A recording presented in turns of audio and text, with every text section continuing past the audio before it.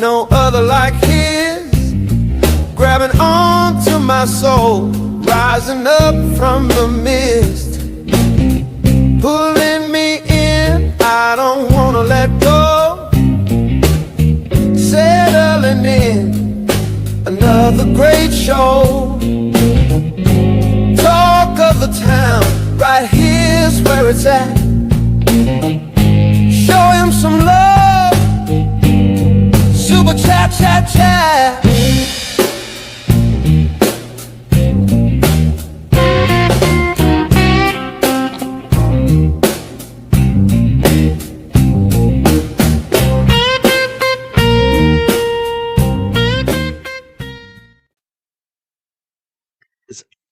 Jerks, what up today? Happy Friday. I'm feeling good. I'm feeling really good. Like I said, this has been something different for me. I canceled all my dog walk customers. It's like wide open this week. I had an easy day, easy Friday. The only thing I did earlier, I was on the Grace Curley show. We covered a lot of topics. Karen Reed, we talked about JLR. We're on 40 plus radio stations today. WRKO 680 AM in Boston on the Grace Curley Show. I'm a weekly Friday guest, and we covered all the true crime stuff. We went over Karen Reed, the criminal hearing yesterday. We went over this crazy thing where these people are just showing up at malls and causing chaos with their cars and doing donuts in the parking lot. We went over that today. Um, and we went over the Pima County Sheriff acting like a jackass and criticizing all these YouTubers. And I stuck up for the YouTubers today on 40 plus radio stations. It felt good. I hope JLR unblocks me. I stuck up for him today on the radio. If you know JLR investigates, tell him Mike Crawford from the Young Jerks from Boston supports you on the Guthrie. I didn't support what he did to Karen when he yelled at her. Didn't like that. That's why he blocked me, because I went at him. But I want him to unblock me. I'd like to talk to him. I like him. I think there's a new, I'm hoping that there's a new JLR. It seems like, because like I said, I'm just talking about the Guthrie case. He's done a good job. His coverage has been good. He hasn't yelled at people. He's been very polite. He's talked to the local media. So I talked about that today. I also talked about the judge, Carol Erskine, and her new letter to Department of Justice, the U.S. Attorney in Massachusetts, about DCF, Department of Children and Families, about all the issues over there and how she's looking for an investigation from the feds. Carol's going to come on the show very soon, again, as a follow-up to that. I'm looking forward to that. We have a lot of guests coming up. Like I said, we have some of the best guests on YouTube. Last night was one of those shows with Barrett Brown. If you missed it, you better go check it out. Go watch it. A lot of good knowledge.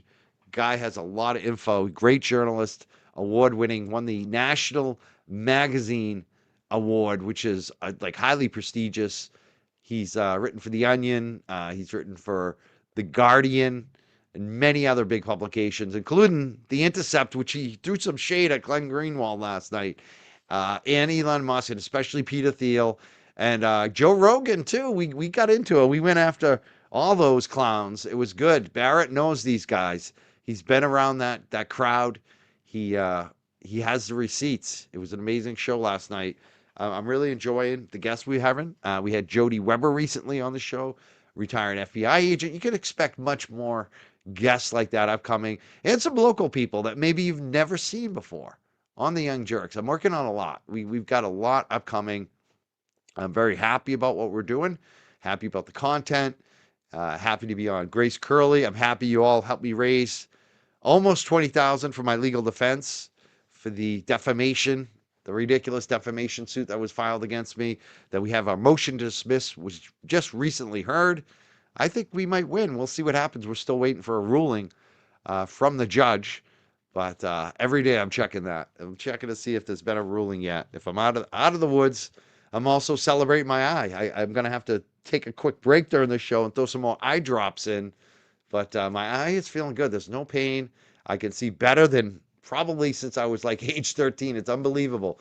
My bad eye is now my good eye. That's how good this operation was. It was a cataract surgery. I only needed it for one eye because I had damage. Branch hit my eye while walking a dog. Had real damage in my eye. And I want to thank my doctor. She really did a great job. I just can't believe science today and medicine that you can imagine back in the 1800s. I would have been blind basically in that eye forever. And today they just zip, they put a new cataract in. Amazing, amazing. Feeling good. So we're back tonight because I just want to play Lex Wexner. This is the guy, the sugar daddy for Jeffrey Epstein. He just spoke before Congress. There was a deposition that was held this week earlier. It wasn't live, but they released the video yesterday. It's like 4 hours plus. We're gonna be playing. I just figured we'd just run it. Let's just run the video. I'll be in it. Like I said, oh, I'm burping. I had another Reuben today. This is like my third Reuben in 2 weeks. I'm addicted to them. I always love Reubens. My girlfriend got me back on them. I went out today and bought some more Reubens for us. So I might be burping, a couple Kanishas. I'm eating well. I'm resting well. I even did a little laundry today. I probably shouldn't have done that because I'm not supposed to bend and lift right now with the cataract. I'm not supposed to do anything physical. It's hard. It's hard not to do anything. It's like I'm so used to just, going to walk dogs, but it's nice. It's nice just to kick back and just upload some videos, do the Grace Curley show, do some lives, just chilling out. I did 3 live shows yesterday, which is haven't done that in a long time. It was great. I want to thank the audience for sticking around, for being here for all 3 of those shows, and the super chats, and just the love and the support. I just got $100 Bitcoin donation, the first crypto donation ever to my legal defense fund, came from that dude Sanchez from Mexico. Amazing. That was the first Bitcoin contribution I've ever gotten. Came through today. So I'm excited. I'm excited about the support you guys are giving us. This is your chat. I hope you enjoy it tonight. Not expecting everyone in the world to be here because a lot of people have already seen this, but I haven't. I figure we'll watch it together. Sometimes I'll be on the screen, sometimes I won't. I might comment, I might run it back and forth, but I'll be watching. Even when I'm in the other room, I'll be watching on my phone and watching you guys in the chat as well. So you want to send me some camo bucks? What am I gonna get with it? Do they still have those? The Marlboro dollars? Remember those? Yeah, you could get some nice gear, right? I don't know. I think Massachusetts might have outlawed that. They don't allow anything in Massachusetts fun. We have no happy hours. I don't think they allow camel bucks in Massachusetts anymore, Joe. Fortunately. What the duck coming through? You just got a super chat. You just got a super chat. Oh man. Yeah, they're still around, but not here. They're banned in Massachusetts, I'm pretty sure. Yeah, I love Sanchez, but I love What the Duck, and I love that I'm stealing from the Galera. You just got a super chat. Is the Galera here tonight? And again, I guess they all went after me. They've been going after me in all these streams, and my numbers keep going up. It's almost like they don't matter. It's really like they don't matter. My numbers are going up every night. My numbers went up last night after the show. They went up all day. We're just posting content, videos, shorts now, and our live streams. We're moving up again. It's just amazing to see the numbers going up consistently. So I'm very thankful for this audience that stuck around. They read their books. They're buying their books. The authors that come on here love this show. They love the chat. They love your questions. Last night was phenomenal again. Jody Weber, phenomenal. You guys ask great questions. We're a good team. Oh, I hope so. If he's out picking up the shit, I'm going to send him, what did I say, $50? What I offer him, $50 super chat if he actually starts picking up the dog poo in the park. Maybe we should match it. We could all kick in. He'll finally do something positive for the super chat instead of being all nasty to people. He'll actually contribute. Yes, and I love our mods. I want to thank our mods. Hey, Law Talkers, I love you. You're great in the chat. Thank you so much for being here. Thank you to our mods as well. Oh, yes, Martha's thanking What the Duck. Yes, I love the new memberships. Yes. And we are starting to post some videos only for members. I wasn't doing that for a long time, especially the live shows, because I never want to exclude people based on money.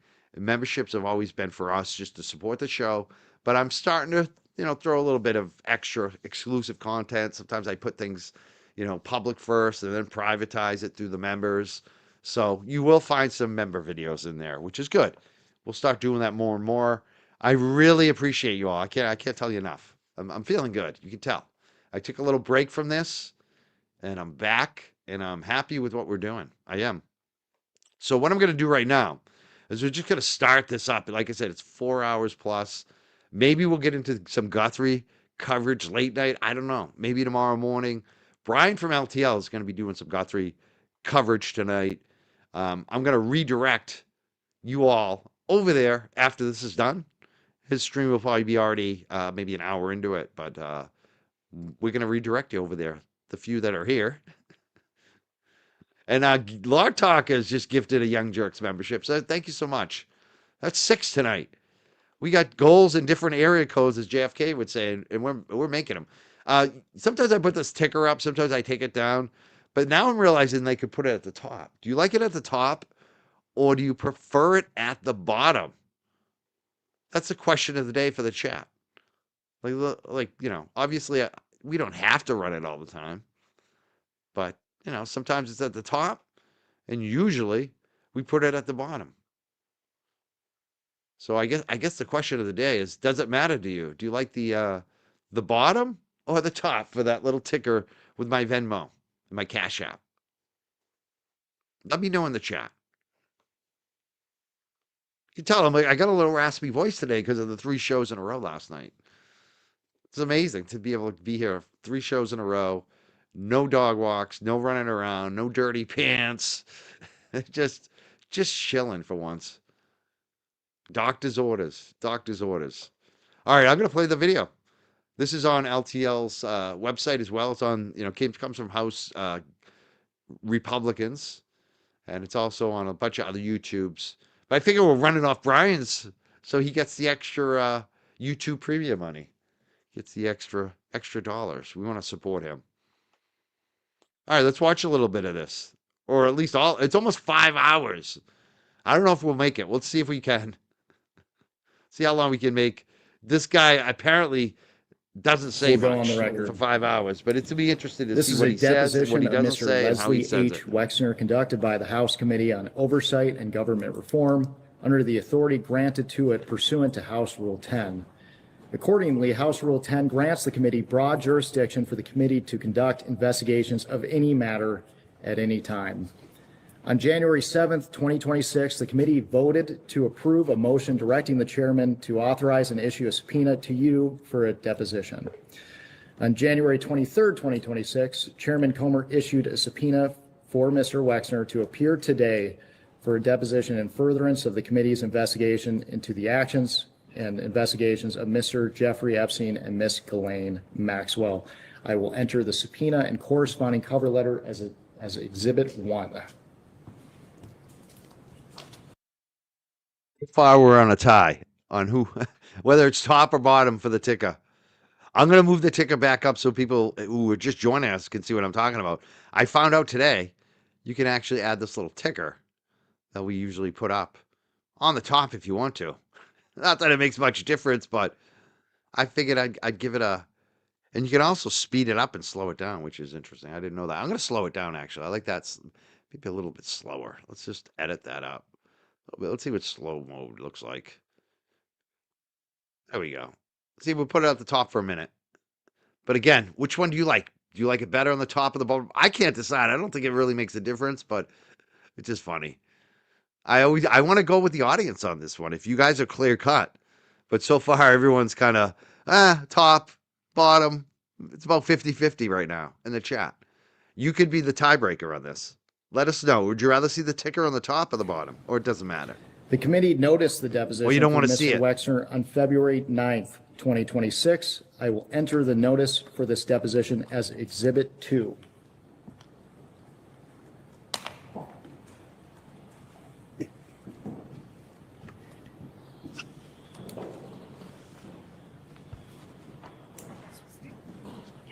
There are copies of the exhibits for us. It's a good idea. I'll do a poll. I like that. I don't have to read all the chat questions.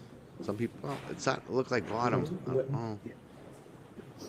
I will work on a poll too. You could still discuss in the chat though.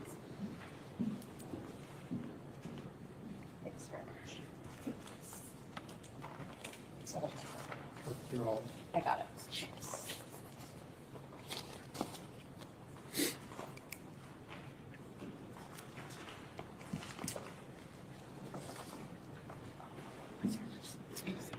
can the witness please state his name and spell his last name for the record? Leslie, LeslieHwexner, Wexner. Thank you. My name is under the Committee on Oversight and You know, Government. one of the other questions I have for you besides the ticker thing is, do you believe this guy? This guy is basically going to come off like, I don't know, I didn't know anything about Jeffrey Epstein doing all these criminal things. I just let him manage my money, manage my business. I was duped by this guy. I had no idea. Because I'm seeing a lot of people are actually believing it. Even it seems like some House Republicans are believing him now. I don't believe him. I think he is a big part of this. And I think that Jeffrey Epstein was more than just the sex crimes and the crimes against children.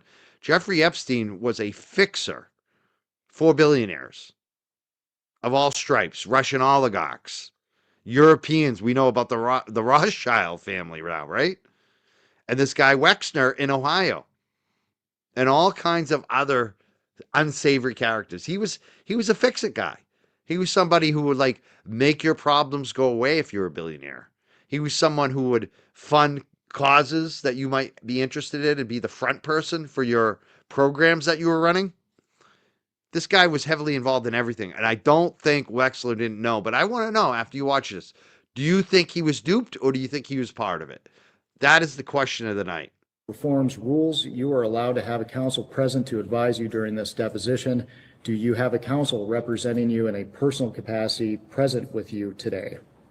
Yes. Yes. Will counsel please identify themselves for the record? Michael Levy of Ellerman and Zina Levy on behalf of Mr. Wexner. Elizabeth Martin with Ellerman and Zina Levy for Mr. Wexner.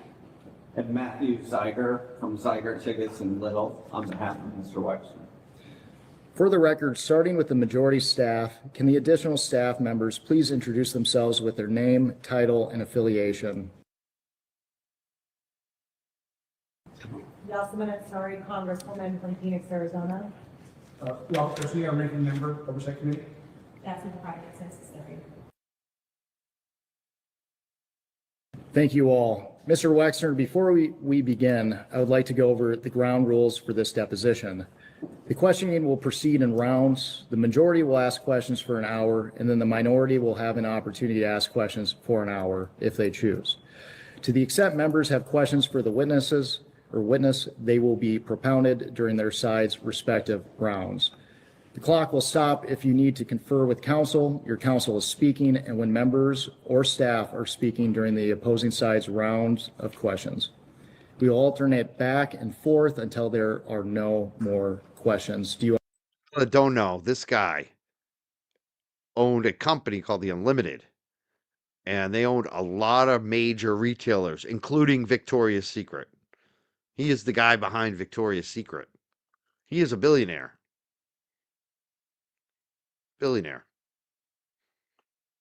understand? I think so. There is a court reporter taking down everything I say and everything you say to make a written record of the interview. For the record, to be clear. That's the thing, I don't think a billionaire just gives up his power of attorney to someone he's not related to and doesn't know any details about what he's doing, right? I mean, come on.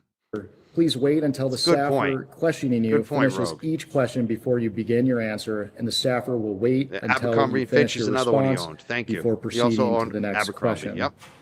Further, to ensure the court reporter can properly record this deposition, please speak clearly, concisely, and slowly. Also, the court reporter cannot record nonverbal answers such as nodding or shaking your head, so it is important that you answer each question with an audible verbal answer. Do you understand? Yes, I do. Exhibits may be entered into the record. Majority exhibits will be identified numerically. Minority exhibits will be identified alphabetically. Do you understand? Yes. We want you to answer our questions in the most complete and truthful manner possible, so we winning. will take our time. If you have any questions or do not fully understand the question, please let us know. We will attempt to clarify, add context to, or rephrase our questions. We ask about specific conversations or events in the past, and you are unable to recall the exact words or details. You should testify to the substance of those conversations or events to the best of your recollection. If you recall only a part of a conversation or event, not bought- you tough should switch. give us your best Switching recollection up. of those events or parts of the conversations that you do recall. Do you understand? I think I do. You are required by law to answer questions from Congress truthfully. This also applies to questions posed by congressional staff in this deposition. Do you understand? Yes. If at any time you knowingly make false statements, you could be subject to criminal prosecution, including but not limited to perjury. Do you understand? Yes. This includes both knowingly providing false testimony, but also stating that you do not recall or remember something when in fact you do. Do you understand? Yes, of course. Furthermore, you cannot tell half-truths or exclude information necessary to make the statements accurate. You are required to provide all information that would make your response truthful. A deliberate failure to disclose information can constitute a false statement. Do you understand? Yes. Is there any reason you are unable to provide truthful testimony in today's interview? No. None. Please note, if you wish to assert a privilege over any statement today, that assertion must comply with the rules of the Committee on Oversight and Government Reform. Pursuant to that, Committee Rule 16C1 states, for the chair to consider assertions of privilege over testimony or statements, witnesses or entities must clearly state the specific privilege being asserted and the reason for the assertion on or before the scheduled date of testimony or appearance. For the purposes of this deposition, objections must be stated concisely and in a non-argumentative and non-suggestive manner. If the witness refuses to answer a question to preserve a privilege, the committee may seek a ruling from the chair. If the chair overrules any such objection, the witness shall be ordered to answer. If the witness continues to refuse to answer a question despite being ordered to do so, the witness may be subject to sanction. Do you understand? Yes.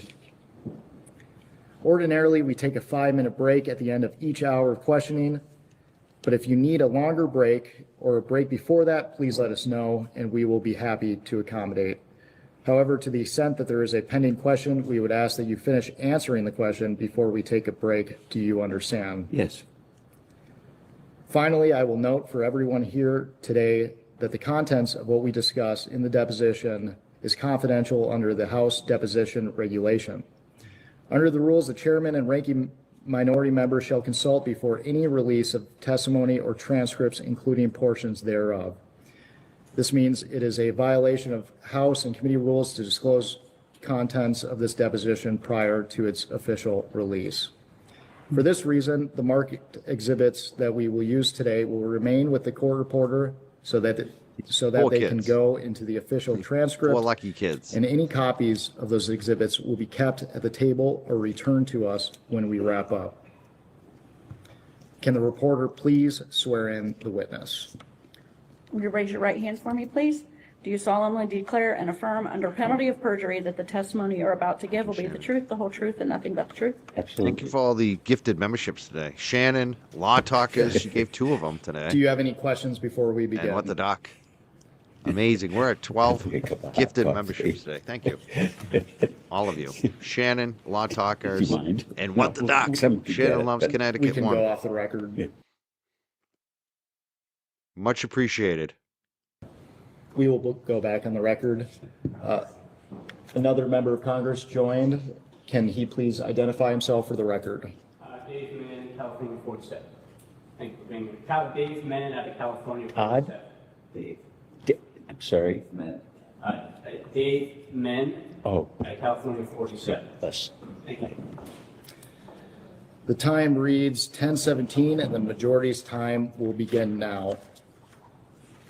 Mr. Wexner, is it true that you submitted a statement to the committee this morning? Yes, I did. I will now enter as Exhibit 1, the statement of Leslie H. It's Exhibit 3 because you've Exhibit 3, excuse me. Statement of Leslie H. Wexner submitted to the Committee on Oversight and Government Reform, February 18th, 2026.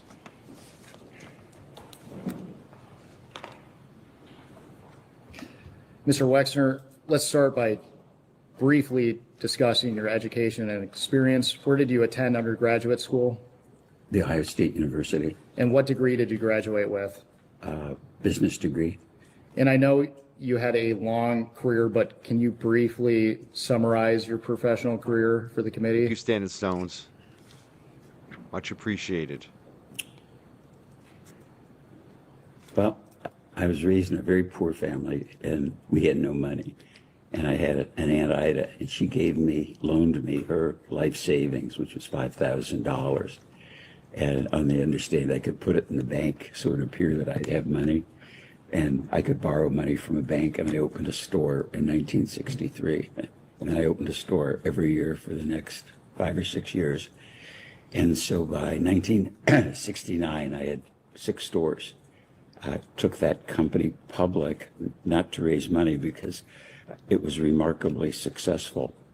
And I wanted the associates of the business to own a piece of the business. So I gave stock to virtually everybody that worked in the stores and the back. So that was it in Massachusetts or another state? I love wrestling. I love to hear the schools and where you wrestle. Let me know if you want. You don't have to out yourself. I always say in the chat, if you feel that you need to keep your info private, definitely do so. Back rooms and cleaning people. I mean, I'm very proud of that. And then opened more stores and more stores, and figured out at one point that there was a limit to how many limited stores I could open. So I invented a second business called Express, and opened up more and more stores.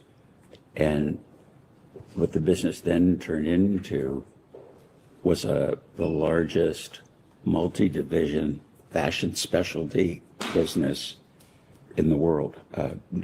And in hindsight, I kind of invented multi-store national and international store retailing. And just a remarkable, as I look back, I don't know how I did it, but probably in my lifetime, I opened 10,000 stores around the world, probably 20 different brands. So that's what I did. And that's what I did in business. I started to tell you what I do personally, but that's another story. Thank you. Let's move on to your relationship with Mr. Epstein. When did you first meet Jeffrey Epstein? Probably 35 years ago, 40 years ago, I don't remember exactly. And met him through friends. Approximately what year would you have met him?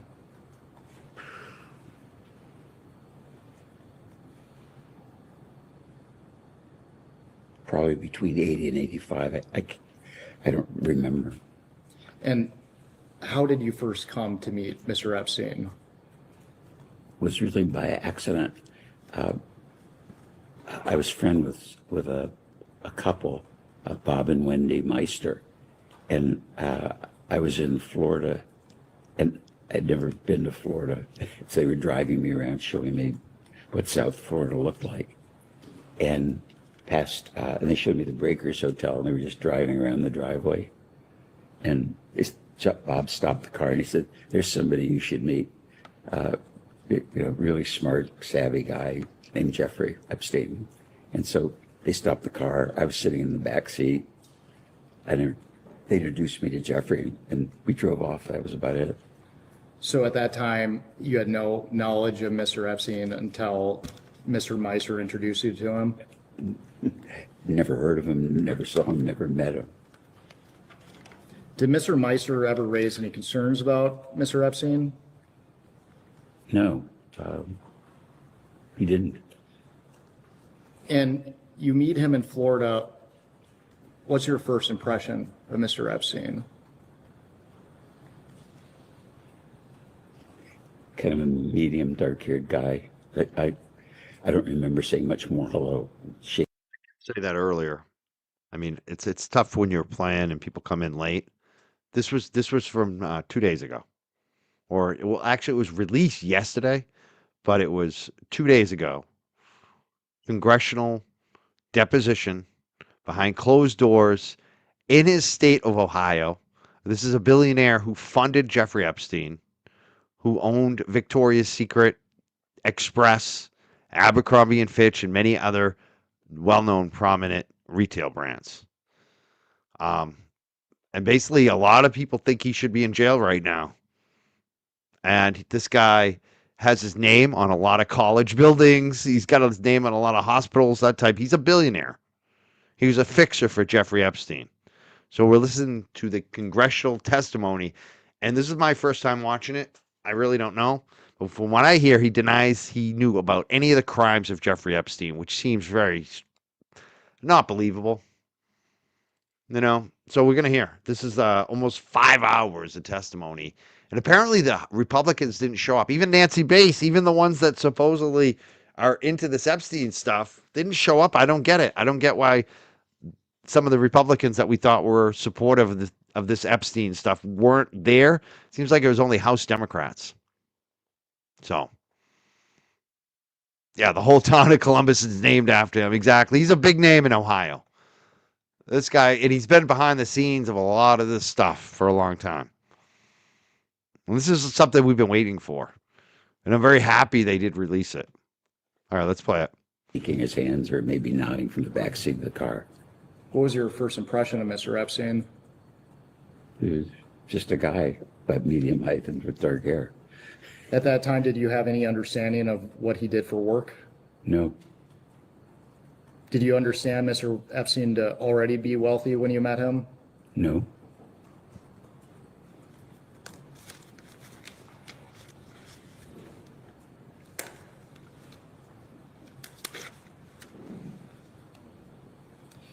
At this time, I would like to introduce what will be marked as Majority Exhibit 4. This is a Vanity Fair article entitled Inside Jeffrey Epstein's Bond with Les Wexner from 2021. The article reports on the origins of your relationship with Mr. Wexner.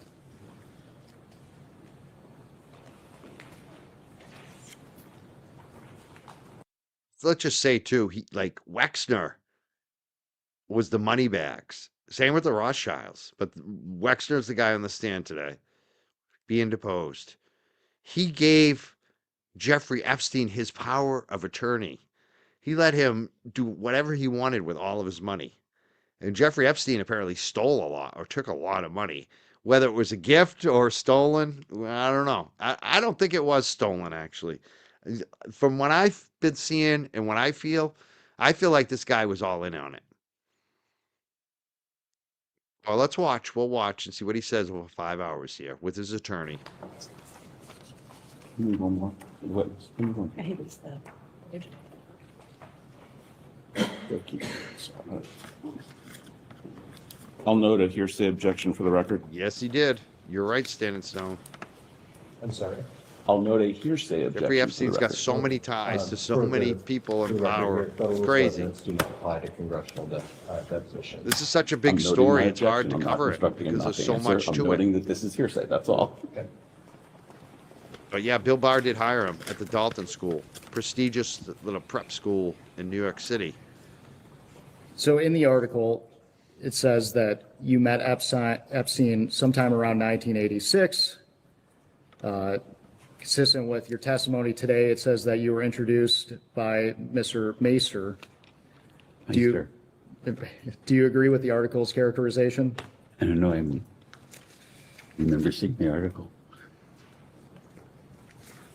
Do you agree with the article's characterization that you met Mr. Epstein through Mr. Macer?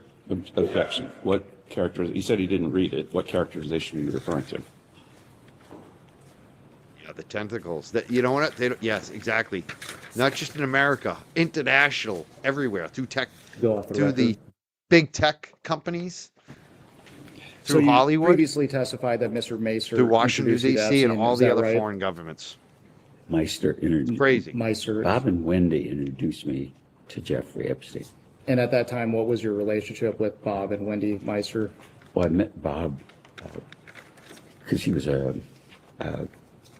international insurance broker. Yeah, Prince Andrew And through the royal family. they had our insurance business, And Bob wanted me to Clinton and meet his Trump? wife, and Bob and Wendy became friends.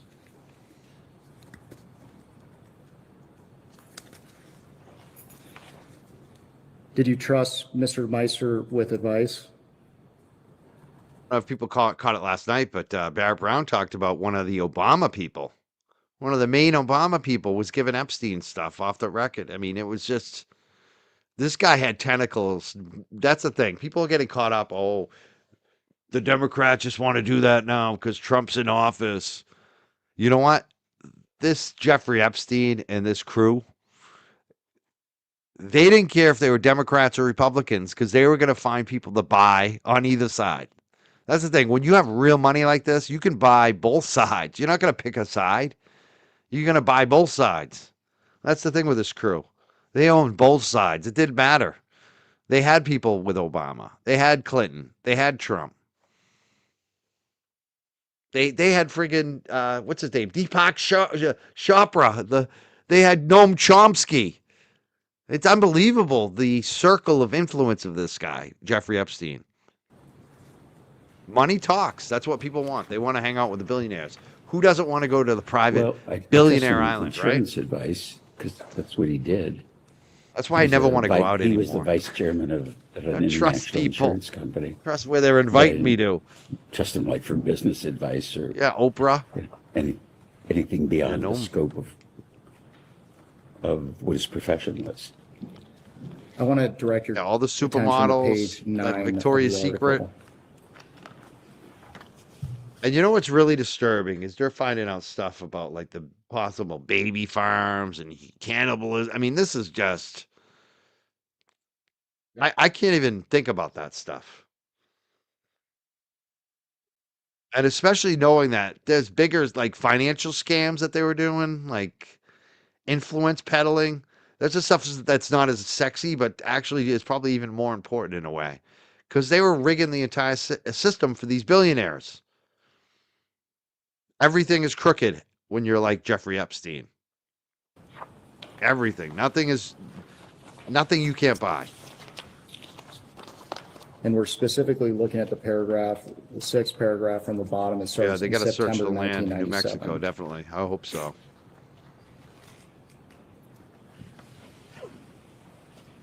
Get some justice for these victims, it's true.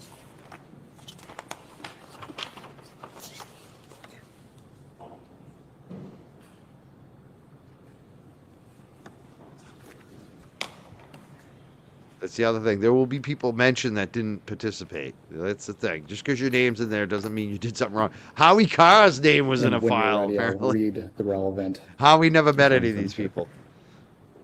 He was at a party with Fergie, though. I just read that paragraph. Yeah. Prince Andrew's ex-wife. It reads, in September 1997, Wexner celebrated his 60th birthday with a dinner at his Ohio estate. Meister says he used the occasion to once again tell Wexner how untrustworthy Epstein was. My wife and I told him and Abigail hundreds of times to stay away from Epstein. Mr. Wexner, do you recall this occurring? Objection, double hearsay. Are you directing your witness to not, the witness to not No, answer the question? no. I will direct the witness not to answer if that's my intent. I'm just raising an objection for the record. I first need to understand this. I never had a birthday party for myself. In fact, I never had birthday parties. My mom and dad just didn't do that. And Abigail's been great because every milestone birthday has been a surprise party. And I think, I don't remember for sure, but the 60th birthday party, if Senator Lieberman was there and Marshall Rose was there, Shimon Peres was there, John Glenn was there, Max Fisher was there.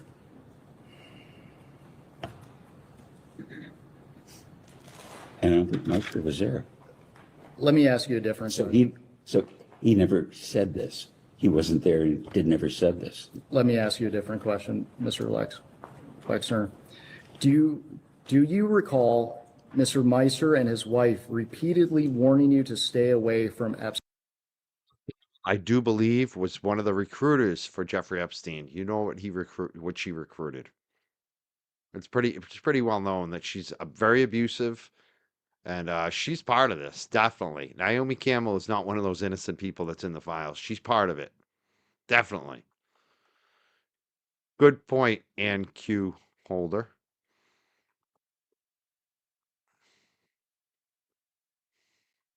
Yes, young black economist. I love this. She says, "Hi all. I think Victoria's Secret guy not only knew about, but also engaged in a lot of sus behavior, especially with how he run the business. I listened to a podcast about their connections some years ago. Absolutely. And I think these guys are up to their necks. And I think they all work for Israel too. It's part of the Israeli intelligence, Mossad. They're all in it.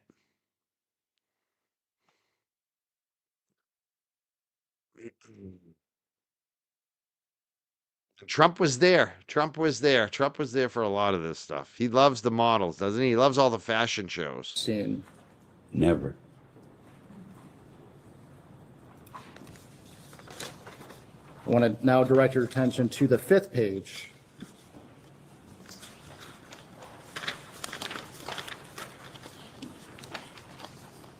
And we are looking at the 6th full paragraph.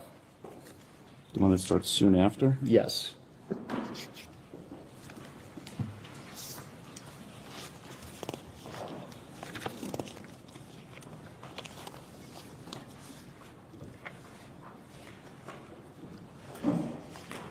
I assume it's okay for me to help him identify the right paragraph. Yes. Crazy. Yeah, he had them all there.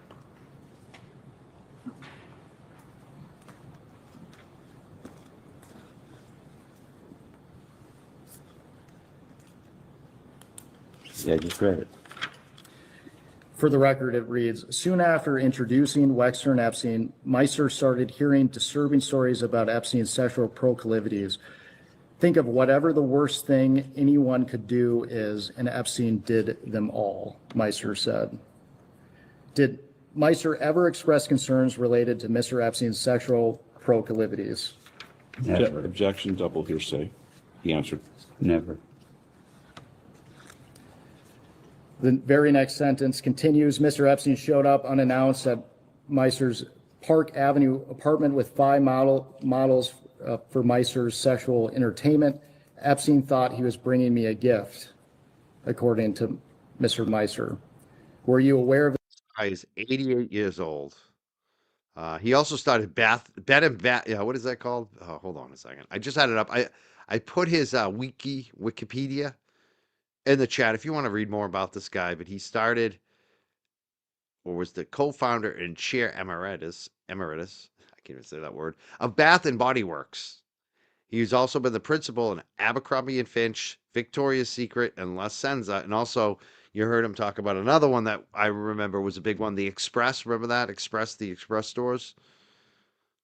This guy sold a lot of clothing, lingerie and regular clothing, and the Bed Bath and Beyond. There you go. I was gonna say Bed Bath and Body Works or whatever, but it's Bed Bath and Beyond, right? Yeah. But it's all linked up in the wiki. If you wanna read much more about this guy, if you have any questions. this occurring? Objection, double hearsay. No. There you go. Did Mr. Epstein ever present you with women for your sexual entertainment? Huge lobbyist Absolutely for not. Israel.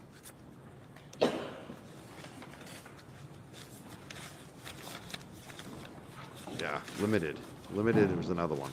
There you go. You guys know all the brands. Sold a lot of clothes to women. Mr. Wexner, Are we done? Are we done with that exhibit? we are. Mr. Wexner, at any time, did Jeffrey Epstein ever inform or represent to you that he was a part of any intelligence service of any nation, including the United States? Absolutely not. Did you ever learn that he was involved with any intelligence service? Never. Never. That's one thing they're better at us at. Free health Let's move on free to- college, food and housing. Wow. Talking about Miss Maxwell, when did you first meet Ghislaine Maxwell?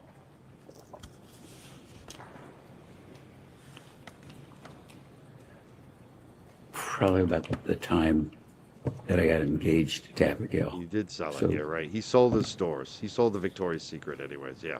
Must have been about 1990. And do you recall how you met Miss Maxwell? Well, Jeffrey wanted me to meet the person he was going to marry, and I was engaged to Abigail. And Jesus, I love that. That's the problem with this stuff. Our leaders never think like that outside the box. If they, they should liquidate his assets and give it to a girls' school or something. Give it to troubled young people, especially girls, because that's who was the most abused by these people, right? That makes too much sense. Makes too much sense. We should be taxing these people way more too.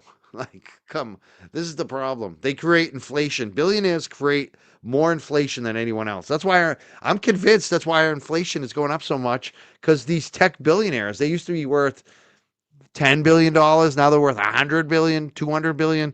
Elon Musk is going to be a freaking trillionaire almost. I mean, it's just after like $1 billion, like every Western country should cap it and say, you know what, after you get $1 billion of personal net worth, you have to give it all away. And we're going to take like half of it for the government. So nobody else has to pay for taxes or have any health care concerns. It's getting ridiculous. Who needs hundreds of billions of dollars? Like, isn't it 1 billion enough? I'd even think like 100 million's enough, because you can live off that interest. Nobody needs more than that. Honestly. I even think like 10, 20 million's enough. But, I don't want to be anti-capitalism. You can be very wealthy, rich, but $100 billion? Like, that's just ridiculous. period.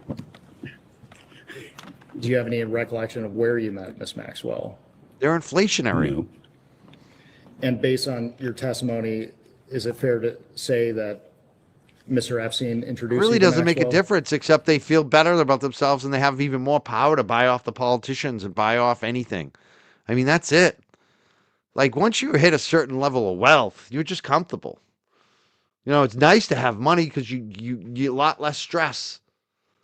But beyond that, like, what do you need $100 billion? It's just ridiculous. Not good for us. Not good for the rest of us. Absolutely, yeah, sure. And you mentioned it previously, but what was your understanding of Miss Maxwell's relationship to Mr. Epstein? I don't know. See, the problem with those state taxes is when one state does it, some of these billionaires will move. They will move. Not all of them, because a lot of the tech companies are based in Silicon Valley in California. So maybe, some of them might not move, but some of them will. Some of them will move their shit even overseas. That's a problem. That's why I think there's a worldwide problem. Like, I feel like these countries need to all get together and say, there's no tax havens. We're going to chase you. All the Western countries should get together and say, you know what? We're not going to allow you to have $100 billion personal net worth. Germany, France, England, UK, Switzerland, all these countries. Get Russia and China involved. Get everybody involved. So there's nowhere to hide. Because it's just ridiculous. I'm sorry. I'm not anti-money. I'm making money, Mike, I like business. I like especially small business, but Jesus Christ. How many billions is enough? They dated, they were in love, they were going to get married. Would you characterize it as a monogamous relationship? I thought so. So during this period, you had no knowledge of Mr. Epstein ever having any relationship with any man or woman besides Miss Maxwell? No. Didn't. How would you characterize your relationship with Miss Maxwell?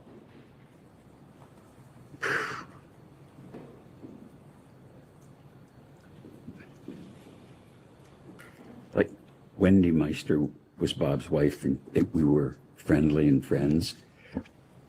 I met Galan Maxwell because she was Jeffrey's girlfriend, fiance. It never went beyond that.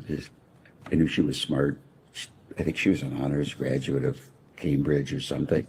So she was like, spoke with an English accent. So I thought he was really lucky because he finally met somebody that was really smart and nice. And you said that Miss Maxwell was Epstein's fiance, so it was your understanding that they were engaged to be married? I don't remember if they were engaged to be married or they were planning to get married. So far, 82% of you think he's in on it, that he knew about it. It'll be interesting to see if that goes down at all over the course of airing this. Eight out of 10 of you believe he is in on it. He knew all about it. And I think you're right. I think the 82% is right here. I think this guy definitely knew all the background and history I know about this guy. No billionaire gives up their power of attorney without knowing what that person's doing. But Maybe I a was Hollywood engaged and they talked new about money they were star gonna get might do married, that so because they're idiots, but not I a don't know if it billionaire. was engagement or just they both agreed. Exactly. And that's it. I agree with you 100%. I think that YBE is so right. I think this guy is one of the people who brought Epstein into it. They recruited this guy. They need fixers. They saw a guy that has no morals. He's cunning. He's smart. He's a socializer. He's into a lot of the things that they're into, the big tech, Hollywood, money, managing money. Like he had a lot of the skills and the network that they wanted. Jeffrey Epstein was who they wanted. That's what I think. They were looking for somebody like him to keep all the secrets and be as slimy as they are. And I think that basically what Jeffrey Epstein was a billionaire fix-it man. He'll fix anything for a billionaire. During your He relationship became one of them. He became one of them, with Miss literally. Maxwell, how often did you see her? Very few times. No scruples. And he's smart. Yeah, and he was Jewish, just like a lot of them. Exactly. You stick with your own kind. And I am not anti-Semitic. I love my Jewish people. Mr. Wexner, the committee is I got family. investigating the circumstances surrounding I was at a Mr. Jewish deli Epstein and today. Miss Maxwell I and love the my Jewish trafficking of people. young I do. women, They're good trafficking and, people. Sexual abuse But this of young billionaire women and class is a girls. little different. Did Miss Maxwell ever introduce you to any young woman or girl? No, I don't think she ever introduced me to any female or man. Did Miss Maxwell ever ask you to introduce a young woman or girl to your friends or associates? No. Did you ever introduce any young woman or girl that you met through Miss Maxwell to any of your friends or associates? Objection assumes in fact not in evidence. You're fine. So just Yeah. encourage you to answer the question. That's fine. Repeat your question. I think the answer is no, but let's. Did you ever introduce any woman or girl that you met through Miss Maxwell to any of your I do friends too. or associates? No. I never. love the Jewish culture too. They stick together. They're family oriented. They're very smart.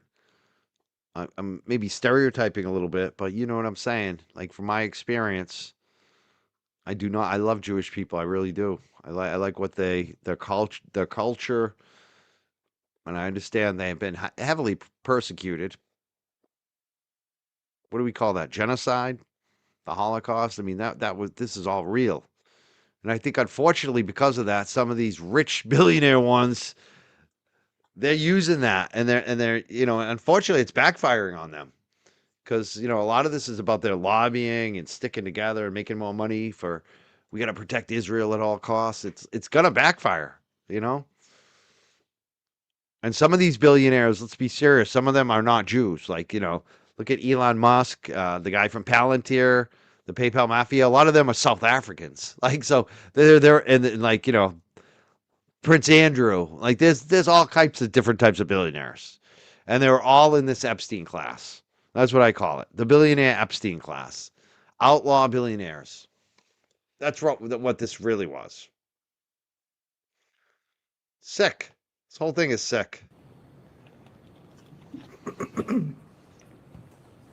Did Miss Maxwell ever visit your home in New Albany, Ohio? I don't recall.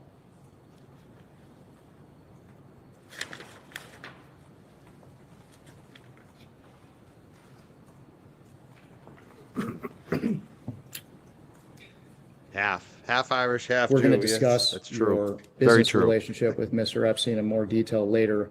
But did Miss Maxwell ever And that's play the a thing. Not all Jews are like Zionists. You know what I mean? Not all Jews are hardcore. Most Jews, American Jews, are actually very moderate. You know, there's a difference. There is a difference. So that you can't stereotype all people either. You just can't. role Just doesn't work that in way. your business relationship with Epstein? Oh, never, none.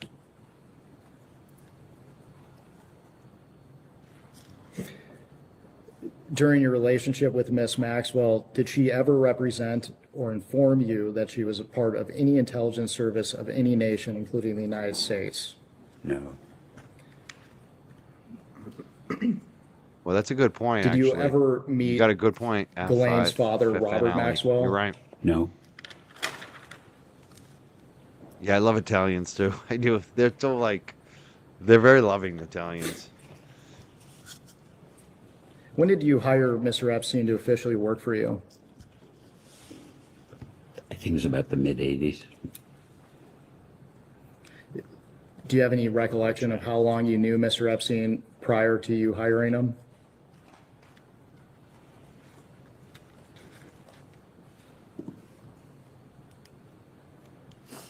Not specifically. Maybe I met him and that visit in the car, and maybe it was 6 months or a year later that I asked Bob about, I needed somebody to help me. And I think he said, did you talk to Jeffrey Epstein?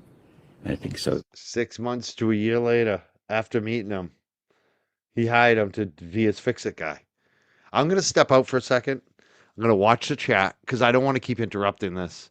Between the chat and the comments, I'm just getting too fired up, and this is a long video, so I'm gonna play it for a little while. But I'll be in and out. I definitely will be watching the chat. I'll be watching it with you. I'm guessing from when I met him first to actually having a conversation, it was probably a year. Just to clarify, that's not actually the time that you hired him, though. That's the time you had the conversation. Yeah,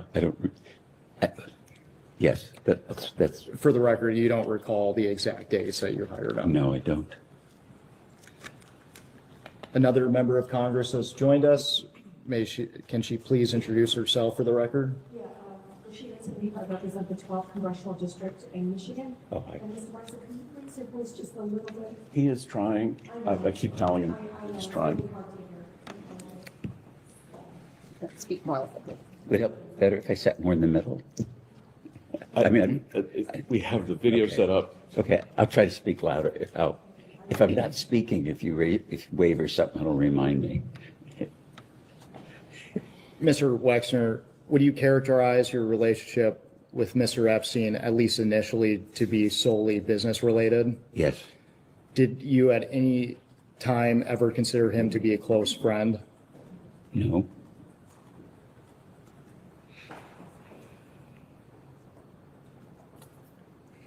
How often did you interact with Mr. Epstein throughout your relationship?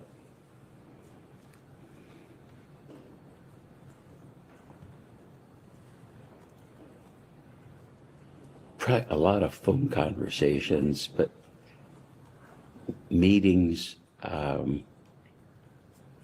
didn't see him much. You know, most of the stuff, I was traveling a lot because of business. So, and it was erratic. I mean, he might call 3 times in an hour and I'd talk to him for 3 months. That's how I remember it.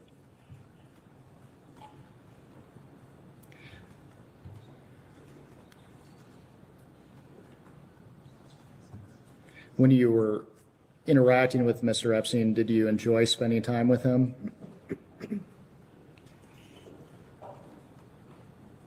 Well, enjoyment was fun. No, it was work. Can you elaborate on that? What were the nature of your interactions with Mr. Epstein?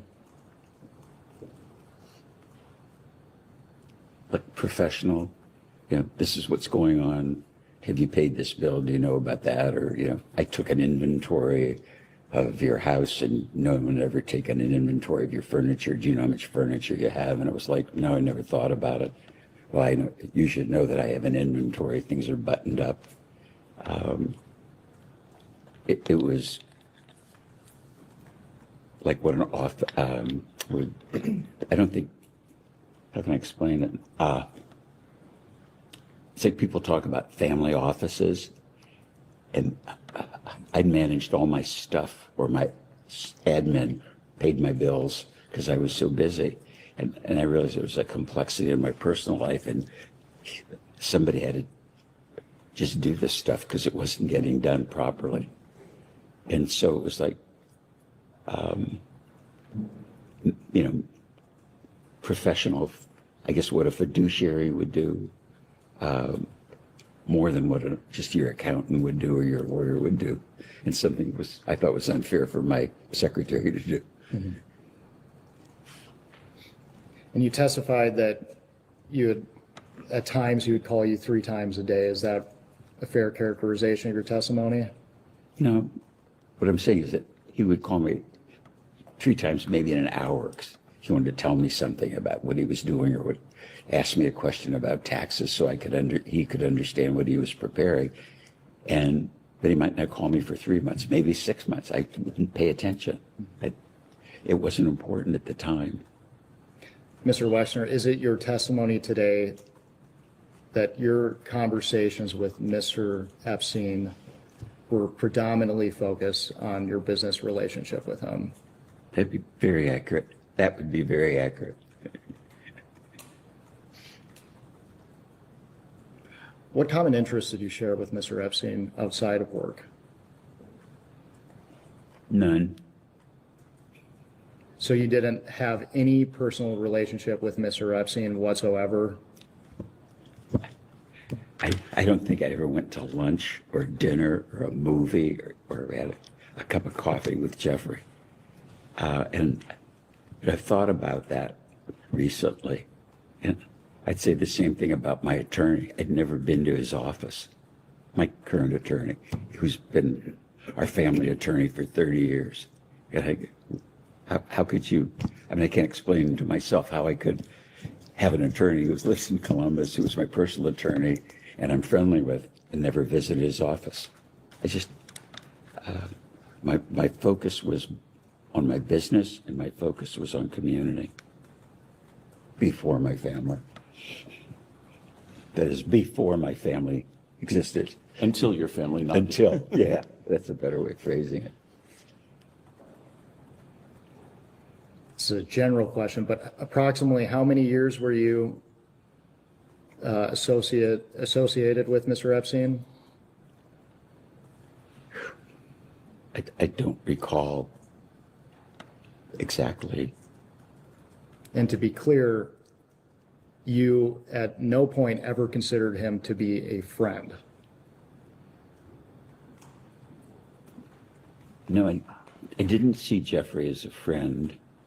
I saw Jeffrey, as I see Matt, my attorney, as friend. We're friendly, but we're not friends. I mean, obviously, someone that worked for you in a trust position, you're friendly with. You're not in a hostile adversarial argumentative position with the people that are advising you. It's been reported repeatedly that you were close friends with Mr. Epstein. Why do you think people would come to that conclusion? Objection, hearsay.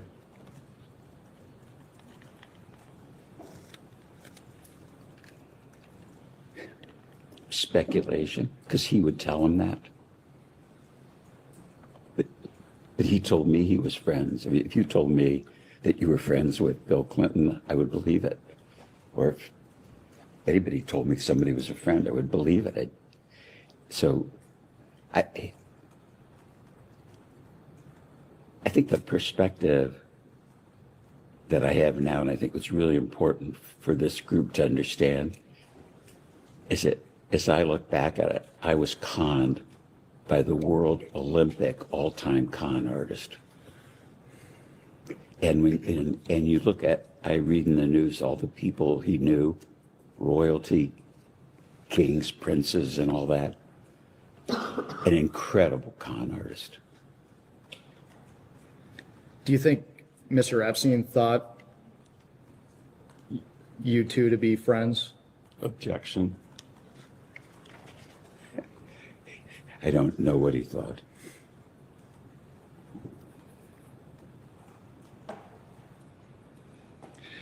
When did you learn that the Palm Beach Police Department was investigating Mr. Epstein?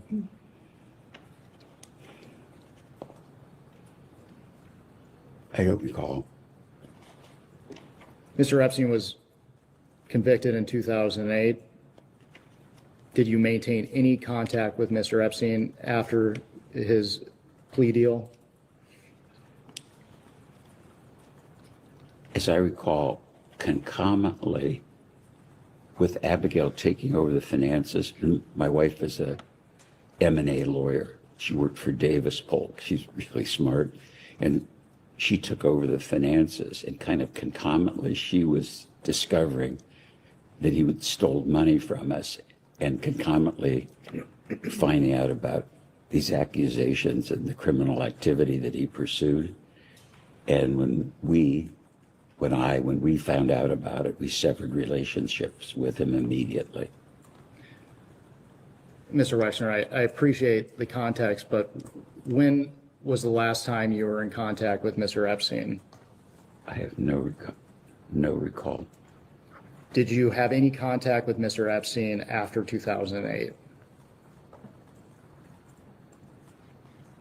What happened in 2008 again? Mr. Epstein entered a plea deal related to the solicitation of minors. Oh, okay. Never talked to him, never saw him. As far as I was concerned, once we knew how bad he was dead. Did Mr. Epstein ever ask you for personal favors of any kind? Not that I recall. Did you ever ask Mr. Epstein for personal favors of any kind? No. How involved was Mr. Epstein in your personal life?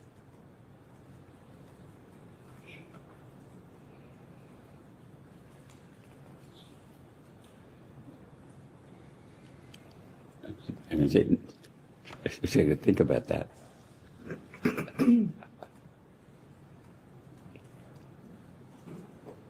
Not at all, really. Like, I think he met Abigail after we were engaged, and he didn't know we were going to be engaged.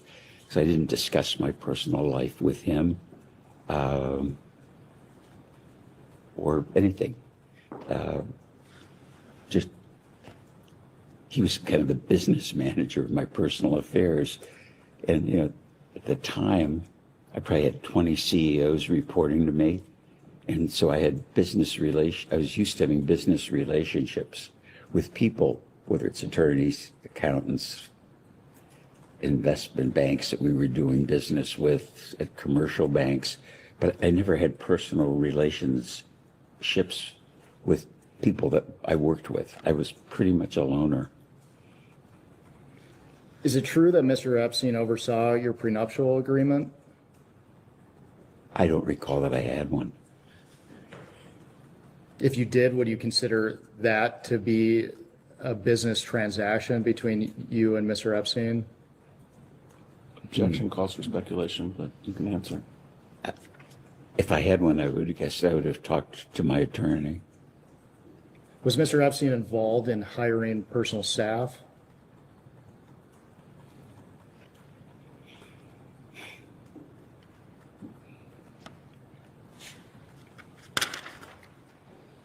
I think the answer is none. I can't remember anybody that he would have met that I hired personally.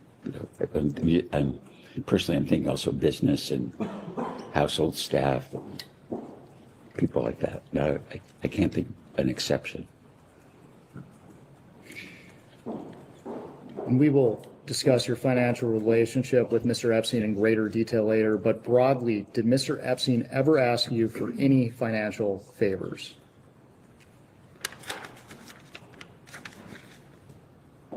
No.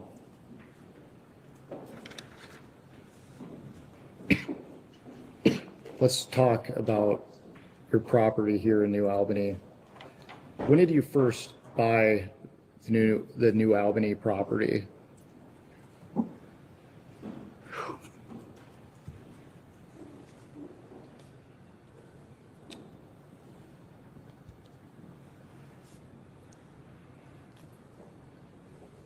Probably in the early mid 80s, I started buying property as land. This was what you saw today if you drove around New Albany. This was all farmland. Where the house was a sod farm. So it was just in the country. Did Mr. Epstein play any role in the acquisition of the property? No. Did he play any role in the development of New Albany? Oh, no. On your property, would you often conduct business meetings? Would he? Would you? With whom? With anyone he's doing business with? Okay, including L Brands? Yes. Okay. I think the only business meetings we ever had in the house were business meetings in L Brands, community meetings, some university meetings, but no, I don't think we ever had a New Albany meeting as a business in the house. We'd have it at the New Albany office.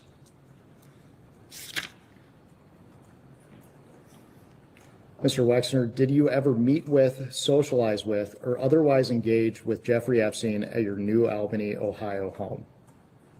Say it again.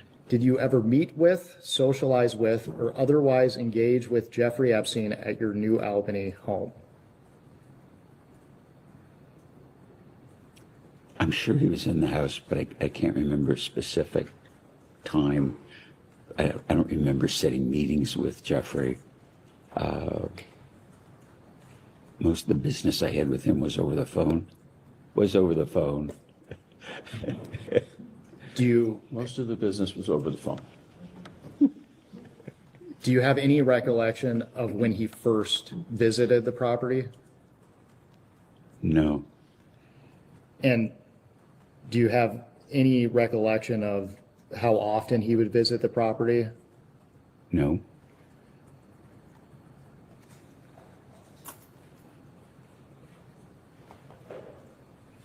So is it your testimony today that you would not have been aware of every time he visited the property here in New Albany? Without question, I wouldn't have known. When something I've explained to you, it's like that I wonder about now. Like Jeffrey might call the office and my admin would say, Mr. Epstein's on the phone, he has to talk to you right away. And I pick up the phone and say, what is it? And he'd say, well, I'm in Switzerland talking to a Swiss bank about something. And he'd try to explain it to me. He said, well, you wouldn't understand the transaction. It's really complex. But and I'm really busy, but I needed to tell you this or know that. And I'd say I'm in the middle of a meeting and I'd hang up. And then, as I said earlier, 15 minutes later, he might call me back. And I'd look at it now and say, he was probably in bed in New York. I didn't know where the hell he was. Were you aware that Mr. Epstein stayed on your property? I know he bought Jack Kessler's house, but I don't know when he was there. And that wasn't on your property? No, that's my neighbor's property, my business partner in New Albany's friend, or his house, right? Were you aware that Mr. Epstein stayed at one of your guest house on the property?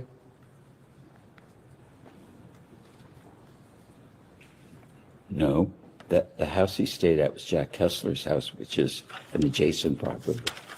It's about a half mile away.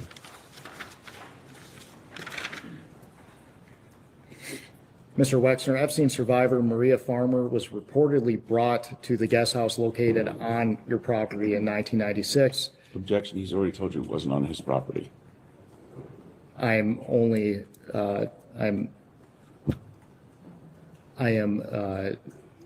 bringing up the recollection of an Epstein survivor. For the record, your client is welcome to provide a statement. So again, Maria Farmer was reportedly brought to the guest house in 1996. She stayed there for a summer and claimed she was assaulted there by Mr. Epstein and Miss Maxwell. Mr. Wexner, do you recall who Maria Farmer is? I know her name from the press. Did you ever meet Maria Farmer? Never.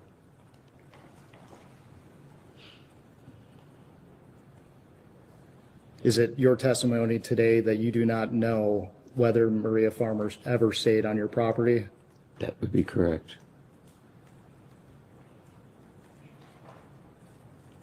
Do you have any reason to not believe Maria Farmer's account of being abused by Jeffrey Epstein on your property? Objection. On his property.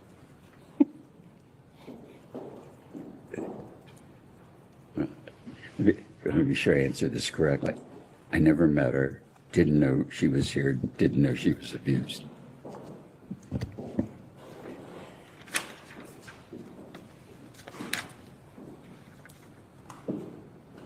You have a large staff that works on your property in New Albany?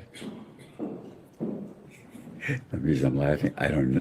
There's a lot of people around, but I don't know how many. Can you estimate how many people are working on the property at any given time?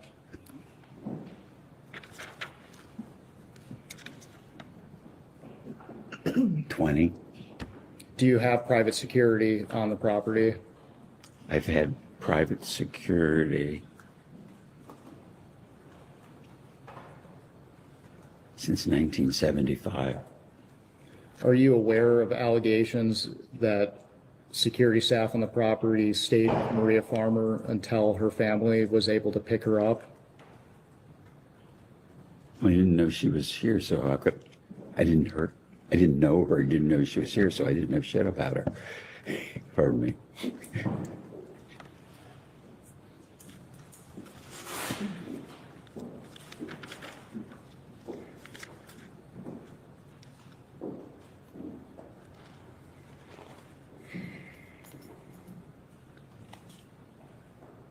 And I believe that you testified to this earlier, but to your recollection, did Mr. Epstein personally own property near your home? He bought the house from Jack, so half a mile away if that's near. Was that the address at the 7500 block of King George Drive? I don't know that address. Are you aware of the entity New Albany Company LLC? I think that's what we call the New Albany Company. Why was this LLC organized? Because it made business sense. What was the LLC used for? I would assume it was for the New Albany project. Was Jeffrey Epstein involved with this entity? Only to the degree as fiduciary financial advisor would be, as Dennis Hirsch was. It was a complex project, and if you would, the family office would look at it. Mm-hmm. To be clear, the LLC was used to develop surrounding properties in New Albany. I don't know that. I would assume that it's in an LLC, or it could be the New Albany Company or Corp or Inc. I don't really know that. How would Jeffrey Epstein travel to New Albany in the beginning of your relationship with him? I would assume he flew, and either that or he took the train or drove. Did he fly on your plane? Very rarely. When he did fly on your plane, did you charge him for using it? I don't think so. Do you have any recollection of when you first would have started providing flights to Mr. Epstein?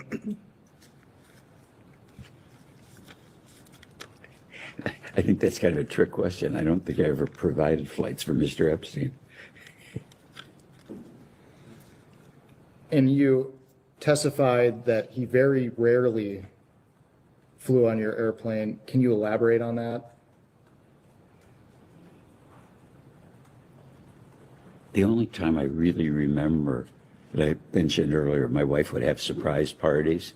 And so I'd get on the airplane and there'd be acquaintances, friends, and I was always shocked who was there. Or some people might fly to wherever the party was, which was always a surprise to me. And then some of guests' friends would be at the party when I got there, and that was another surprise. So I don't remember specifics. So Mr. Epstein would have been invited to surprise parties for you? Obviously so, because he was there. You testified earlier that you didn't consider him a friend. Do you invite people you don't consider to be friends to surprise parties?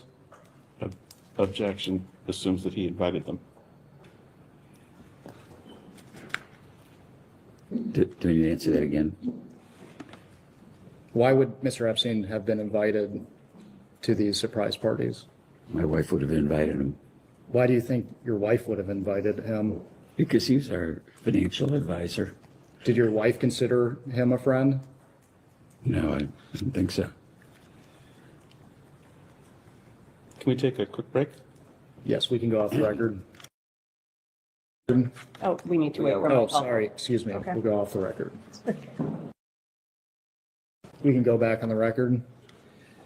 The time is 11:10. We took a short break for the witness to confer with counsel. We have approximately 15 minutes left in the majority's hour. We understand that the witness would like to make a statement of clarification. Yeah, I think I was inaccurate in that I remember Jeffrey being on a plane at a surprise birthday party, but I don't remember him being at the party. So I think you asked the question at the party, and then where did he go? I don't remember him being at the party. I can remember being on the plane. You bring up the surprise party on the plane. Do you recall where the plane was going? This private party wasn't on the plane. Where was this surprise party? There were a bunch of them, and I don't remember specifically which one it was.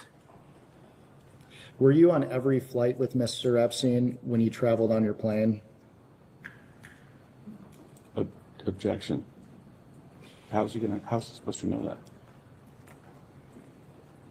If he doesn't, he's welcome to testify that he doesn't know. So say the question again. Would Mr. Epstein ever use your plane while you were not present? Never. Did Mr. Epstein have to ask you for permission to use this plane or use your plane? He would have, but he never did. In regards to using your plane, would you It wasn't my plane. It was the business's.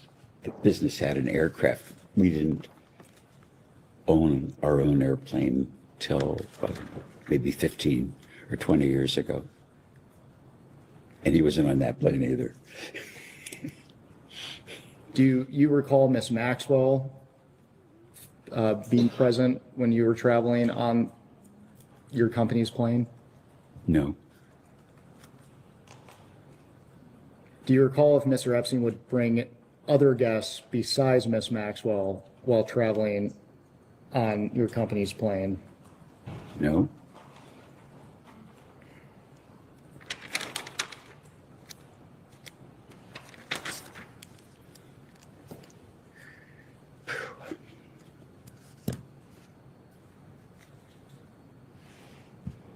There's an address at the 7500 block of King George Drive. Are you familiar with that property?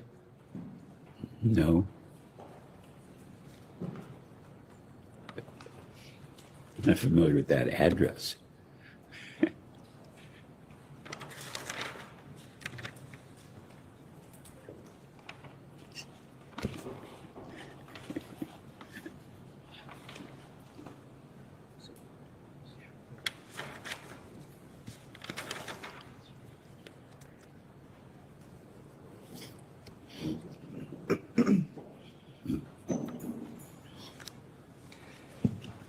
Mr. Wexner, how did Mr. Epstein act towards women or girls around him? In his presence, or? In your presence, yes.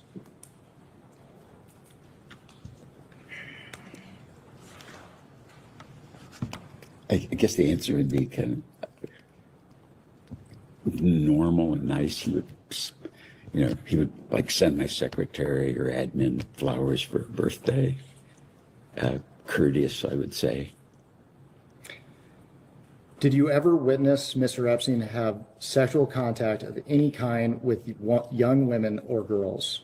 Absolutely not. Did you ever witness Mr. Epstein sexually abuse young women or girls? Absolutely not. Did you ever witness Mr. Epstein receive massages from young women or girls? Absolutely not. Did Mr. Epstein ever discuss sexual acts of any kind with you?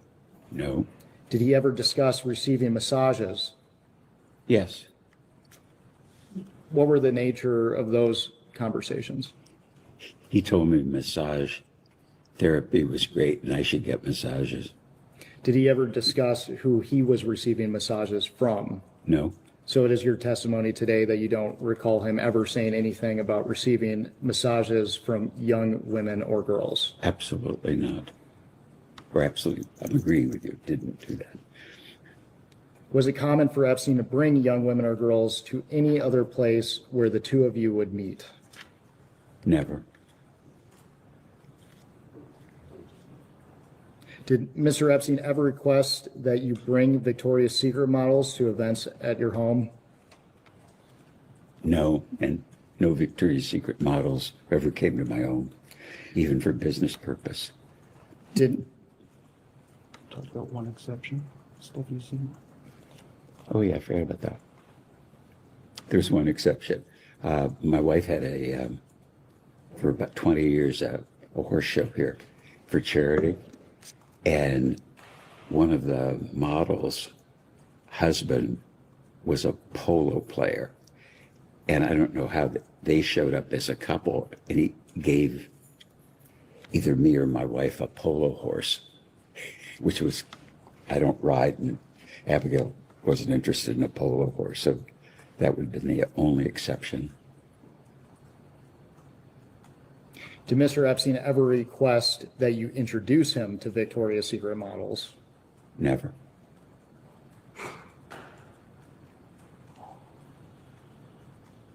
And I just want to clarify your testimony earlier, but did you ever receive any massages from any young woman or girl brought to you or by or introduced to you by Mr. Epstein? Never.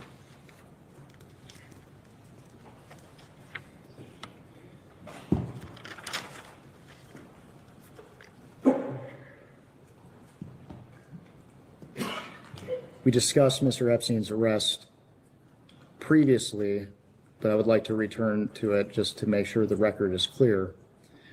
In 2005, police in Palm Beach, Florida began investigating Epstein. In July 2006, Epstein was arrested for the first time for soliciting prostitution from minors. Prior to Mr. Epstein's arrest, were you aware of any investigation into Mr. Epstein? Not that I recall. When did you become aware of an investigation into Mr. Epstein? Probably whenever it was in the press. I don't know when that was.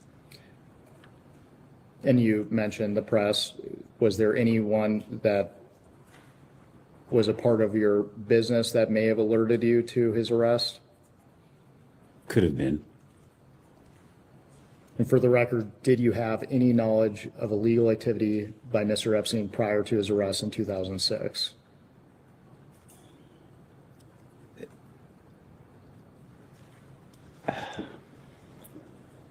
The only I recall is my chief of staff told me, and I don't know, he knew press, whether it was the newspapers or radio or TV, that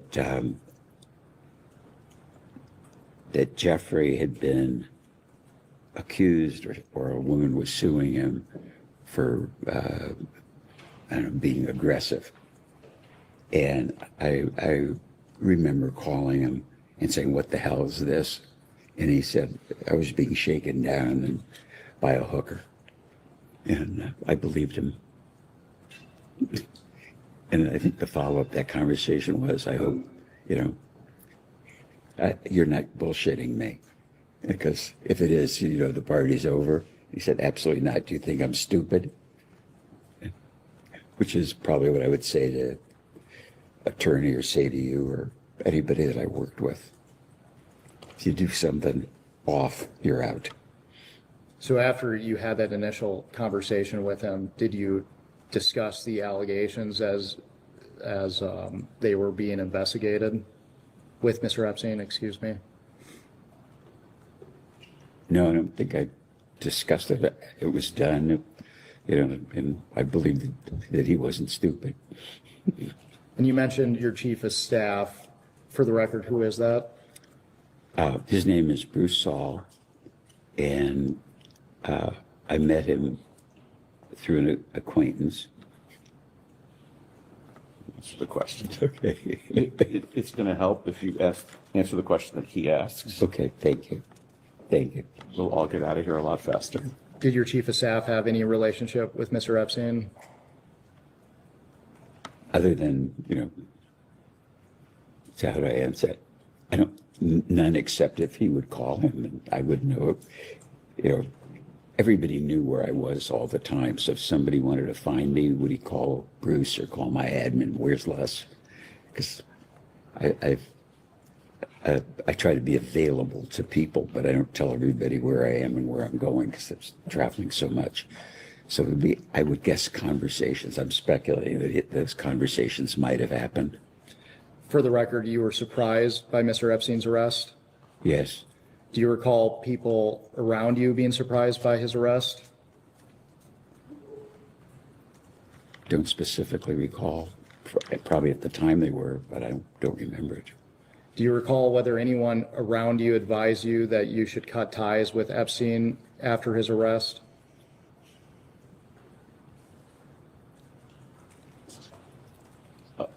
I'm going to instruct you not to disclose any communications you had with your wife or your lawyers in answering that question. So are you asserting, for the record, attorney-client privilege and spousal privilege? Correct.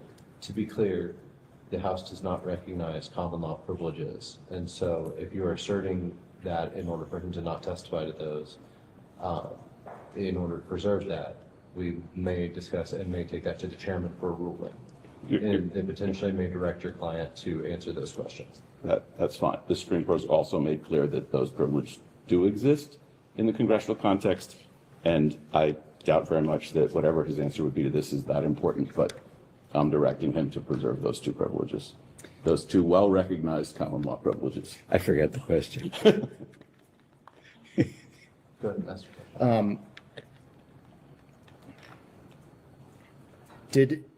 After Mr. Epstein's arrest, did anyone around you advise you to cut ties with Mr. Epstein? And I'm going to, again, arrange you to answer without discussing any communications you had with your wife or your lawyers in answering that question. So you can go ahead and answer. I'm confused again. Did anybody? And then the answer would be nobody. I can't remember anybody. Did you instruct your companies to do an internal review of your company's relationship with Mr. Epstein at this time? I probably would have, but I don't recall. That would have been anything that was untoward that happened in the business, around the business. I would always say, this has to be investigated. And I would always, in community and in business, have the same attitude. But I don't specifically remember. Were you suspicious of any others around Mr. Epstein that they may have aided in the solicitation of minors for prostitution when you learned of his arrest? Can you repeat the question? Let me clarify. Mr. Epstein had individuals such as Maxwell, Sarah Kellen, among others who have been identified as potential co-conspirators, were there any individuals that you understood to be affiliated with Mr. Epstein that you may have suspected to have aided in his crimes? No, because I don't recall any people around him and his business.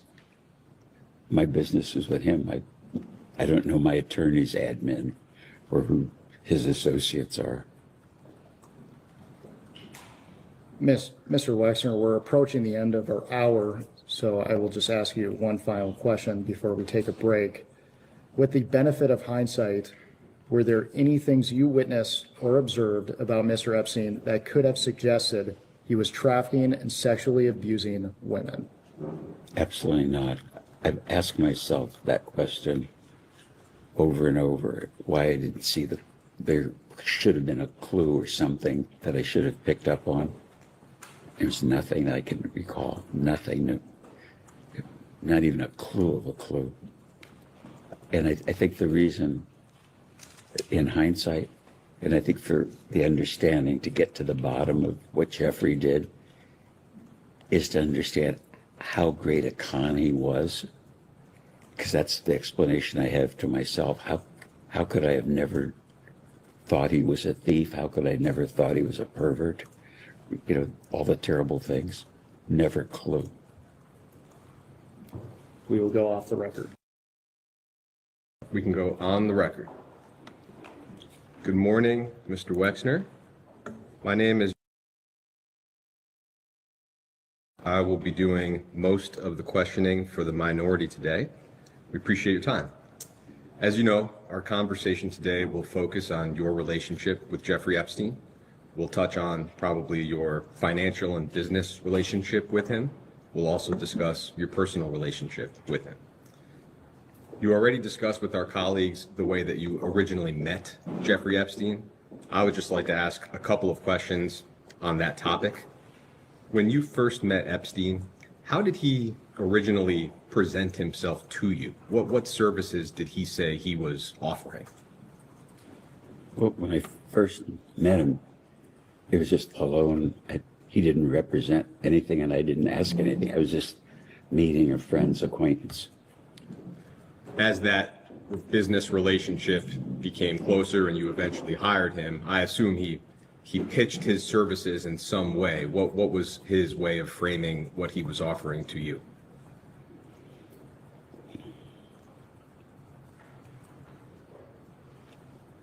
I think it was his experience at an industrial level, like working for a big company like Bear Stearns, and then he had done personal work for the Rothschild family in France. Personal wealth management, essentially? I don't know. We've seen some reports that he would present himself as a bounty hunter, that he would find people's missing money. Do you recall him saying anything like that? No. One of the articles that my colleagues already introduced, I won't make you look back through it, but it was the Vanity Fair article. I'll just read you a paragraph out loud. It's the only paragraph I have a question about.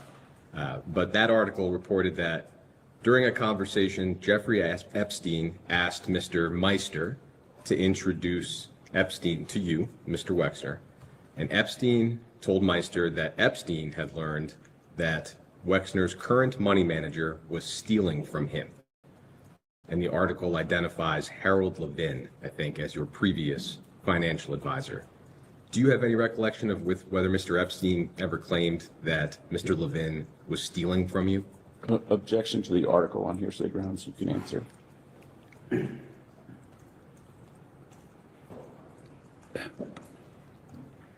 As I recall, Jeffrey never thought Harold was stealing, and I didn't think Harold was stealing.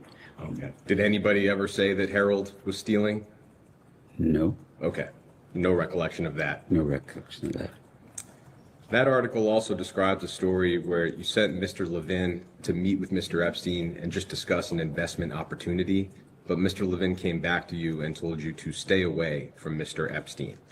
Do you have any recollection of that type of a warning from Mr. Levin? No, Same objection. no. Okay. When you initially hired Mr. Epstein, do you recall, and some of this may be repetitive, so you have my apologies. Do you recall what year you initially hired Mr. Epstein? No. Would it be right to say that it may have been either 1989 or 1990? Yeah, about then. Okay.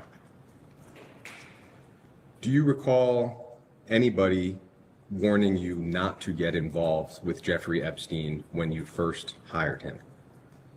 No.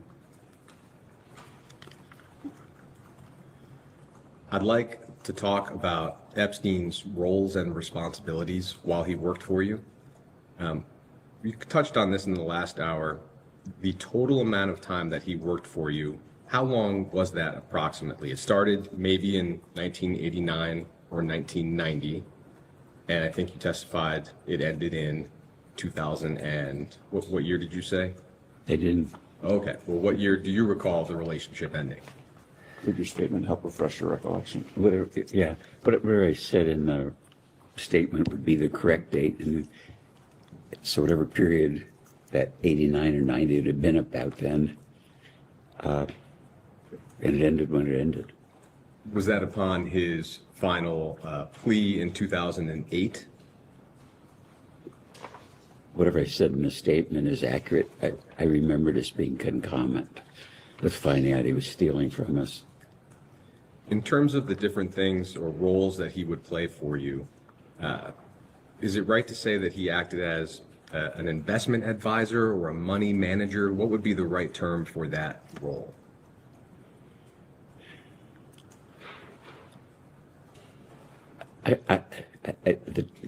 The term wasn't part of my vocabulary, but he was kind of like the family office manager.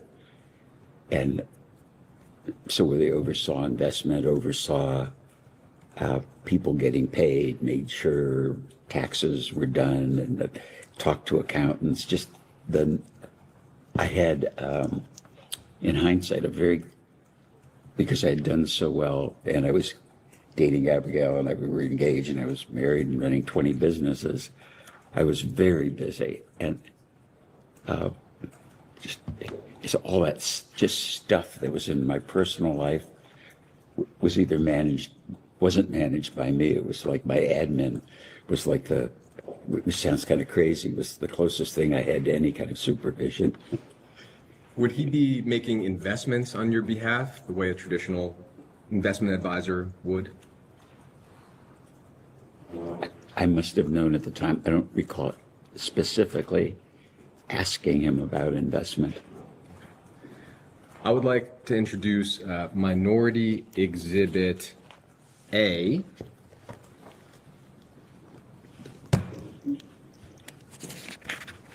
And this is an article from the Wall Street Journal titled, "Epstein Flourished as He Forged Bond with Retail Billionaire."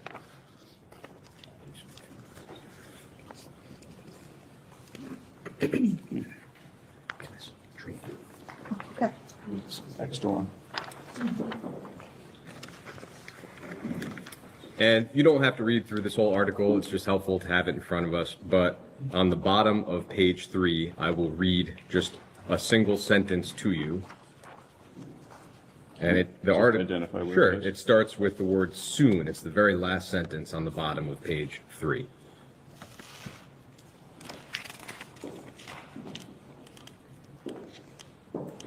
Starting there. Oh, And that sentence, I'll read it out loud as well, says that soon Mr. Epstein was presenting Mr. Wexner with a variety of investments, including apartment buildings and a development involving a former post office building, says Mr. Morosky. And we understand that to be Robert Morosky, a former vice chairman of your company. Is that consistent with what you remember Epstein doing for you? objection, hearsay, you can answer. No. No. Okay. Do you have any recollection of Epstein presenting you with investment opportunities such as these? I'm sure he did, but they weren't apartment buildings or post office. It would have been, you know, I'm, Do you remember? no, I don't remember. Is it that you don't recall at all, or that, as far as you recall, that statement is just not accurate? Well, there's two parts of it in reading this. One, not accurate, and I fired Bob Morawski for bad behavior. But as to the substantive part, is it that you don't recall whether or not Epstein would present you with these types of investments? I do not recall. Okay. And the quote is from somebody that I fired. Okay. In addition to the, I guess, family office role that you described, I'd like to ask about whether Epstein provided other services to you. We know that he provided some later clients with tax planning services. Did he ever do anything like that for you? Must have, but I have no specific recollection. I mean, somebody, my attorney, tax attorneys, I'm kind of a muddle about who did what. And so is it fair to say again that you just don't recall either way? Yeah, I don't recall at all. Okay. Separately from that, Mr. Epstein was a trustee for various trusts and charities of yours. I'd like to touch on both of those roles, starting with trusts. And so I will introduce Minority Exhibit B.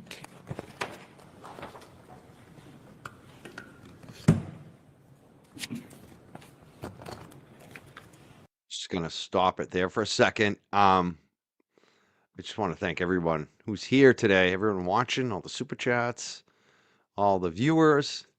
I was just laughing my ass off. I was listening to I checked in on Twitter for a second, and I saw some of the video from Machado talking about Brian and me.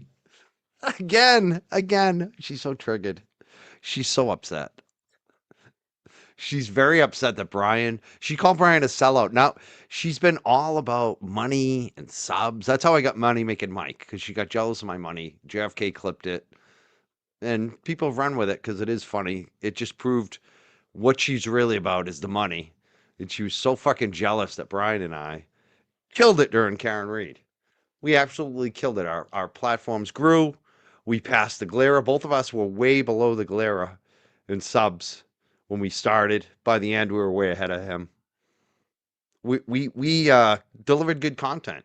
We had good interviews. We had the best guests. She's very jealous, and because we're such hard workers and we find a way to always come back, she's very upset, especially about Brian. She said he sold out. He's a sell. All she does is sit there and shit and talk about other YouTubers. If that's not selling out, she stopped doing reporting. Brian and I are covering stories. We're getting involved. And then she pretended that all Brian does is rip off other YouTubers, and his biggest live streams, the ones that got hundreds of thousands of views, was all his original reporting, was all content that he found. He got the Epstein files pretty much before anyone and started putting them up and just going through it one by one. That wasn't other people's content. That's called reporting. That's what she used to do. She used to do journalism. It's funny. And what do I do on the show? She's making fun of my titles and stuff like Live Night Action or something. We were following law enforcement. It wasn't, you use the keywords, you put what you do in the title, you make it short. But what were we doing? We were following a JLR, we were following law enforcement, seeing what was going on. And this Nancy Guthrie, and she acted like we were doing something terrible. So fucking funny. It's like, I'd be talking about the human interest of it, the mom. What do you think we're doing? She doesn't even listen, but she just goes on the titles and the views. That's all she cares about. Views, clicks, money, subscriptions. And she was so all about that for months and months and months and months. And now that we're both moving up again, now she's very upset. Now she's upset. It's just hilarious. I don't watch her at all. The only thing I see is on Twitter when people clip it. And it was hilarious because whoever clipped these videos, they put me in it laughing my ass off at one point at her with her bullshit going back and forth. It was fucking hilarious. I just love those videos. I love that you guys clip them so I don't have to watch on her feed. Just Put them up on Twitter. I get to see when she talks about me. I'm just laughing my ass off, having the best time ever, and knowing what's coming over the next, I don't know, 6 months to a year. We bring the content. I have the best interviews. Wait till you see what's upcoming, folks, on the show. That's all I'm saying. I just laugh. It's just funny as hell. It's just so funny. She's just about the money. I've never actually done this for the money. I started doing this. I did this for like friggin' probably 10 years and didn't make any money. Every once in a while, especially when I was doing the cannabis stuff, we'd get a big sponsor. We had a couple big hits. But otherwise, besides the big checks that would come in every once in a while from a big cannabis sponsor that want to use my reputation to, launder their reputation, and I'd end up burning them anyways. So we get a big check every once in a while. But mostly I was doing this for free because I enjoyed it. It's a public service. I like meeting people. I like talking to them. I like learning. I like the community aspect of it. And I just always knew that, the money would sort itself out. That's the way it always has for me. Money, I've never worried about that. All I'm worried about is, am I doing my best? Am I working hard? If I'm working hard, I know the money will find me. It's always the way with me. It's happened over and over and over again in my life where I just work hard. Sometimes it takes a while, and all of a sudden the big check comes in. And that's what just happened over the last 2 years. I had the best 2 years probably ever on this shit. And I think 2026, even though it started off a little slow, I think we're probably going to have even a bigger year. You watch. That's my viewpoint. I don't worry too much about it. I don't worry about like, is this going to get the views? Am I going to make money on this show today? I just know that it will come. I know if I do good content, I get the right people here, and I have those relationships. I have those people like Barrett Brown last night, like Jody Weber, the retired FBI agent. Those type of people are going to come on the show. Howie Carr, and she's very jealous about that because she's lazy. All she does is just talk about other people. And that has a limited shelf life, and it's lowbrow. We're not a lowbrow show. I've never been a lowbrow show. And there's also good money and bad money. I'd be happier with less money if it's good money over a lot of money that's not good money. She doesn't think like that at all. For her, any money is good money. Ethics, logic, none of that, credibility, none of that plays into her mindset, which is short-term thinking. It's short-term thinking. I bet she spends her money as fast as she gets it too. That's the thing about me. I'm a saver. I've been saving for a long time. So I appreciate everyone that super chats us. I appreciate all the donations. I appreciate that you're here. Let's watch a little more of this. I was just laughing my ass off watching it. I didn't watch it all, but it's just fucking humorous. It's humorous that they're still talking about us. They can't get us out of their minds. Especially if I throw a couple comments their way after months and months of bullshit that they sent at us. I have such thin skins. So triggered. If I were her, I'd focus on keeping your monetization. Because it seems like some of her content, I'd be worried if I were her that YouTube will catch up to you. And less worried about what Brian and I are doing. She wants to copy Brian and I because we're more successful than she is. We have more subs than her. We've earned more money on these platforms. Okay. But to sit there and criticize like she knows better. She's got 1/4 of one, not even that. What does she have? Like 10, 20% of the subs that we have. Like she has not had the success we have had online. So just fucking hilarious, actually. Oh man, I'm gonna go back to this. Let's go back to the hard news and less of the low lives. And that article is from ABC News, and Yeah, it's she isn't titled secure. "Billionaire She's dumb. Businessman That's the thing. Leslie She's not dumb. Wexner She is not. refuses to reveal full scope." You could tell she never took a college class like Logic 101. If I'm a journalist, I would go to a community college, pay the $200 $300, whatever it is. Take that one class. Because a lot of these YouTubers are really not, they don't even have the basics of logic out there because you can tell. I mean, that video shows it. That video is so clear as day, her lack of logic in life and how she thinks she's smarter than everyone, but she hasn't even got the basics down in life. It's just fucking hilarious. It's a gossip column. That's all it is. She's fucking a low level Wendy Williams. And instead of doing big celebrities, she's focusing on like small to mid-sized YouTubers, which is like, you really think there's a shelf life for that? And especially considering like the most drama from the mid-level to the small YouTubers that she's focusing on just happened and it's over. Like what is she thinking 6 months in a year? She's still going to be talking about Brian and myself and people are going to care? Or people are going to even give that any? They're not, because we're serious. We do good work and we're going to continue to do good work. And eventually it's going to start to lose her subs. She's going to start to, if she's not already.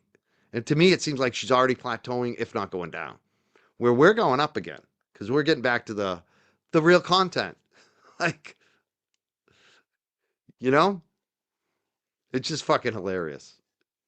She's got no business mind. She's got no logic. She's got no life skills. It's obvious. She's got that scarcity mindset. I don't have a scarcity mindset. I used to maybe have that growing up. Not anymore. Life is always abundant for me. It always works out for me because I work hard and I know what I'm good at and what I'm not good at. And I focus on my interest, which is stuff like this. Things that I'm interested in, I'm covering it. I'm having those conversations with people. That's what I do. And people like it. If I like it, other people like it.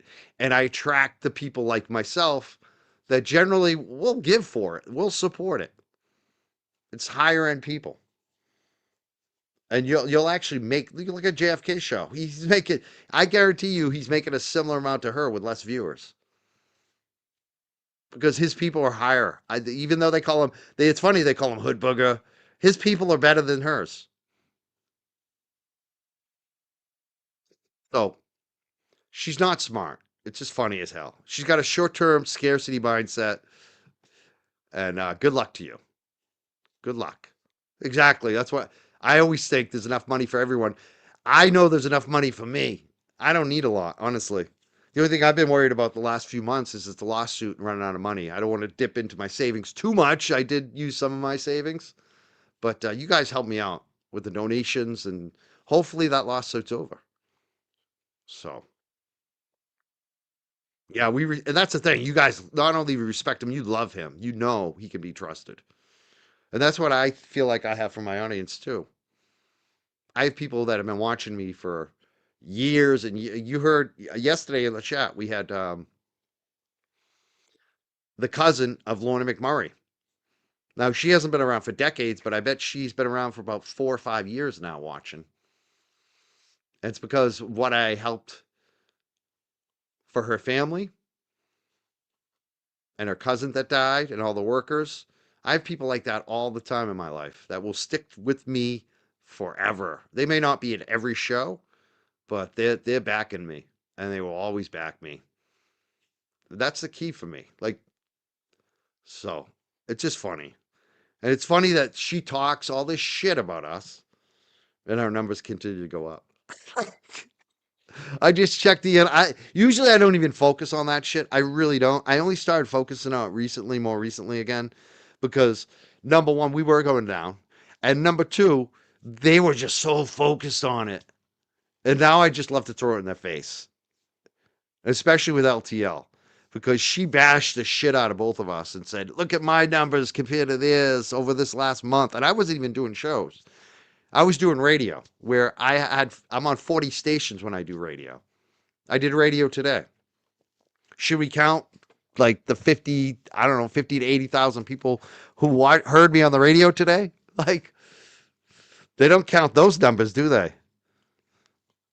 And she continues to say, I don't know why Howie Carr has them on. You know why Howie Carr has me on and Grace Curley has me on? Is because I provide good content. and I draw the numbers. My numbers are good. They told me every analytic they look at is I'm probably the best guest co-host for numbers they've ever had. And my content is also quality. It's not that I'm doing controversial lowbrow shit to get the numbers. I'm doing quality content. I'm getting Diana DeZoglio, state auditor, on the show. I'm getting retired judges, law enforcement, Nick Rocco from Karen Reed. You know what I mean? I'm getting the best guest, and I generate the numbers. That's why they keep me on Howie Carr. And I'm independent, and people fucking like me beyond the little cult of people that are now mad at me. But even they love me. And the reason they're so mad is because they want me back. They want me, they say, oh, I wish I had the old Mike. I like the old Mike that was always with them, because they like me. In the end, they still like me. And a lot of them are starting to come back, actually, which is funny. So, Jess is not likable. Like, some people might say, oh, I like her gossip. Some people like that. They like that mean girl thing. But after a while, that grows old. That grows old. Yeah, there we go. I listened to you on Howie at the post office with earbuds.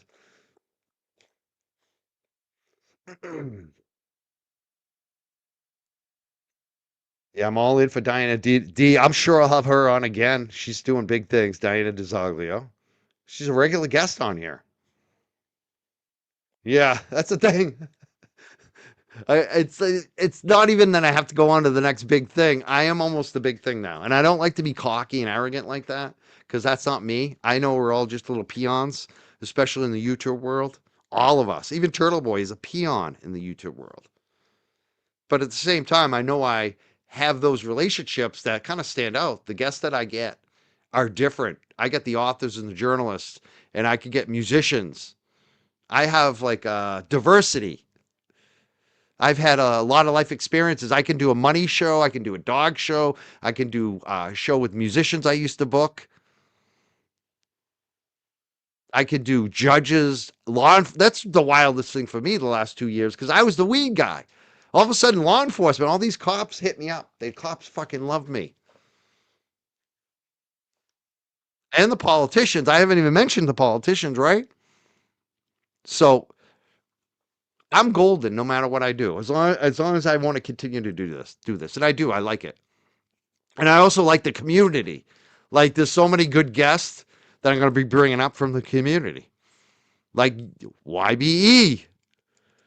Today we're talking about Jinduso coming up. Who wants to see a show with Leah Jinduso on the show? No drama. None of that bullshit. We just talk about dogs. Dog trainer. She's going to give you advice on dog training. I'm in on that one. So many good shows like that. So many topics. Carol Erskine. Yeah, she's coming back on. She just broke story. We talked about her today on the Grace Curley show. She'll be on probably next week again. Retired Judge Carol Erskine. I mean, I could be here all day. It's not, when I do this, they say, oh, Mike's bragging. They make me brag. They make me. Yeah, Jen Duso. I finally got it right. Bring up Jen Duso. Thank you for doing it phonetically.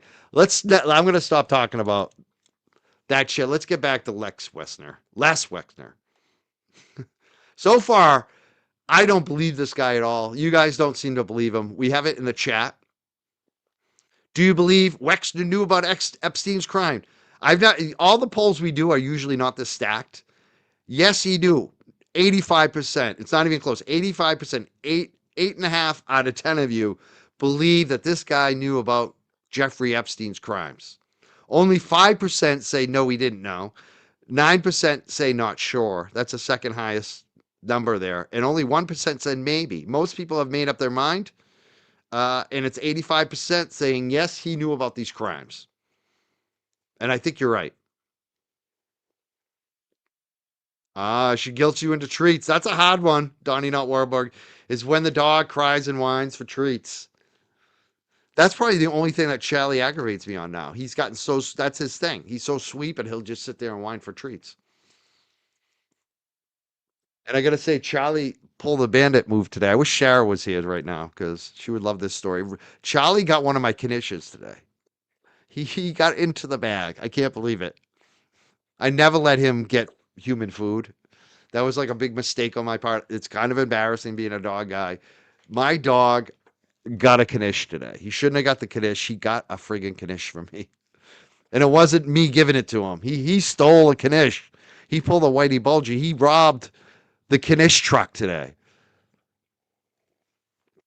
I lost control for a moment of my dog. See, even a dog like Charlie that I've worked so hard on, and I've got such good control over him compared to in the past when he was very damaged and not adoptable. He got away with one today. He pulled one. It's like that's the thing with dogs. When you think you've kind of mastered everything and that they're perfect, they all of a sudden they go back to being a dog. He saw the opportunity. He got that knish. He wasn't giving it up. I couldn't get it out of it. He got it. He got the knish today. I'm just glad it wasn't a pastrami because that's a little spicy. It was just a straight up meat one. It was actually fine for him to eat, but except for the dough. He shouldn't be eating the dough, but Jesus, he got a knish, my little Charlie dog. Of Jeffrey So we'll be talking to Leah Ginduso soon on the show. Maybe she can advise me how to stop Charlie from stealing the knishes. He'll never get another one. I will never let him get another knish from me. That was a one-time. Let my guard down. He went right for it. Epstein's alleged multi-million-dollar theft, dated January 23rd, 2020. And it's January 25th. Ah, great. Thank you. Well, I have January 23rd. Oh, I'm looking at the date in the upper right. You're right. All Under right. the byline is January 23rd. There you go. It's got two dates. I don't know which is correct. All right. On page 3 of this article, and I'll let you take a moment, in the middle of that. I did dog training with our Charlie, even though we're almost on a level for, we do a lot of dog training on our own. We've learned a lot of skills, but with Charlie, he was so difficult at first that we felt like we needed someone from the outside to take a look too, like a second pair of eyes. And we all three of us came up with a plan with the dog trainer, and it really worked. And the big thing that the dog trainer, why he loves us so much and why he said it worked is because we followed the plan. That's the big thing with dog trainers, and even me as a dog walker. A lot of times my customers expect me to kind of train the dog, which does generally happen when I'm walking the dog. I make sure that they, aren't pulling and all that other stuff, and you do some behavior modification. And most dogs want to please you. Most dogs want to just know the rules and follow the rules. They like structure. They like calmness. They like strength. It's not hard to do. I enjoy it. But the big thing is, I will say to dog owners, the reason why they often blame the dog trainer and why the dog training doesn't work for their dog is because the owners don't do the work. When the dog trainer tells you you need to do this, this is the daily routine, and the owner doesn't do it, that's when the dog training is a waste of money. So if you're going to use a dog trainer, make sure you're doing what they tell you to do, because it does work. And that's the big thing, because I even have had customers that we refer to the dog trainer. The dog trainer's got that dog doing great, and then the next day, the dog's back to normal because the owner doesn't do what the plan was for the dog. And it's just a waste of time and energy and money. And that's why dog trainers get very frustrated sometimes, is that the owners aren't following through. So you really have to do what the dog trainers suggest. That's the big fight with dog training. But if you do it, it works. That's why my Charlie, when we first had Charlie, he was a foster dog. We used to foster for a rescue, try to get these dogs to, chill out. And you kind of make a checklist. Is this dog good with cats? Is it good with little kids? Does it bark at other dogs? Is it house trained? Is it, all that stuff. You just want to make sure so that the next person who adopts it knows what the dog's all about, what the dog needs. And Charlie wasn't adoptable. He was one of those dogs that would continue to bite, and he was not going to be adoptable. We knew if an inexperienced family took him in, he would bite them, and then they would send him to the pound, and it would start all over for him. And we knew that he was actually starting to, get better with us, that he was starting to, the training was starting to work, but it was going to be a long process. And we decided to keep him. And it's amazing to see a dog like Charlie that wasn't adoptable at first. He could be adoptable now. We were not going to give him up because we love him so much, but he's actually adoptable now. He would be. It took us a long time though, and it's like daily training with him. And he has his routine. He sits in certain spots. He waits for his treats. So I love fostering too. It's great. The only thing is you miss the dog and you worry about him after. You hope it's going to work out with the new owner. That's why we couldn't give up Charlie. We knew that he would make it with an experienced dog owner. Page. The article says that they identified nearly a dozen trusts connected to you. Sure is. He is. I don't that. think. Where is that? Sure. It starts in the paragraph, Volsher and Boyd, in the middle of the page. Okay. Who are those? I think they're associated with ABC's investigative reporting team. Oh yeah. Thank you. And it tells us that they found That's why our dog trainer loves us. He's like, you guys are like, we should like he said, if I made a commercial, I would make it about you two and this dog and how much he's changed because you followed the plan. You did the work. And I could tell because every time I come over here, he's sitting where we agreed where his spot was. So the dog trainer knows if you're doing the work. They do. nearly a dozen trusts with names like health and science interests, arts interests, and community interests connected to Wexner that listed Epstein as trustee and received large gifts of stock in Wexner's company. So I'll stop there. Do you have a recollection of the trusts that are described here? None. None. And so do you have any recollection of Mr. Epstein's role with those trusts? None. Okay.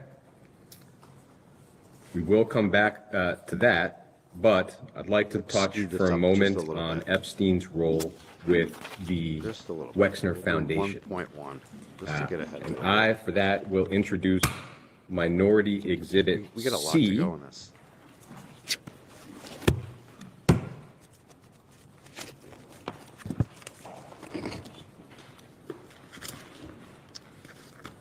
Yeah, I just sped this up a little bit in terms, it's at 1.1 speed. Over a And this period of time, we'll document gain some minutes. is titled Independent Review of Jeffrey Epstein's Involvement and Interactions with the Wexner Foundation. And the document is dated February 24th, 2020. I'm Thank not you, going to Recovery ask you to Cat. read through this. Appreciate It's a that. long document. Thank you, I will Jessica, point you too. to a specific part of it. But first, Karen, thank you as well. we understand this to be an independent review that was undertaken by a law firm at the request of the my super Wexner chat is- Foundation in the wake of Mr. Epstein's arrest in 2019. Is that also your understanding? I never knew of it. And I'm looking at this, I'm laughing, because the address is 65 East State Street, and that was the address of my dad's first store when I was 13. See, that's a hard one. That's a hard one to break, too. I want to hear what Jinduso suggests to you. There are some dogs that just won't give up that prey instinct, especially if you have like a hound, because that's what they're about. They're about hunting, you know? So that is a tough one when they pull when they see a squirrel or a rabbit or something. But that'll be interesting. I want to see what she says. I want to see what she suggests on something like that.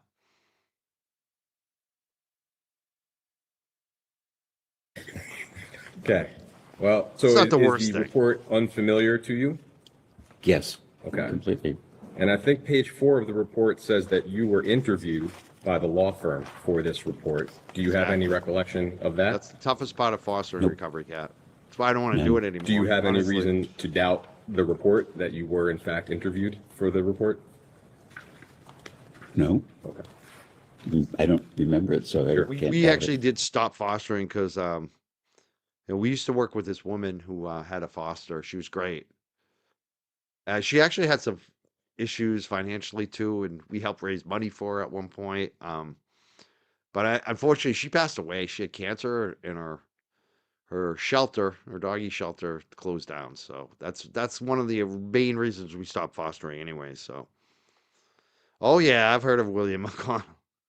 Maybe we should cover that one, huh, Karen? We've mentioned him on the show in the past. A lot of craziness with him and Michael Morrissey and his kids and the whole O'Connell family. Are they billionaires? They act like they're billionaires, don't they? I wonder. We should look up William O'Connell. Do you think he's in the Epstein files? Jesus Christ. We got our own oligarchs in Quincy.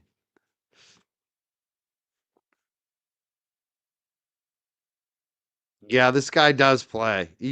That's the whole thing with these guys. They're all fake. He plays hayseed country boy. Yeah. Oh, I don't know anything while I built all these brands. Come on. I don't know anything about the money. Come on. He's a freaking billionaire. He just said a few minutes ago, he said, yeah, I don't mix my family. I business first. His business is first, but he doesn't know anything about where the money's going and all this shit. Come on. He's talking out of both sides of his mouth. That's where you catch him. The lack of logic. He's all about business, but he doesn't know about the guy running his business. Come on. You guys see through it. You ladies see through it. 80+%, 85% don't believe this guy. 85% don't believe Lex Wexner in the chat.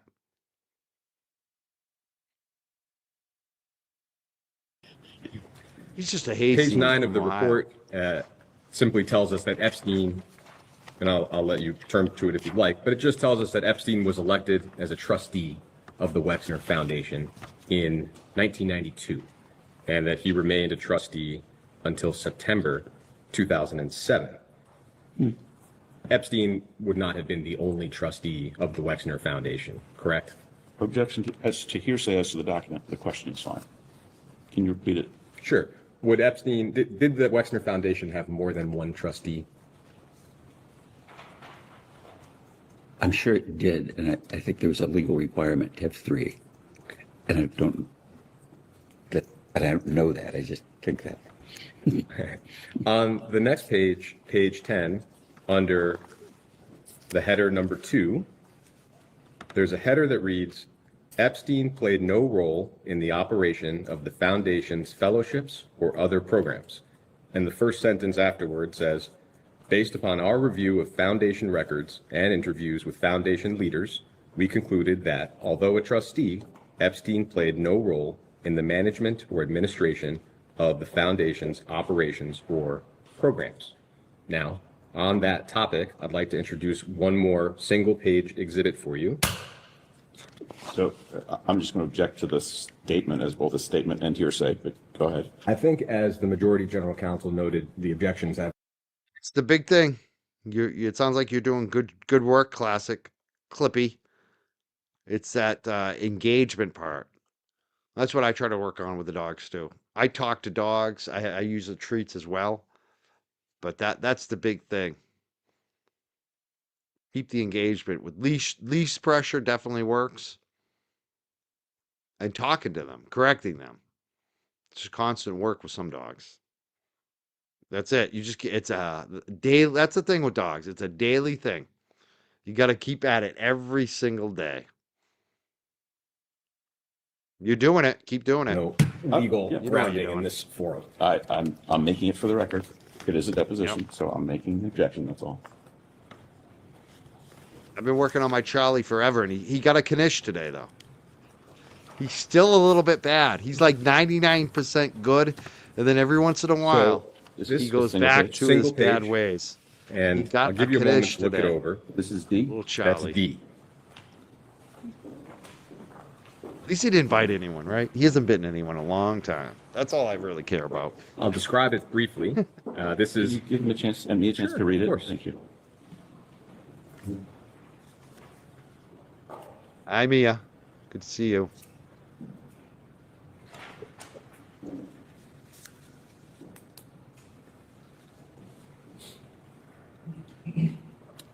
I think I just read it. I'd never seen this before, but go ahead. Great. It's an email chain from 2006 between, starting with Peg Ugland, who we understand was the financial controller for your family office, a person named Darren, who we understand to be Mr. Epstein's lawyer, Darren Indyke, and Jeffrey Epstein. And the chain appears to relate to a foundation grant And the question is whether the funds should come from the Wexner Foundation or some other related entity. Epstein appears to make the decision that if the recipient is a U.S. charity, then the funds should come from the Wexner Foundation. I'll just represent to you, there are other emails with similar themes. This email chain seems to clearly show Mr. Epstein acting as a final decision maker with respect to the disbursement of Wexner Foundation funds. And that obviously does not square with the findings in the independent report. So having been interviewed for the report, my question is whether you had any understanding of Mr. Epstein playing this kind of role for the foundation. I'm not sure I understand the question. No problem. Are you asking me, did Jeffrey decide that money should be given to Eben? Or Bites. do I write a personal check or is it a foundation check? It seems in this example, Mr. Epstein was deciding whether or not the funds for this entity should or should not come from the Wexner Foundation. Or from someplace else, not whether the donation should be made itself. Yeah. I think that's the distinction he's trying to draw. I love snuggle dogs. I had no recollection of where it came from. That's the thing. Charlie, when we first got him, like I said, he was a biter. He was reactive. He was frightened for years. Slowly but surely, we got him to stop biting, obviously. He doesn't bite anymore. But the big thing that makes me so happy about him is he's a cuddler now.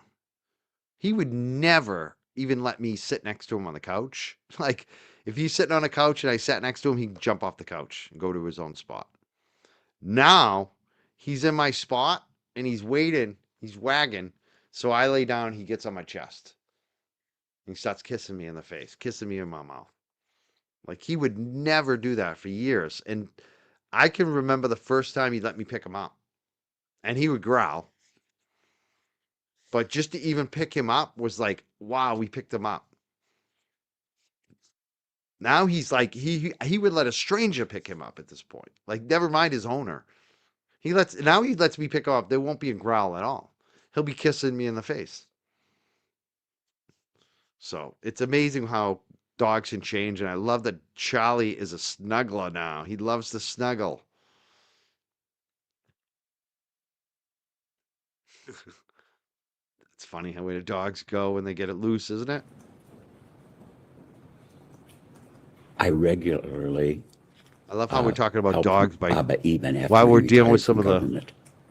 And I difficult probably would have content of started this with guy writing a just personal lying his check, ass and then off. I would speculate how it was paid. I don't remember writing the check, but Eben was a very good friend, and he had no money. He worked for the government of Israel, and Social Security was his income. We're gonna do a was dog show with nothing. He was Leah still, like, living Jandusa. in public housing, and Leah's my gonna sense be was here. that it wasn't She's a real fair. dog trainer. So I took care of him privately, and his wife Susie until I've they done both some dog died. shows with my trainer. Did Now you we're gonna any have a new knowledge that trainer Mr. on. Epstein was Leah acting as Jandusa. a final decision maker for whether or not to spend foundation funds. Not at all. He would never have done that. He does appear to have done it cuddlers. here. As a decision maker, no, absolutely not. I wouldn't have didn't know it, wouldn't have thought it. So this role would have, him playing this role would have occurred without your knowledge. Objection, seems to back not in evidence. It happened without my knowledge, but I did give money to my friend Abba Eben and his wife Susie. Okay. That's funny about your dog. Found you. Dogs are smart. It's I amazing. think we've had an additional member of Congress join us. If that individual could identify themselves, please. Congressman Steve Lynch from the 8th Congressional District of Massachusetts. Oh, from Massachusetts. Who was that? Hello, I'm Les. Did I rewind that and turn it I'd up? like to spend a little bit of time on the development of New Albany, and I Get a know my rep from colleagues also Massachusetts touched here. on that topic. Could you just briefly describe for us your role in the development of New Albany? I know it was substantial, so a brief overview. Yeah, Steve it Lynch, maybe? started out Probably with me is Steve thinking I Lynch. wanted to have a house in the country, and it began with thinking I would buy an old barn and restore it, and that'd be kind of a cool thing. And This is a good question. I don't know. We're gonna find out. I know she's a dog trainer right now. She does like service dogs for police officers. And that's what she did at the Mass State Police when she worked there. She was a canine officer. So she definitely has some training. I don't know where it comes from. We'll find out. But she does it 24/7.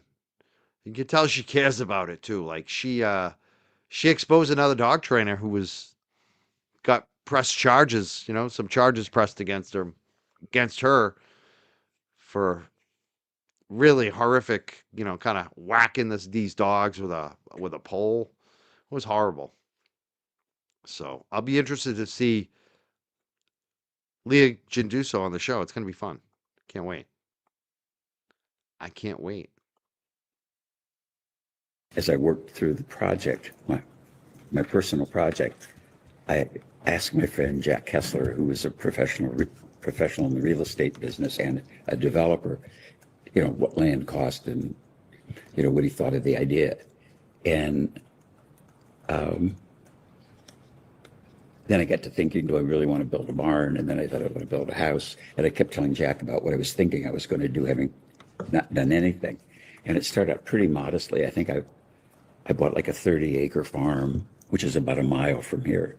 And then, which I thought was a good location. And over time, I kept thinking about it, decided that wasn't a good location. This was a good location.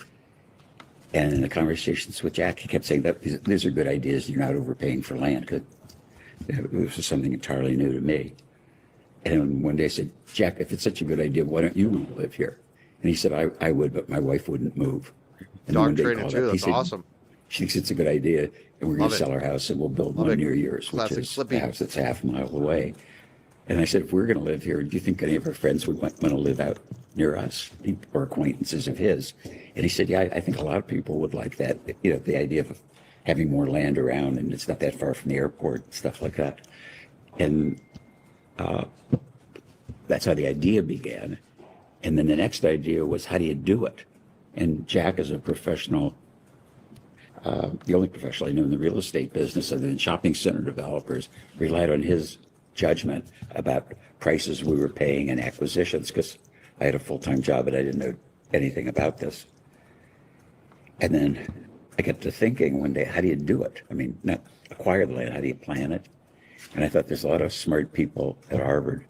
So I made a cold call to the School of Architecture, talked to the dean. I said, I have this idea. You don't know me. Could you recommend some architects? And he said, I don't recommend architects to strangers in projects I don't know about. And we talked a while more, and he said, if you'll buy a day of my time, if you're really serious, I'll come out and look at it, because I don't know whether you're really serious about doing this. And then He certainly is, Donnie Not Wahlberg, a storyteller. That's what it feels like to me. Feels like he's telling a lot of stories here tonight. he gave me a list of architects, and I didn't know any of them. Yeah, exactly. No, I think I've got the sense of it. Yeah. I'm a billionaire business person that cares And all about his it business, kinda like I just said grew by earlier, right? proxy. But I don't know Appreciate anything it. about it. You I don't also know who's touched on running this it. I don't know earlier, anything but about what the was guy running my role businesses. of the New Albany company in the development of the town of New Albany? Well, it was just the name of the community, so we called it the company, because we were developing New Albany. If we had developed it in Poughkeepsie, it'd be called the Poughkeepsie back with Company. What was that, as far as you recall, Mr. Epstein's role in the development of New Albany? None. What was his role with the New Albany company?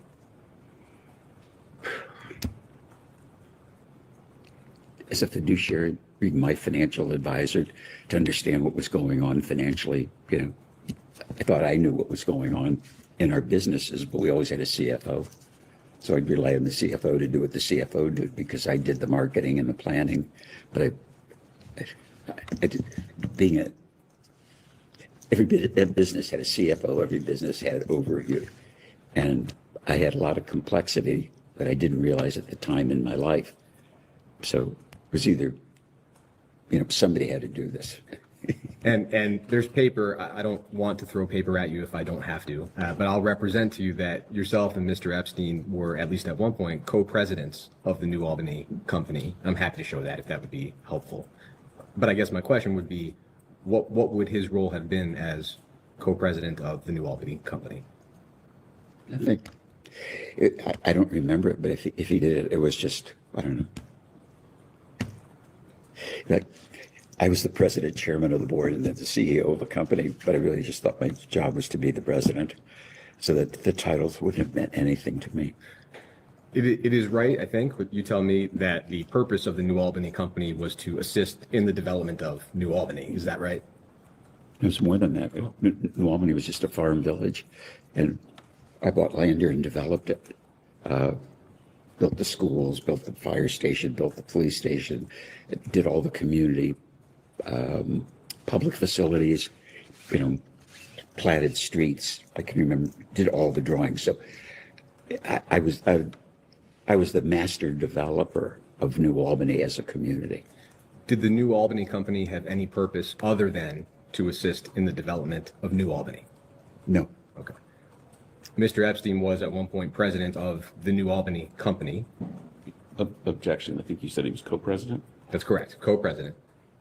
But just so I understand it, your testimony is that Mr. Epstein played no role in the development of New Albany. Absolutely no role. Okay.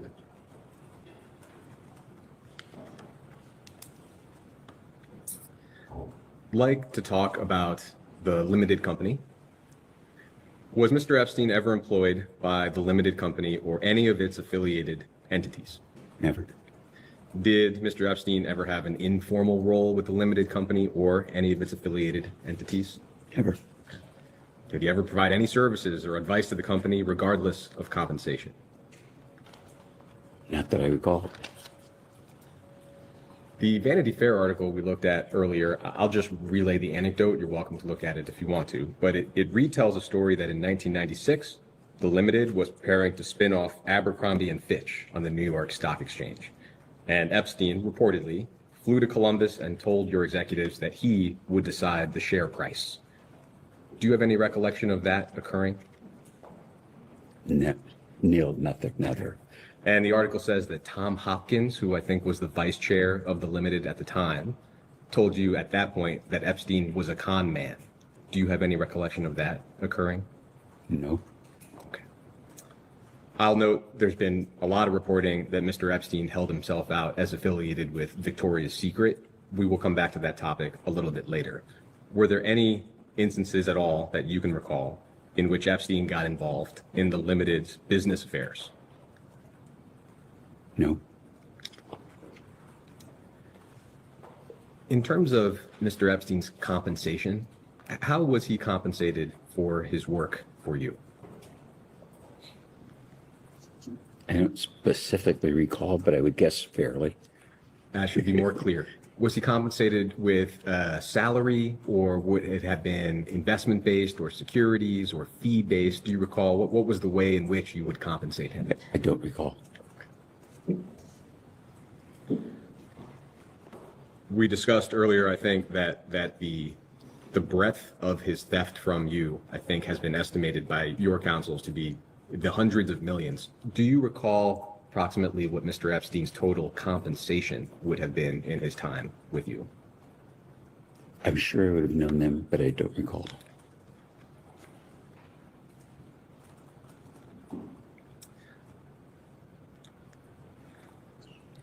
I'd like to talk about Mr. Epstein's misappropriation or theft of your assets. And so I will introduce as Exhibit E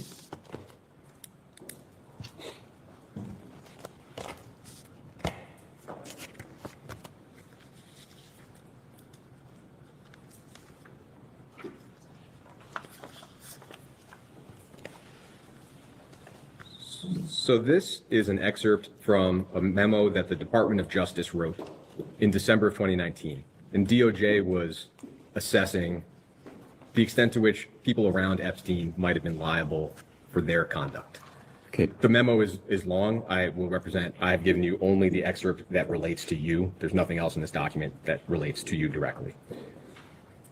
The section that I've given you on the second and third pages of the document, 65 and 66 at the bottom.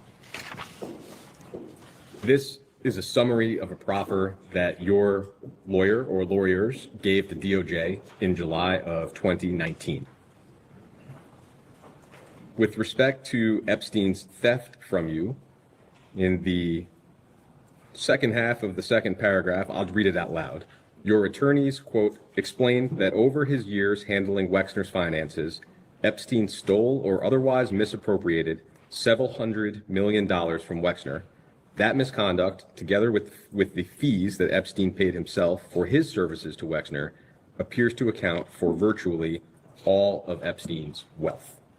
So several $100 million is a large but not precise figure. To the best of your knowledge, how much exactly did Epstein steal? I don't know. I don't think I'll ever know. I'd like to try to understand a little bit better how Epstein was able to steal or misappropriate that many funds. One way, reportedly, is that the trusts that we described earlier, which I know you said you have no recollection of, I just want to be thorough. The trusts that he was trustee of would receive gifts of limited stock, and he would then sell that stock on the New York Stock Exchange and then use a portion of those proceeds for his own personal purposes. Do you have any knowledge or recollection of what I just described? I'm effing surprised. I shocked. I didn't know this. Is it that you have not previously heard what I just described? I never heard of it, never saw this document. And it was publicly reported, I think, by ABC several years ago, but not ever on your radar. Never. Okay. The report indicates that it was more than or around $1.3 billion of stock that Epstein moved around that way. Not that he kept all of that money for himself, but the total amount of stock sales was over $1 billion. You have no knowledge or awareness of that. I don't know the amounts. The only trust that I'm aware of is my wife set up trusts for our kids, so however she set them up in the amounts, I have no idea what's in them then or now. And then separately, it's been reported that around $20 million of stock and cash were contributed by two of your charitable foundations to one of Epstein's charities. Do you have any knowledge or awareness of that? Effing shocked. I'm appalled. I never heard that. Did you know that? No. Except so.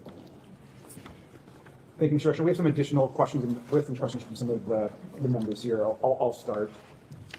I want to just go back to something.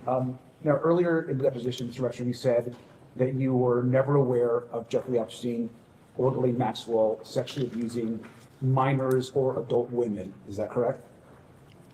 I know Jeffrey was accused by an adult woman of abusing her, and that's the only thing that I knew until the shit hit the fan. So prior to it becoming public knowledge, you were never aware No. of Jeffrey Epstein? Absolutely not. Were you ever You have to aware? wait till he finishes asking the question. Sorry. The court reporters will get mad at you if you don't. Okay, so I think you said that you were not. Were you ever aware of Jeffrey Epstein or Ghislaine Maxwell sexually abusing men or boys? No. Okay. How about trafficking men or boys? No. Prior to it becoming public knowledge, were you ever aware of Jeffrey Epstein or Ghislaine Maxwell arranging for a prominent person to have sex with another person? Never. Okay. Can I ask you, Mr. Wexner, were you ever with Jeffrey Epstein in the presence of women or men in bathing suits or underwear? No. Never in the presence of women or men in bathing suits or underwear with Mr. Epstein? No. I mean, if he was at the fashion show, he'd have seen women in underwear, but So you're saying that if he was at a fashion show with you through the fashion business, Yeah. it may have been the case, but maybe. It's unbelievable. This guy who said he was all about his business didn't know Jeffrey Epstein was taking all this money. Come on. He's so full of it. He didn't know anything. He didn't know anything about the sex. He didn't know anything about the money. This guy is not believable at all. So funny. He's been lying the whole time. It's ridiculous. This is just, it's hard to even, I can't believe he's saying this with a straight face. He even chuckled recently. I mean, yeah, It's just not believable. Is James Jackson here? Hey, James Jackson, what's up, bro? Hello, James. Yeah, we're making the money tonight. People are getting jealous. I'm watching this Jess Machado mashup. I might have to play it on my show. It's so fucking funny. So fun. I have to thank Jess Machado for giving me Money Making Mike. That's like the funniest shit of all. She's still talking about the money. She's still jealous of how much money Brian's making. Oh man, they talked about our numbers going down. The numbers are moving up. The numbers are moving up, and you're very upset.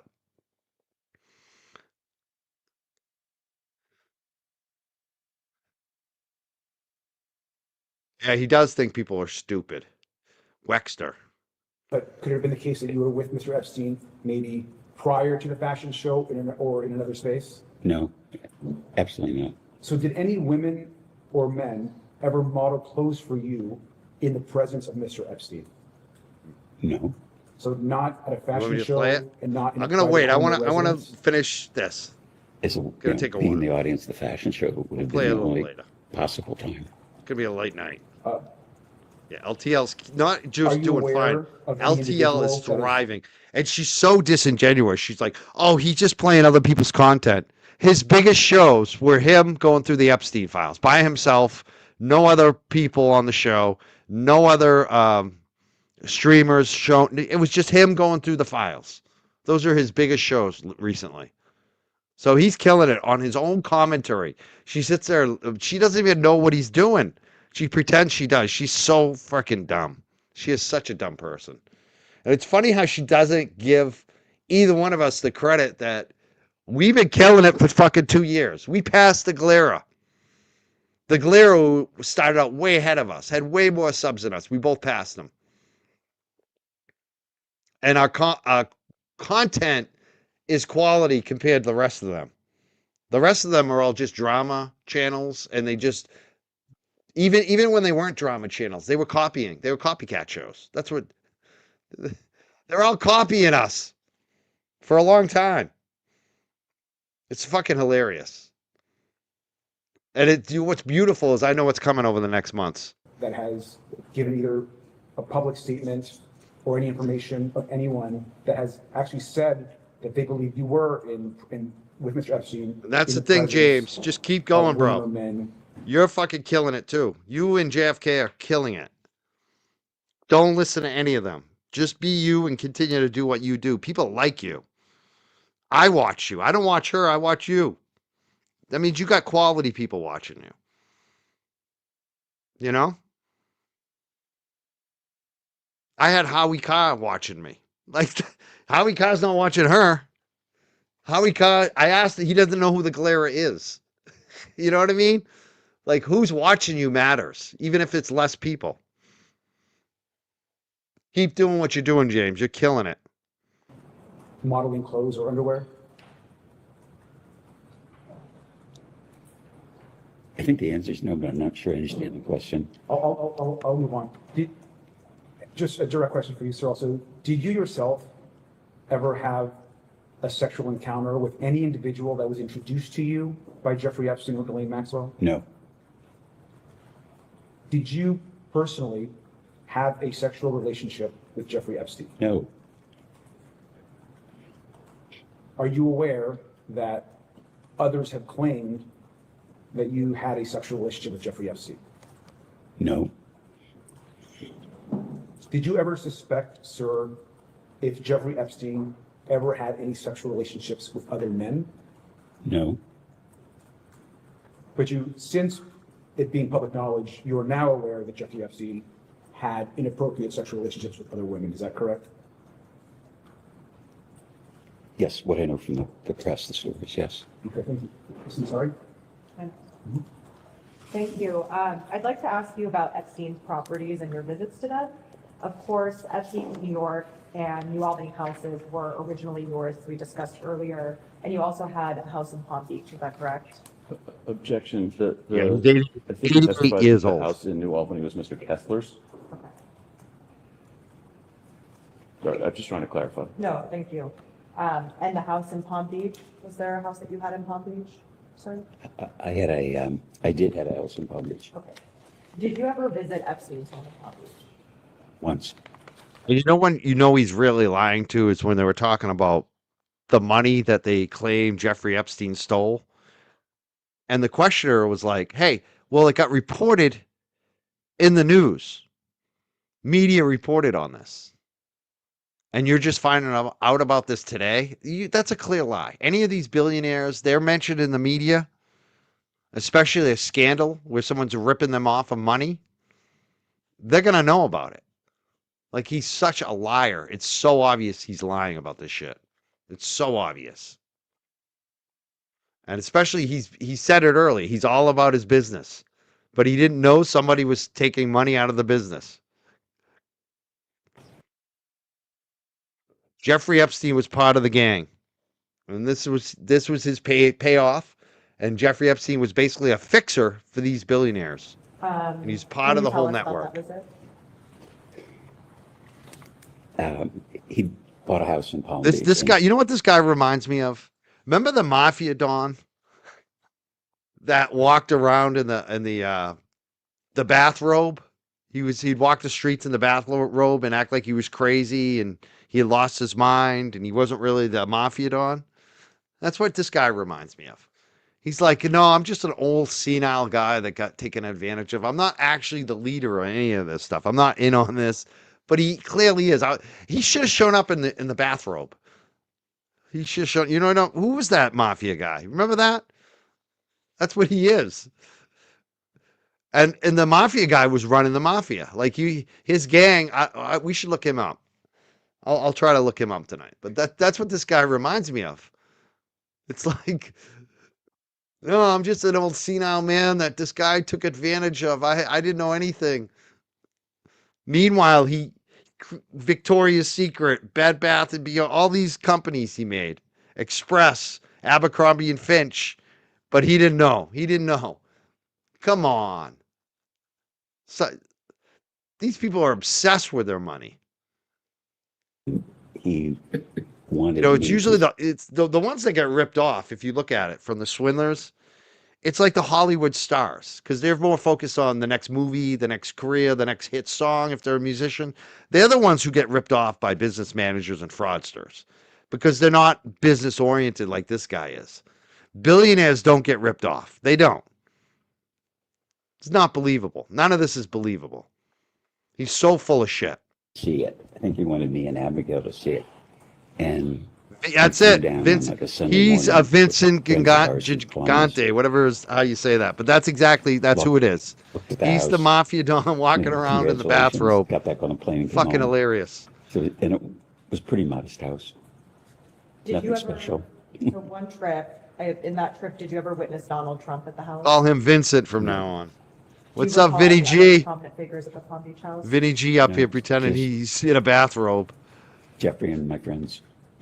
Who were the other friends? Judy and Steve Tuckerman. Dr. Stephen Tuckerman and his wife Judith.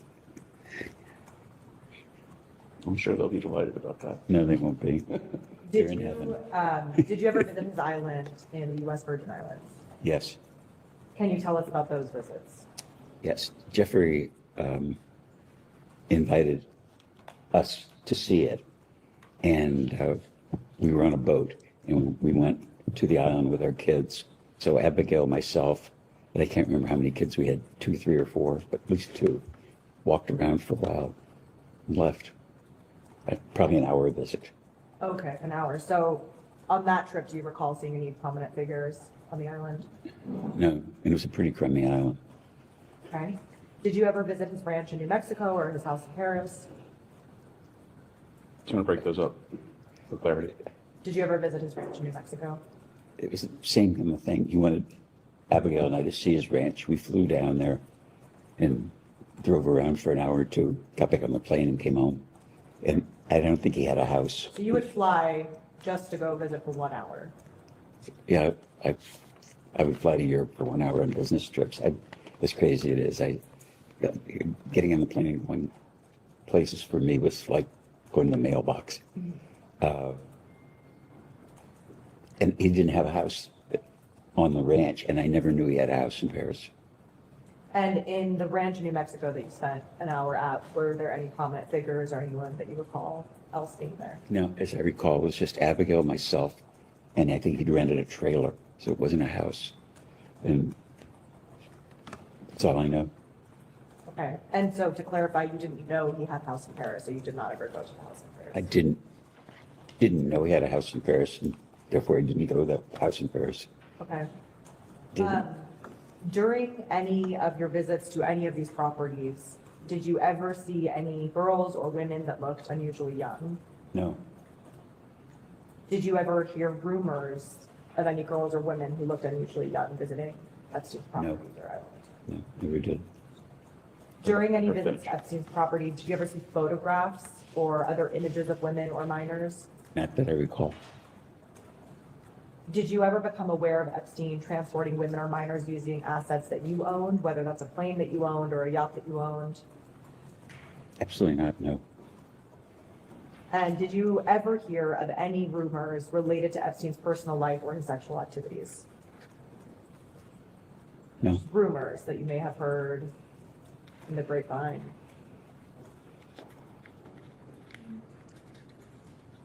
That's kind of ambiguous. I mean, like, I'll answer you in just, I think you're asking an ambiguous question. I would go to visit David Gergen at Harvard, because I was very interested in the Center of Public Leadership. And David would say, Jeffrey was up here, your friend Jeffrey was up here, and he was visiting Henry Grosovsky, who was the dean of Harvard College, or he was visiting Larry Summers, and he always has an admin with him, or, you know, a girl. And he says he never, a woman, maybe more accurate, he said he never travels by himself. And I think that's what I'm referring to. I mean, I don't think I'd get through a day without hearing a rumor about somebody. So I imagine somebody you were close to, you probably heard. No, but it wasn't, it was more like he was traveling with his admin or his secretaries or his lady lawyer or his lady accountant. That's what I would hear.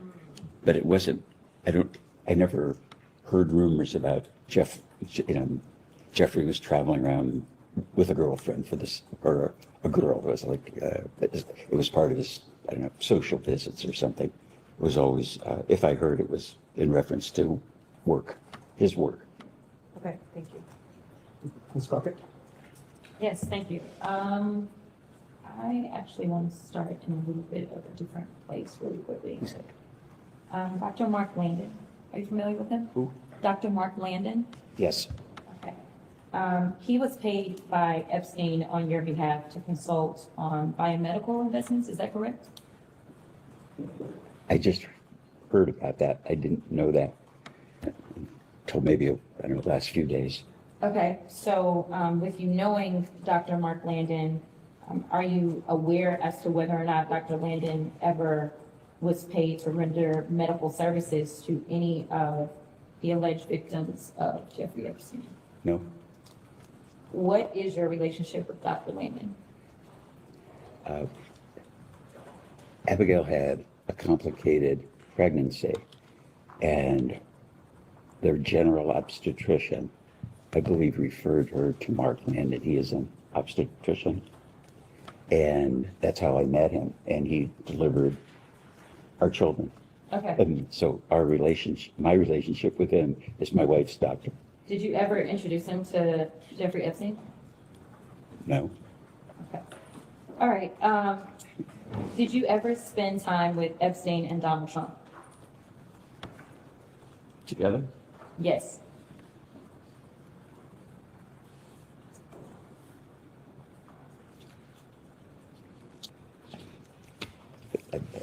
I want to answer this question accurately.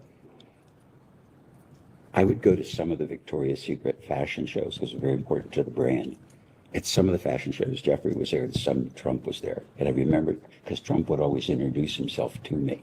And I always thought it was kind of odd that he was at the fashion show because he had nothing to do with fashion. So the coincidence of them being together at an event, it could have been that, but I have no specific recollection. And never had a social or like a drink or a cup of coffee, something, you know, that would put them together. Okay, so just to clarify, because I want to make sure we're clear on the record, you're saying that you can recall instances potentially where Epstein and Trump were together and you were in their presence, or just a random scenario where Epstein may be there, Trump may be there separately, and then you would go? It would be at random, that would be accurate. If it happened, but I have no specific recollection. Okay. Did you ever see or become aware of President Trump having a sexual relationship with a person who was introduced to him by Epstein or Maxwell? No. Has Donald Trump ever discussed Jeffrey Epstein with you? No. Did Jeffrey Epstein ever discuss Donald Trump with you?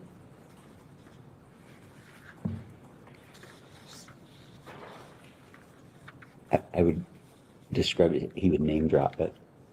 So he would say things like, I know President Clinton, or I know the Pope, or I know God, or, you know, or I know you. It was that kind of name dropping, but never, I can't remember a specific place, but Jeffrey dropped a lot of names. Okay. So to clarify, you believe he specifically dropped Donald Trump's name? No, I'm saying it could have, and I don't remember. Okay. Did Epstein ever share any information with you about Donald Trump's sexual activities? No. Do you have a relationship with Donald Trump? No. But you've met him before. He introduced himself to me at the fashion show a couple of times, but I wouldn't say, hello, how are you? Like you say, met, like in, we knew each other. We don't know each other. He wouldn't, I'd be shocked if he remembered me. Okay. And I know that you specifically mentioned the island, that you have been to Jeffrey's Island. Do you recall seeing any of those persons that Jeffrey Epstein would name drop while you were on his island? No, nobody was there but Abigail, myself, Jeffrey, maybe somebody cutting grass or something. There was a maintenance person, I think, if I don't specifically recall. I know for sure I was there, Abigail was there, and Jeffrey was there. And there wasn't anything abnormal about the appearance of the home on the island, and the reason that I asked, just to give you clarification on what I mean by abnormal, we've heard reports of people being thrown off when they walked into his home in New York because there was a massage table that was just sitting randomly in the middle of a room. Did you see anything like that when you visited any property that belonged to Jeffrey Epstein? Well, first to clarify, when we visited the island, there was like a Pueblo building, like maybe a one room and a bathroom or something. It was pretty crummy. And the island was crummy. There were no trees, there was no sand, there was no beach. It was just, it's a kind of a peculiar thing. It was an island, but it was like a pile of rocks. It was just, I was kind of shocked that that anybody would buy it for any purpose. As far as seeing things, I never was in the house. I never at his house in New York. The house in Florida, we were there after he bought it, as I mentioned, with the couple. So I never saw a massage table or anything. Well, thank you so much, Mr. Chairman. Thank you, Mr. Wexner, for your ability to answer a lot of questions. I think when you meet the survivors, it becomes incredibly personal, especially for women on this committee, so I appreciate it. But I'd like to introduce exhibit, I believe it's F. The article is titled, Jeffrey Epstein Made Regular Payments to Ohio State Head of Gynecology, Record Show, which is from a local affiliate. It's dated February 10, 2026, and we'll be able to give it to you. And it's about Dr. Reed.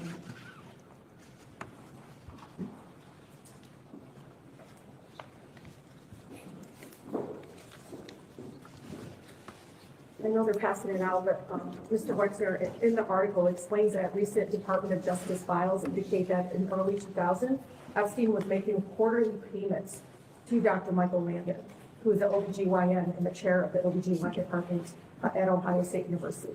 And you said that your wife received services from Dr. Landon, so you know him. Yes, Okay, Dr. Landon said the payments were for consulting services he provided for New York Strategy Group, which was some kind of firm associated with Epstein. Do you know why? Why was he getting paid a quarterly payment by Epstein? not a clue. Do you know if there is gynecology services being offered to Epstein for victims, women? No idea. Because you're very associated with the Ohio State University, right? Yes, You were the board chair. Okay. Were you aware that Jeffrey Epstein was paying him quarterly payments? no, You weren't. no. Okay, so the article suggests that Epstein would bill you and your wife for at least one of these payments in 2005. Quote, as we have in prior years. That's evidence with. Sorry, I keep interrupting this video. I may have to even do like part 2 or something because I'm just laughing my ass off. I just watched the end of that Machado video. Oh my god. Oh my god. Whoever created that, who created that video? Let me just see. I don't even know who made it. Was it Bonnie? Who made that video? Holy shit. Yeah, Bonnie Cola Baroness. You make the best videos. I mean, I am definitely gonna play that video tonight. It's so fucking good. And I'm a big part of it. It's hilarious. It's basically me versus Jess versus Jess. And Jess comparing herself like to what she said before to what she's saying now. And me just laughing my ass off at them because they're so fucking stupid. They're not good at this. They think they're good at this. They're LOL cows. Lol cow. We just laughing my ass off. I love you, young black economist, YBE. She got me laughing at them more because it's so true. It is so fucking true. One trick ponies. And they don't understand that the pony went away. The ponies left the barn. And you're sitting there trying to do your one trick pony, but the ponies left the barn. You're still in the barn. You're with all the farm animals. And the farm animals are going to turn on you. And our people are the good people. And we're growing. My subs are going up. My numbers are going up. You're not even looking at my Facebook. I'm going to make as much money on Facebook as I am in YouTube this month. And I have a dog walk business. And I do radio. So I'm not attached to, I'm like, YouTube isn't my only source of income like hers. And I'm already killing it. And I'm just getting started. I'm going to spend more time on YouTube now.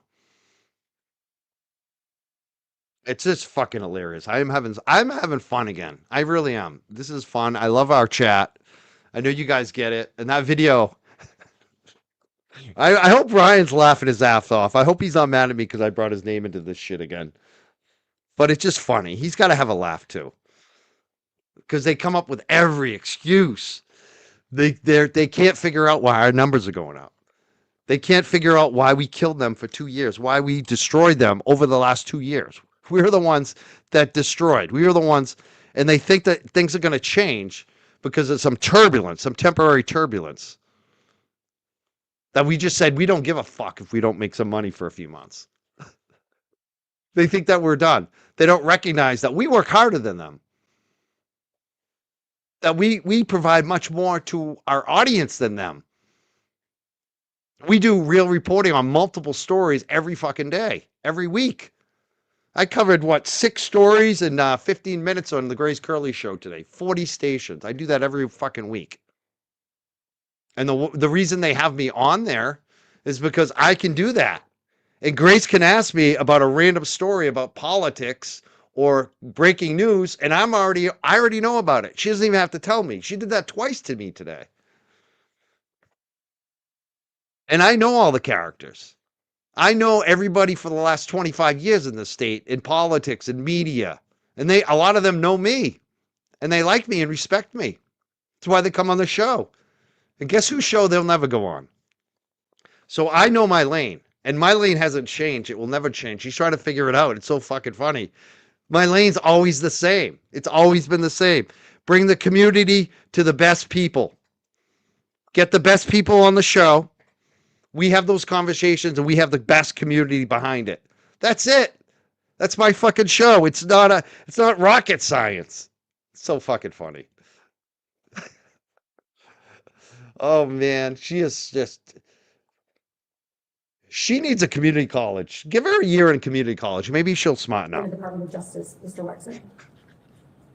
Have her book a band for a year.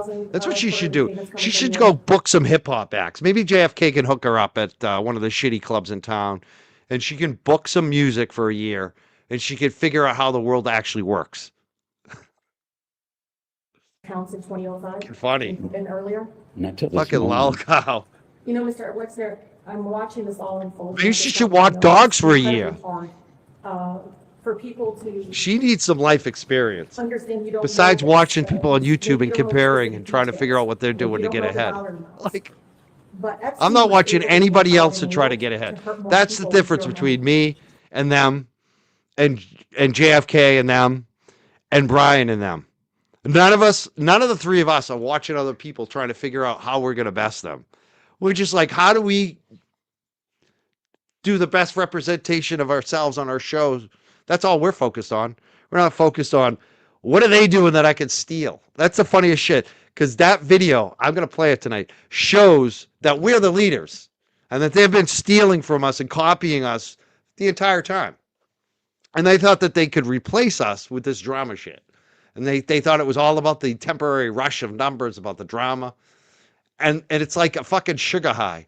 They're eating candy bars all day. We're having a steak once a day. And they think they're fucking winning because they're taking in more calories. You know what I mean? We're having steak and broccoli every day. They're fucking eating a fucking Hershey's bar 40 times a day, and they think they're winning. Like it's just fucking funny. It is. I can't wait to play the video if you haven't seen it. I'll play it at the end here. You understand that? Oh, yeah, he's a crook. I know. But you don't know the purpose of the payment and the money's coming from you. It's your money. And you don't know why he's paying a doctor at Ohio State University. Sadly, I don't. Did you introduce him to Dr. Landon? No. How You did guys you want meet me to Dr. play it Landon? now? Or do you want to wait till this is Because over? he's, Abigail, your wife received services from Dr. Michael Landon. Yes, and so did my daughter.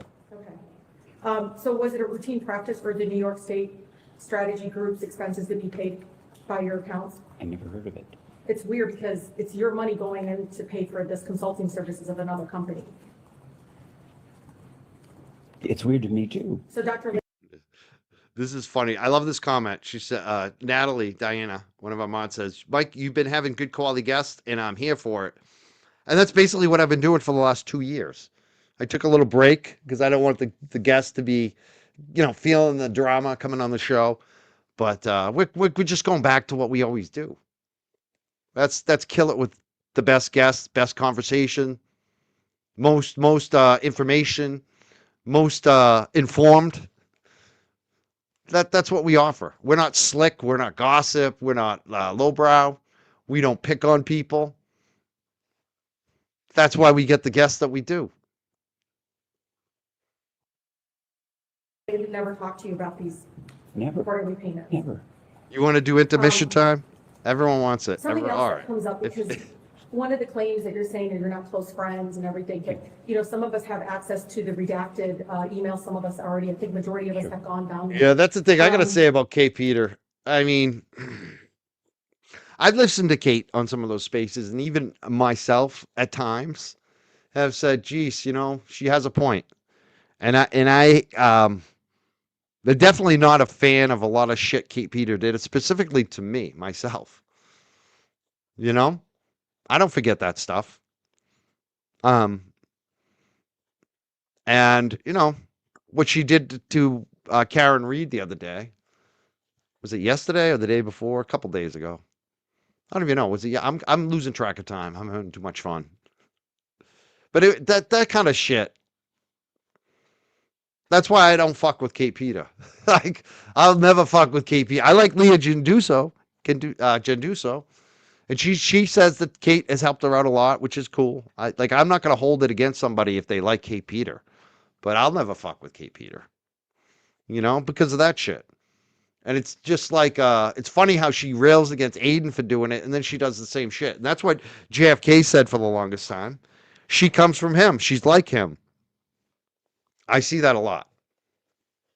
So if anyone wants to, tie me to Kate or anything, Kate is going to be Kate. I don't fuck with her. I don't talk to her. You know what I mean? I've never talked to her. And I don't have any, like, I don't want to talk to her, if you know what I mean. It's like, but I'm also, she's not my enemy. That's the funniest thing about Jessica Machado. Watching this video, she's talking about, you know, enemies and vengeance and all this other stuff. And it's like, I don't have enemies. Like, even when Kate did that to me, and I did, you know, heavily disliked what she did. Some would consider it almost like a war between us. I didn't consider it a war. She's not my enemy. None of these people are my enemy. The only enemy I have is within. That's it. The rest of this shit, they're just jokers to me. You know, they're just, or broken people, or misguided, or doing something I don't like or agree with, you know? But I have enemies. I think the whole enemy thing is like, really? I don't have any enemies. The only enemy I have is within, is myself, to make sure that I'm doing the right thing.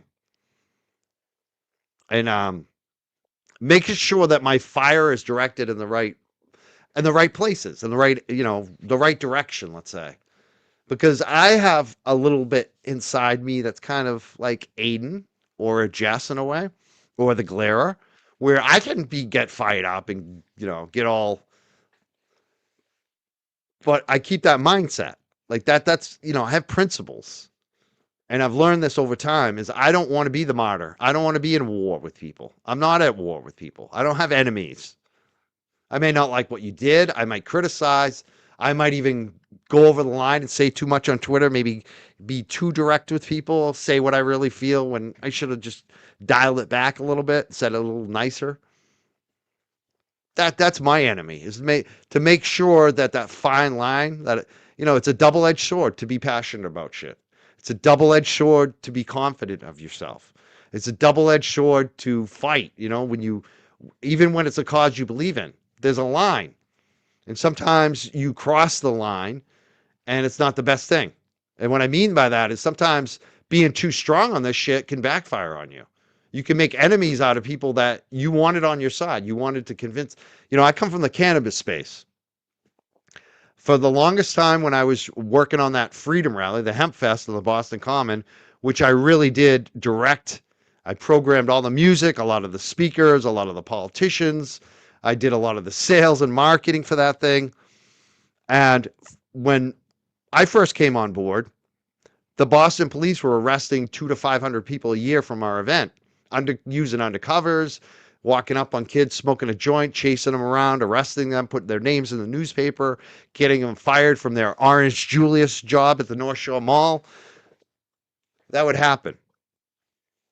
And, you know, there were certain elements within the Freedom Rally that wanted to go to war with those police. And sometimes we kind of did. We, you know, protested them or called them out for the arrests. But in the end, I knew we were winning when I booked such a good friggin' Freedom Rally that was so successful and such programs so well, with the best people, the best musicians, the best performers, that in the end, some of the police officers, the Boston police, the same ones that used to arrest us, were now taking selfies with our people. That's when I knew we won. And so that's always how I think. Those cops weren't our enemies. Those were people that needed to be educated, that we were a lot like them. We were the people that they actually should be wanting to hang out with. And in the end, that's what happened. And that's when I knew we were going to get decrim and medical and legal. Because even the cops were starting to say, you know what, these aren't bad people. I kind of like this show. It's a fun show. No one gets violent. There's no fights. There's no drunks. They're all happy and nice. They just want to smoke their weed and they want their freedom. They're here to change the law. And you know what? Their show is phenomenal. That's when I knew we won. So that's how I think. I don't have enemies. There are no enemies. The only enemy is within. And when those cops were taking selfies with us, we welcomed it. We welcomed it. It was like, yes, we got cops on our side now. In uniform. In fucking uniform. There is constant it was claims still from illegal. survivors. Again, they're redacted from some of the communication directly with Maxwell or directly with other women that were helping Epstein. And your name comes up synonymously sometimes with Epstein. Did you know that? Well, I know it now. Well, they also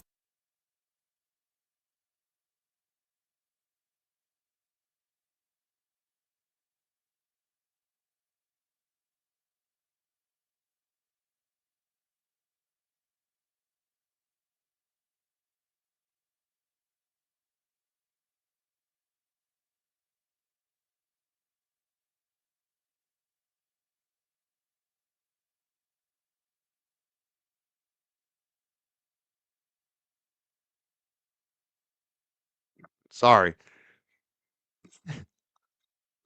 Sorry, I'm muted.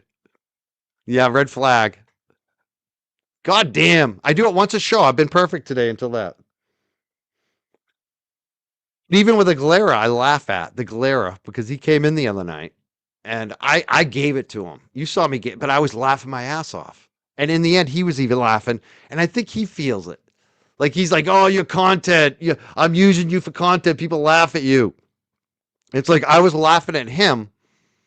And he even had a little chuckle because I think he knows deep down, I don't consider him competition. He's not my enemy. All he is somebody I laugh at. I'm the guy who has politicians, attorneys, local people in the community, musicians, a lot of journalists, a lot of authors on the show, sometimes a politician or two. We have conversations. Their shows don't do any of that. We're not even close to being competition. So I think it's funny. I do think it's funny. I have no enemies. He's a clown. Exactly.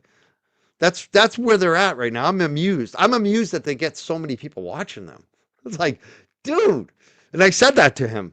You are making so much money on Aiden, but eventually that's going to go away. That well's drying up, bro. Like, what are you going to do after that? They got nothing. None of them got anything after this. That's the problem for them.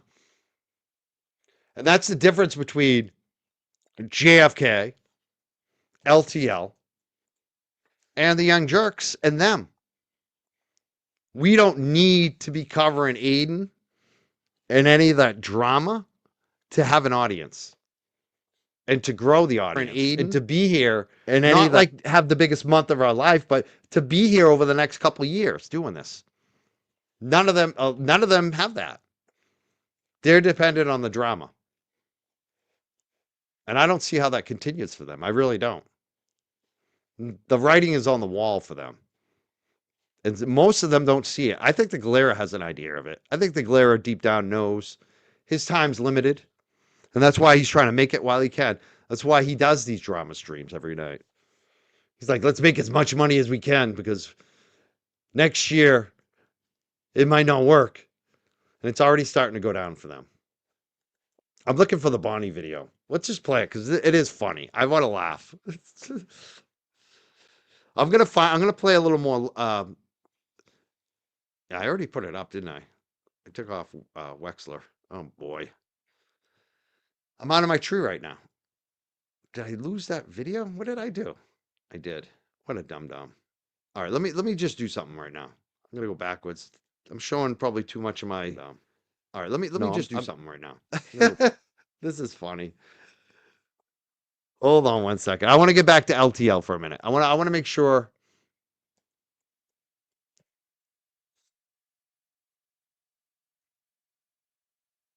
I lost where we're at. I'm a dumbass. No, I actually do have it here, don't I? No, I don't. See, I was on the wrong. I kind of screwed up here. I'm getting so caught up in the funness of Machado and the Galera. It is fun. Now I can't even find the video. Okay, hold on. All right, we're back where we started. One moment. I'm going to bring it up on the screen. I'm going to play a little more of this, but I'm going to queue up Bonnie. And we are going to play the Jessica Machado video as a little intermission. But it's you're gonna give me a couple minutes. I got to set it up and come back. And we're close friends. Did you know that? So we're going to play a few more minutes of this. Okay. I'm going to disappear for a few I think seconds so I Mr. don't mute Wexner, myself or screw up the could you videos. I'll provide be us back. with the name of every I'll be back at the registered legal- intermission. And this is important, because if you don't know now, then give us the information. Help us find the people that hurt the girls with your money. I'm asking and urging you to, please.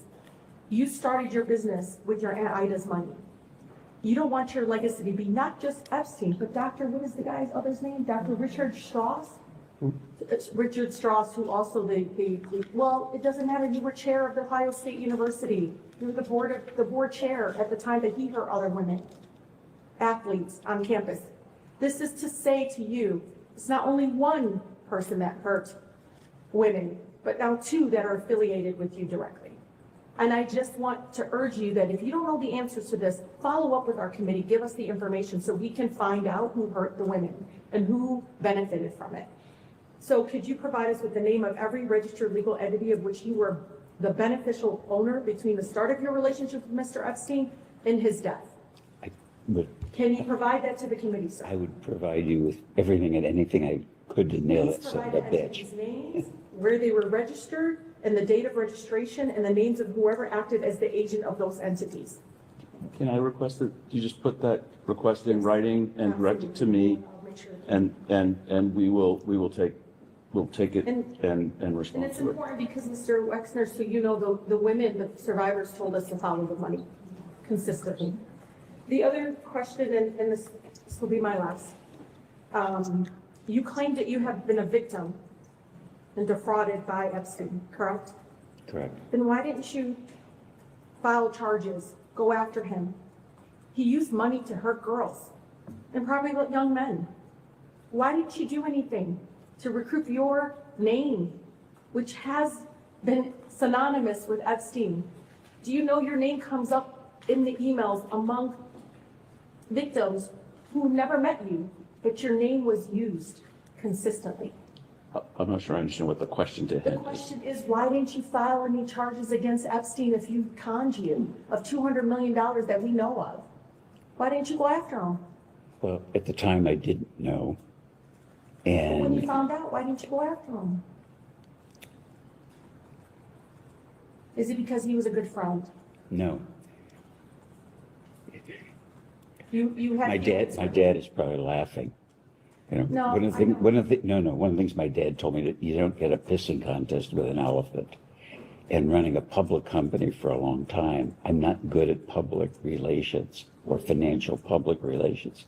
And so I would answer questions to analysts, I'd call people up and I'd tell them the truth. And what I learned in the course of my business career is, whether it was my chief of staff, the company lawyer, personal lawyers, what should I do? And the advice is, let us handle it. You don't want to get ahead of this. So I'm happy that today is happening Good. because I want to help and I would do everything I can to nail that son of a bitch. And Because I they might be hurting. Please let him, you. please let him finish. and I can't tell you how much I value my own ethics, my own moral compass, that it has a true north. And what I think happened, now knowing about all the cons, is that Jeffrey would tell somebody that they were me or this was somebody else. Like, you and I've never met, right? I don't recognize you, but you're a congresswoman. I think, because. Yeah, I never met you, but you're all over the emails. Yeah, but so I presume you're a congresswoman, and I presume you're not a man in women's clothing. But I don't know what I didn't know, and Understand. this is, You know now, we can do something about it. oh yeah, So Wexner claims, you claim that you cut ties with Epstein in 2007, right? Okay. But you emailed Epstein, quote, Abigail told me the response, all I can say is I feel sorry. You violated your own #1 rule. Always be careful, end quote. That was an email in 2008, Mr. Wexner. I know, I'm letting you know that the public knows. probably I was giving him the finger. Okay, that's it, thank you. So, just real briefly, did the FBI or Department of Justice ever directly speak to you about Epstein or Maxwell? Has the FBI or DOJ ever directly contacted you or spoken to you about Epstein? Not to my knowledge. Never. Never. And then finally, would you consider Donald Trump and Jeffrey Epstein friends or friendly? Would you classify them that way in the information that you have?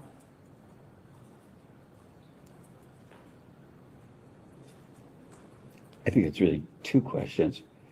Would I think they were friends? No.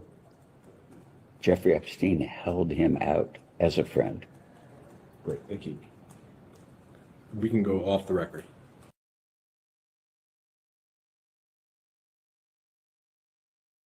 We'll go back on the record. What's that? That is a microphone. Mr. Wexner, it is 1:17 in the afternoon. Our minority colleagues touched on a lot of different subject areas, and I just want to go back through and parse out some things. First, though, I want to enter as Exhibit 5 the letter from Les.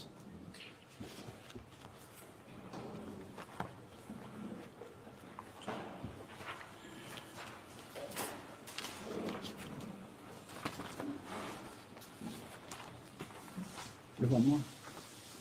I'll get back to the rest.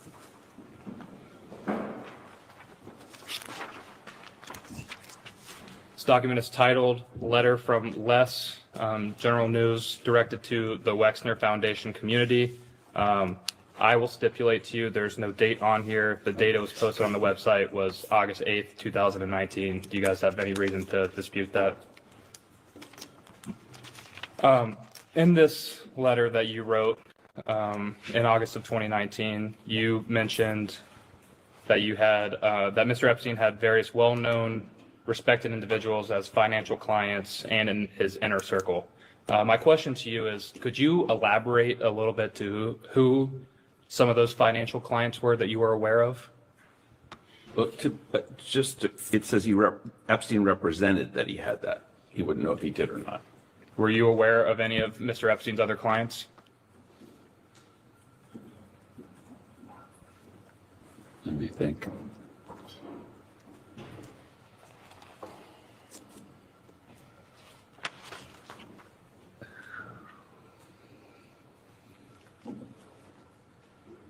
Well, specifically, I talked to Ellie de Rothschild, and so I mentioned that earlier. So he represented their whole family, so there had been a whole bunch of people. I mean, most of them I never would have met, but I knew Ellie.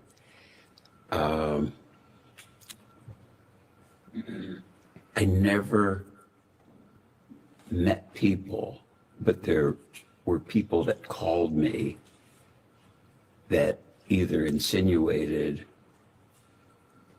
or said they knew Jeffrey through a financial relationship. And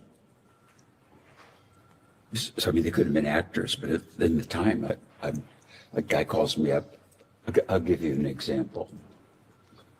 Is it ready for intermission? It's halftime intermission. It's so confusing to me. Ready for He halftime? would say, like, I'm ready. providing financial advice to All right, we're going to the stop families for a of- minute.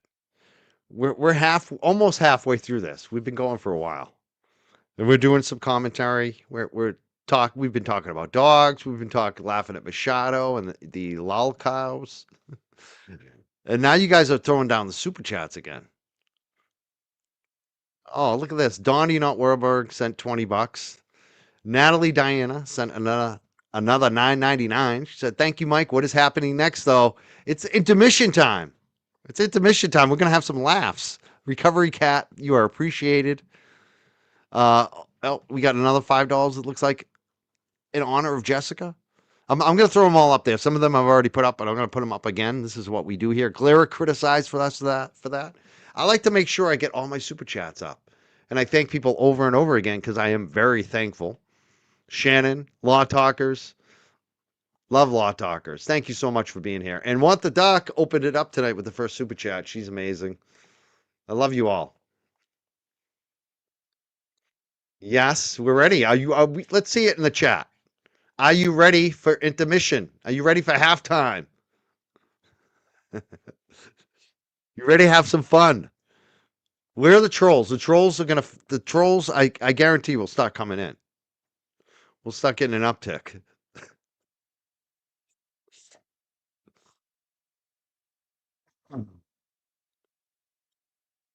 Oh, you do the Cash App in the morning. Yes, yes, I've seen that, I think. I love the morning Cash Apps and the morning Venmos when you wake up and you're like, oh, I got a Venmo this morning.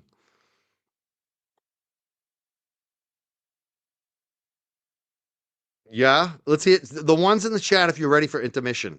Are you ready for this? Are you ready? Can we deal with this? Can we have some laughs? This is the funniest thing too, is I've shut up for a while. I let all the angry people leave and come at me for months and the parody accounts and all that shit. And I just took a break. I took a break from live streaming. And because you know why? Too, the reason why, a lot of the reason is because I had a lot of other shit that I had to deal with on my plate. Number one was my health, my eye, my cataract, getting a physical, getting all this shit done so I could get the surgery, and also dealing with a lawsuit where I'm being sued for defamation. That's a bunch of bullshit, and have to pay this lawyer and having a court appearance and all of that shit to deal with. And the payments, I had to keep paying the guy every month. I just got another bill. It was like $250. I was all excited. I'm like, that's all he's charging me to show up for court. And then I saw it was for emails to the court. So next month I'll be paying for the appearance in court. So I have more lawyer bills. So that's what I was focusing on more, and letting them do all their bullshit while I focus on my real life and my dog business, which was actually busy during the time when all this shit was going on.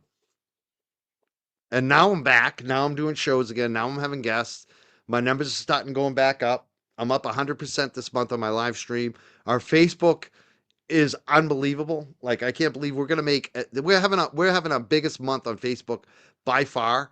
And the first week in February, we already had our biggest month. We're like 2 to 3 weeks in. I'm just going, holy shit, we're making as much money on Facebook as we are on YouTube. So I'm having a pretty big month actually, a pretty big comeback already. And they don't even realize it, but they're starting to realize it, and they're starting to see it the same with Brian. Brian's killing it. And this is what I knew was going to happen the whole time. Because the thing with Brian, like I said, in LTL and JFK, is we could do other content. We have no problem finding interesting people to have on our show or to find things to cover. And it's been proven. And all of us have done this, and we can continue to do it. We don't need the drama. We don't need to focus on them. We don't have enemies. We don't have competition. Like our competition is within ourselves. If we feel like we're doing what we want to do. And these other folks have nothing. And Jess she's like a lot of these people, they're copycats. All their whole thing is how can I steal what they're doing and do it better? That's what they think. But you can't be better than someone else at being themselves. You know what I'm saying? Like nobody else can be like me. Nobody else has the 25 years of experience in advocacy, in politics, in music, in writing, and journalism that I do. I have a unique spot. There's nobody else like me. So, and that's the thing. We offer quality content. So people are always going to come find us. They're always going to find us. They're going to come back to it. And it's already happening. And I'm just laughing my ass off because she's stuck in the old ways of just drama. And it's going to start to run dry. You're already seeing the downward slope. And the question is, what do they come back with? LTL and myself, we took a couple months where we said, you know what, we'll respond, we'll throw some drama at them, and then we'll shut down, and we'll go back to doing what we have always done, which has always worked for us. And that's the thing. There's really been no change in LTL or myself in terms of our comeback. We're just basically going back to what we used to do, which on my show is to have interesting guests on, have those conversations, Even when I had Bettero on every night, I still had Rita Lombardi. I still had John Como. I still had politicians on. I still had musicians on. I still had other attorneys on, law enforcement, all those other people. A lot of them were stars. And LTL would do similar and also do the other content he does where he's just solo. He's really good at that as well. And so we have no problem not doing Turtle Boy stuff. We have no problem not doing drama. What are they going to do though? Because she's a one-trick pony. So here is Jess, I think, really coming to terms with that in her slow mind. It's kind of starting to click. I don't know if she's figured it out fully, but this is funny. The funniest shit I've ever seen. Bonnie, this is a great video. We're gonna play it. We're gonna enjoy it. Yeah, and she thinks everyone's out to get her because she calls people enemies because all she does is attack people. And now she's all perplexed because Mike has made a few comments about her. I'm just laughing, Jess. You're not my enemy. I'm just laughing. There's nothing you can do to me. Like my shit will always stand out. I'll always have a spot. There's a reason why I lapped the Glera. There's a reason why Glera started 30,000 subs ahead of me, and I have more subs than him now. And the same thing with LTL. Not a fluke. We actually know what we're doing. And you can try to copy us, but you can't be us. And you keep pretending that you're the one, you're the one, you're the one. You've got 10,000 subs. There were months where I picked up 10,000 subs in 1 month. Like you had a good month.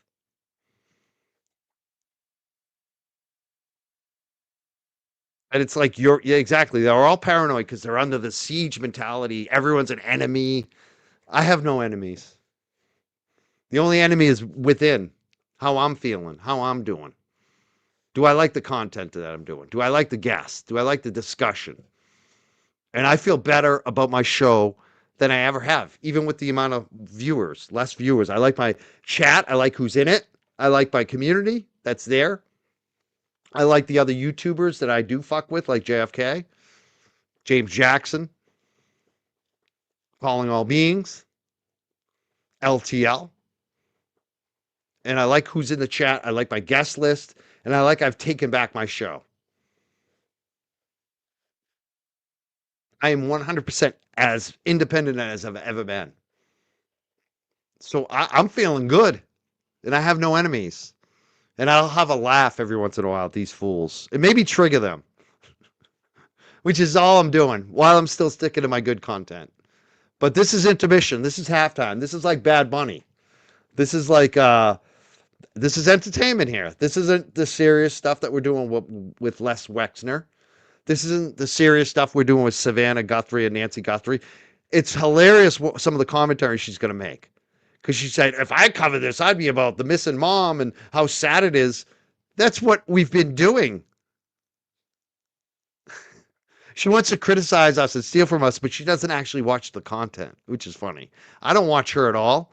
This is my only taste of Jess Machado. I don't watch her at all. The only time I ever see her is when people clip these humorous clips of her and the Galera on Twitter, and sometimes I'll laugh at them and chuckle. This one was so good. It's long and hilarious, and I have to play it. So here it is. Intermission, halftime. Enjoy it. Let's have some fun. Hold on.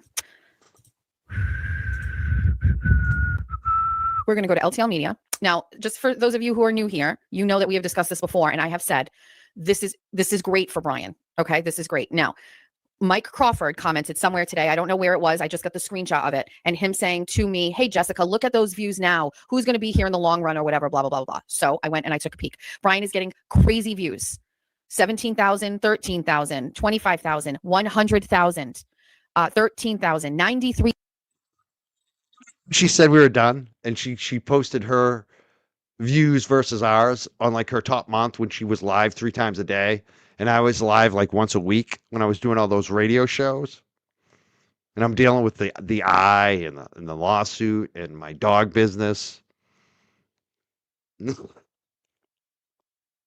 But now she's realizing. Now she's realizing. This is fucking hilarious, actually. Because God forbid I bring up what she did in the past and then point to what's happening right now and what's going to continue to happen in the future. The new trend. I'm pointing out the numbers, and she's very triggered by it, and she feels like she has to respond. The enemy is coming after me. No, we're laughing at you. We're laughing at you. 100,000 views. So right around here, I'm sorry, this is when he was just doing his regular stuff, 3,000, 5,000, 7,000 views, right? And we keep going, right? Then Epstein happened, right? And he understood the assignment, and he got 229,000 views, live read through of the Epstein files. And there, he's figured out what works. This is working for him. He's getting lots and lots of views from live streaming what's happening on TV and giving moderate commentary on this, on very disastrous situations. Those thumbnails and. Now she's wrong on that. His biggest viewed live streams aren't replaying other people's stuff. He has done some of that and got some good numbers, but his biggest shows have been him going through the Epstein files by himself, going through primary documentation. This is what Brian's really good at, actually. He's really good at compiling information, making slick videos, breaking down shit. Working hard. That's what Brian's good at. He's a freaking hard worker. He is a very hard worker. And that's why he got the views. He broke through with Epstein. He was the first one, basically, that I saw on YouTube, pulling up the files and going through it one by one by one. So she's wrong. She doesn't even know what she's talking about. Like, you're going to talk shit, know what you're talking about, because then you look stupid. 100,000 people saw what he did. Like, you know what I mean? Yeah, people are interested in the biggest story ever. Wow, that's a shocker. At least she's not as dumb as the Glare and thinks it's bots. I mean, this is the one thing I'll give for Jessica in this. She was actually trying to figure out if it was bots or not, and you could tell it came to her, she knows that it's not bots. The Galera is so stupid, he thinks Brian is actually buying bots. Like, what a dumbass he is. He is really dumb. That's the fucking funniest thing of all. That dude thinks he's smart, and he's a fucking dummy. Both of these, they have no college. Like, they didn't even go to night class. They didn't even go to, like, adult education. I used to teach adult education. I used to do a financial advisor, make money adult education. You can get some quality advice, training, education at those places. They're cheap classes. They don't even do that. You can tell. They've never opened a book on Logic 101. Like, they are not the smartest people. That's why they don't have the good guests. And Glera, the only thing, when we talked about guests, the only thing he talked about is, I got Yannetti. I got this one. The only reason he got them was because Karen Reed. Karen Reed's over, dude. Like, they didn't go on your show because you're good. They wanted your show to support Karen Reed. Let's be clear. And that horse has left the barn. You're never going to get an opportunity like that again. I will have people on the level of a Yannetti. Maybe not him, but somebody like him, like a Betero. Like U.S. Congress, 4 of them. Or maybe Senator Ed Markey, or Barrett Brown the other night, or retired FBI agent Jodine Weber. I could go on and on. The retired judge, Carol Erskine, Howie Carr. Like, I have those level of people on this show because they like me and respect me. And I'm credible. That's why I'm on Howie Carr. Like, and that's why they're not, and they never will be. So, I'm back from my vacation, and I'm having a chuckle at halftime. They have those big words, and it's tagged properly, and it's in the algorithms, and it works, and blah, blah, blah, blah, blah. He has figured it out, and he definitely understands that things like murder, and this kidnapping thing. Oh, it's just because of the topics. It's not because Brian's hardworking. It's not because Brian's a good host. It's not because Brian's established and killing it for several years now. Like, how dumb are you? How dumb is this audience to buy this shit too? There is a facet of people who are very interested in it. And I have said many times that I think that is great for Brian, that he has figured it out. That's my take on it. And I don't know why Mike is bringing my name into stuff again. I don't talk about Mike Crawford, but now we will. He's bringing that up again. I'm happy that Because I'm having a laugh at you. You said we were both done. You talked and crowed about your numbers. Brian has just crushed you, destroy you. He's making twice as much as you this month. And you talked about how big you were, how great you were, how you made all the money, and we were done. That's why. When you say stupid shit, people are going to point at it and say, hey, let's compare what she said then to what's happening now. And let's see how accurate she is. Is she a fortune teller? Does she actually predict future trends? She's not good at this. She doesn't have an eye for it. I knew this was going to happen with Brian. I told Brian, you're coming back, dude.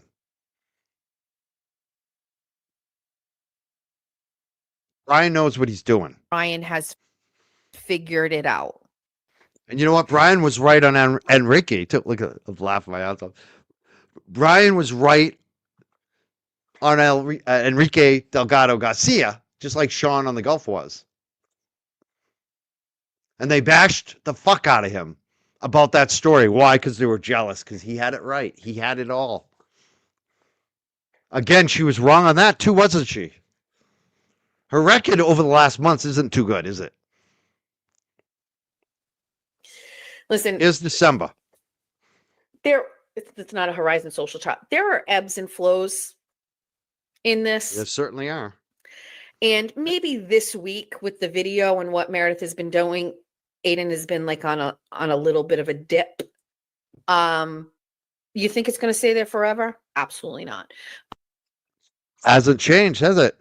It's starting to. It's funny. The tide's starting to turn on you, isn't it, Jess?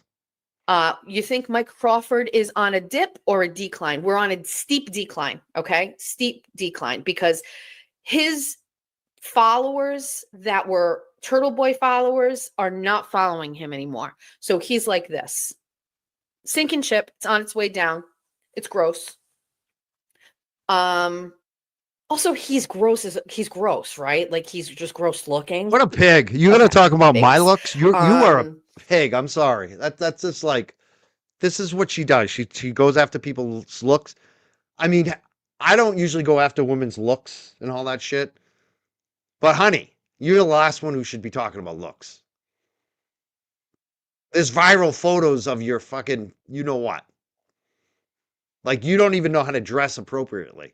You talked about my dirty pants because I was working. You don't know how to dress appropriately. Like, people make fun of the clothing that you're wearing because it's so unflattering on you. So stop talking about looks. I thought you were going to talk about Savannah Guthrie and the mom and how sad it is. You went right to her looks. You know what I never did? I never criticized Savannah Guthrie's looks, especially when she's worried about her mom. You're vile. You're disgusting, inside and out.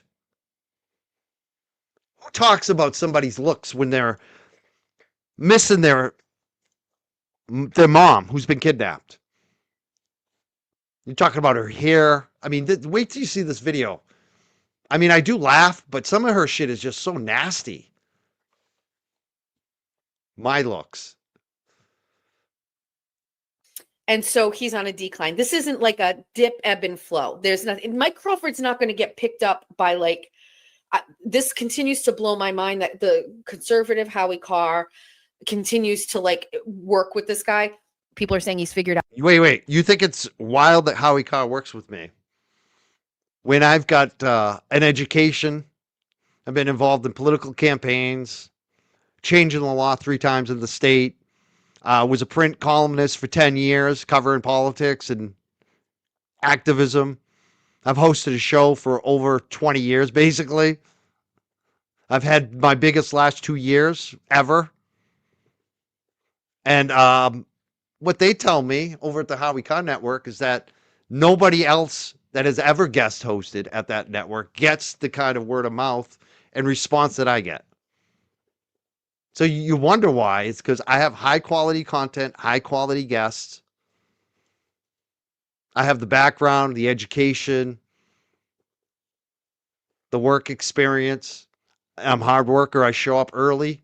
I don't cause any drama for them beyond your little turtle rider crew, but they don't mind on that. And I bring the ratings. I bring the numbers. People listen. People watch. The numbers go up. And you wonder why they have me on there.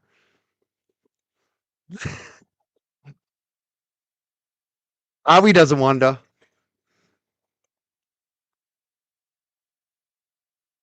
Howie's not wondering at all.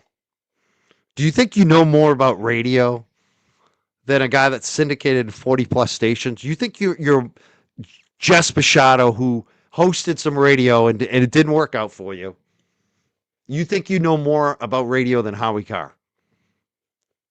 You think you know what's best for Howie's business over Howie Carr? I haven't said that all about my education, my background, my history, how I bring in numbers for Howie as a guest co-host, a guest host over there. Knowing that my girlfriend was in radio for decades, very successful radio programmer and radio host on commercial radio for decades, and having been with her for a lot of that time, and even been on her show, helped her on her show a little bit. I don't know more about radio and what's best for Howie Carr's show than Howie does. I'm not that cocky. I don't have that much hubris. And I certainly wouldn't have that hubris if I had your level of experience, which is pretty much nothing in life. Have you ever sold anything, Jess? Have you ever sold a package to a corporation? Have you ever gotten a sponsorship deal? Howie knows more about what's right for his network than you do. I've sold a lot of stuff. I've produced a lot of stuff. I've produced major concerts and events. I've done major fundraisers in person and online. I've run political campaigns. I've done a lot of this shit. I know what matters. But I don't know more about what's good for Howie Carr's show and his business than Howie fucking Carr. You are fucking like delusional. Fucking delusional. And it's funny. Buying the views or whatever. I don't know. I'm not really sure. But what I do know is that Brian is doing his own thing. Happy for him. I don't know what it is. But it's good for him. Like we never want our enemies to be. Did she get the sponsorship or did Aaron get it? Miserable. We want them to find success. We want them to find happiness, because then they don't have time to talk to us. Anything. I don't think he's buying them. I don't think he's buying them. See, at least she's I think smart. it's legit. This show, she is a really little smarter, just like a smidgen smarter than the Galera. Because the Galera actually thinks that Brian from LTL is buying views, which is clearly, if you've been in his chat, you've seen the super chat, you've seen the amount of people commenting, he is not buying views. People are there. He's getting new subs. That's a real metric that you know you're winning, is when you're getting the new subs. So at least she's mildly smarter than the Galera, because the Galera actually thinks that Brian's buying. He's that delusional. He thinks that Brian's buying subs, which is not happening. So I give Jess that. She's a smidgen smarter than the Galera. That like.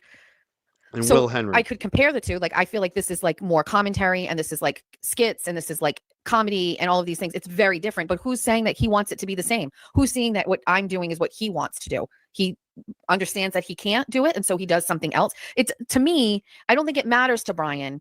like what the content is. I think what matters to Brian is that it gets That the- is so funny. She has to put herself first. Like, he can't do what I do, which is drama all day and do gossip, which isn't true. I mean, I don't know if you've seen the Brian impression of the Glera. Like, Brian could do that all day, actually. The thing is, Brian doesn't want to do that. That's not what's in his heart. That's not what motivates Brian. See, Brian and JFK and myself, and I'd say calling all beings, we think about what we want our show to be, what we want our life to be about. And we don't want to be doing negative shows about people every day. That doesn't fill us. It's like empty calories. It's like eating. I love chocolate. I could eat those Reese's peanut butter cups all day, but I don't. I might have one of them every once in a while. Kind of like what we're doing here. We're having a halftime show. We're having some fun. We're having some laughter. But that's not what I want to do every day. That's why Brian doesn't do it, Jess. Brian could have got just as many views as you doing the drama. And when Brian and myself and even JFK, when we do those drama shows, you see what happens. The numbers go up because everyone wants to see the train wreck. When I did my 7-minute or whatever that video that was from my penthouse, calling Aiden a piece of shit, I got a lot of views on that. I made a lot of money on that 7-minute video, didn't I? But do you think I want to do that every day? No, it's not. That's not what my show's about. So stop saying that Brian can't be like you. Brian doesn't want to be you. He doesn't need to be you. It seems like just that you're afraid to do anything else but the drama. That's all you have. Your horizon charts. views and it's in the algorithms. And so to Brian, like, do you think it matters to Brian that he got a video that has 100,000 views where he basically just live streamed other news or content? That doesn't, I don't think he cares about that. Maybe one day I will get. Yeah, that's the problem too. I actually stopped by them too. The ingredients have changed in the Reese's peanut butter cups. I'm going for the high-end chocolates. I actually went to one of our local real high-end chocolate places. I'm not going to say the name of it, but that's what we're eating right now at the house. Oh my God. So good. But you only have one. You just have one. The boxes are like, you get a box. It's like a little box, 28 bucks. Jesus Christ. It's a problem. Good chocolate now is ridiculous in price. But all right, let's keep going. Get to that point. And in other words, he's a sellout. Well, wasn't he always though? Maybe if we think about this. He's a sellout. He's a sellout because he doesn't want to do drama. Are you fucking serious? Maybe he always was. Maybe you always were. You used to do journalism. What happened to your journalism? You basically tell people, I used to do journalism, but it didn't pay enough, so now I'm going to do drama. And you're calling him a sellout. That's a lot of projection right there. And then you complain that people attack you because you attack them. Like, fucking, like, that is just delusional. These people need to look in the mirror. In the right way. Maybe Brian always was. Off the ground until the Karen Reed trial happened. It was a moderate success. I believe in total, I made about $4,000 for my Substack, okay, until the Karen Reed trial started. During the Karen Reed trial, I did not get paid. There was nobody paying me. I had a gig with the Daily Wire. So there you go. She made $4,000 doing the journalism. It was too slow for her. It wasn't quick enough. She wanted that easy money. She got jealous. She saw that Brian and Mike were making money. She can do that. But she didn't even do that. She decided to just do drama. Like, that's the thing. She didn't even try. She pretended she was going to kind of copy us and all that, but she just went straight to the drama of attacking us all. Like, that was the easy thing to do. Journalism wasn't paying enough. Like, so who actually sold out?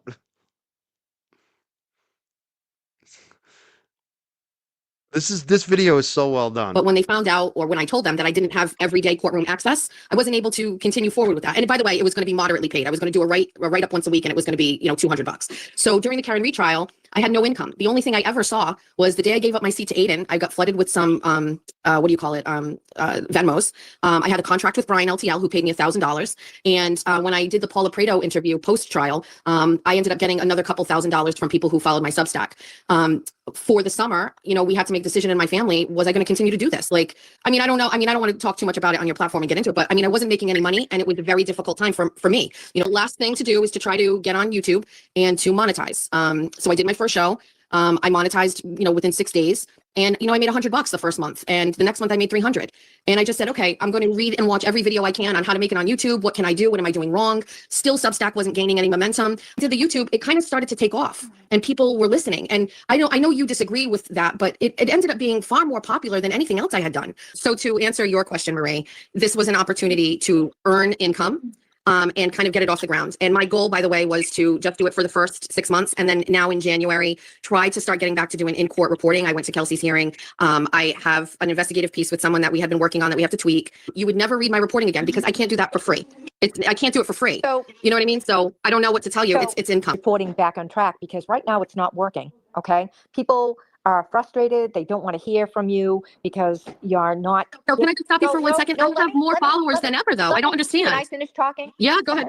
I want to go ahead. Okay, let me finish. So I think that you'd be very surprised that people, if you were willing to step up and do the right reporting, you'd have more people than you know what to do with. Okay. Okay. But I think that right now it's on a downward trend with Turtle Boy, and it's become like you're associated with that. And I think that you have to figure out that people want to follow the right path. They want to follow truth. Okay. And if you continue to go in the direction you're going and just trying to make money versus finding the right people, you're going to make money if you find the right people. And that's, but I have a question. So when you ask, let me ask you this question, because this would be, you said, when I keep going in the downward way that I'm going, yes. What metric are you using to determine downward? What is it that you mean by downward? Okay, people that just are done. That's what I'm going on, Jess. I'm going on your content. I don't give a shit about the numbers because numbers are temporary, especially with the content you're doing. And the fact is, like, people are now starting to report you and shit, people that you've attacked. Like that's not sustainable for you. You're probably going to lose your monetization, it looks like. I have no risks of that because I don't do that shit. Right? So that's what I go on. What is in your content? That's your downward slope. You have a sugar rush. You're on a sugar high right now. You ate 100 candy bars and you think you're winning. Lane or kind of like frame that where you're saying I'm going down, but my subscribers, and that's not paid. I'm not talking about paid subscribers. My subscribers are going up. Because my views are going up. So how can 10,000 people, you know, how can I hit that metric if I'm going on a downward spiral? The subscribers that you're getting are looking simply for drama versus journalism and truth. You can get more versus with journalism and truth. But who are you to tell me what my model of operation should be? If you don't think that, then I don't know what to tell you, but there are so many people that would support you if you were doing your journalism, but you're just unfortunately going to a place of drama. And then let me ask you, you're one of those people, correct? You're saying you would support me if I was doing journalism and you can't support. Okay. So let me ask you a question. So if I'm not going to do that, right? And I'm not going to uphold what you think would be a satisfactory or righteous position and do journalism, would it be normal for you to just say, this is not what I want and just not listen or pay attention to me? And in the Karen Reed world, where you have somebody like Aiden at the top of the food chain and he is giving you commentary and he's being funny and he's doing all of these things and there's the drama, maybe Brian tried that and it didn't work. And never tried that. That's the thing. Brian's not a copycat. Brian's doing a unique show that's Brian. It's always what he's done. It's always how he's had success. He never tried to be Turtle Boy. You're trying to be Turtle Boy. You just actually self-snitched on yourself. That's projection. Because that's what you've been doing. You've been like, I'm going to be the female Turtle Boy. I'm going to say outrageous shit, and I know people will watch me that hate me. It'll help drive the algorithm, and I'll get all the haters to watch me. I'll try to steal all Turtle Boy's people, and I'm going to try to be the new Turtle Boy. That's quite a life. I gotta say, like, I hope you're saving your money for the lawsuits. Like, I've been sued recently. It sucks. It's expensive, and I did nothing wrong. There's nothing, in my opinion, I did nothing wrong in my journalism. I was very safe with my words. I think I'm going to win the case. It'll probably be dismissed very soon. You never know. But I should win. First lawsuit I've ever had it doing this basically for 20 plus years. How many times have you already been sued and had restraining orders and gone to court? And you're just getting started. I hope you're saving your money for your taxes and your friggin' lawsuits, because they're coming. You're gonna have a lot of lawsuits, I guarantee you, because that's how I'm judging you. I don't care about the views. I'm judging you by your content. And that's the thing about Turtle Boy. One thing that he has going for him is he does make that money, but he saves it. He's frugal with his money. I think you're probably spending it as fast as you can get it. Turtle Boy, the only thing he's spending his money on is all the lawsuits and suing people.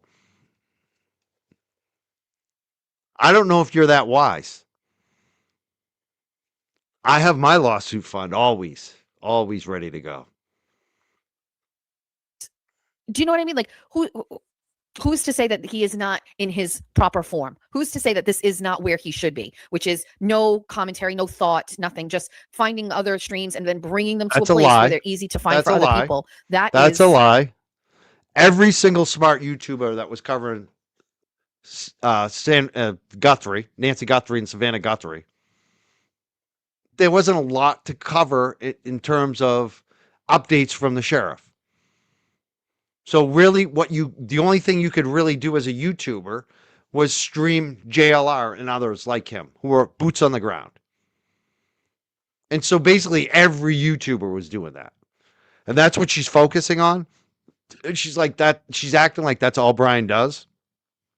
But that's like a small part of what Brian's been doing. And it's not where he's had his biggest success. The big boost he's gotten is the Epstein stuff. And that's not streaming anyone else. That's not limited commentary. That's him going through the files. That's him doing what Brian actually does best, which is goes through shit. I think he's better at that than even, his interviews, which are good too. But I think he's best at breaking down documents, even more than what you're talking about, which is streaming other people's stuff. He doesn't do that a lot. He does it lately because that's what everyone's doing. Because how else are we going to cover one of the biggest stories in the country, Jess?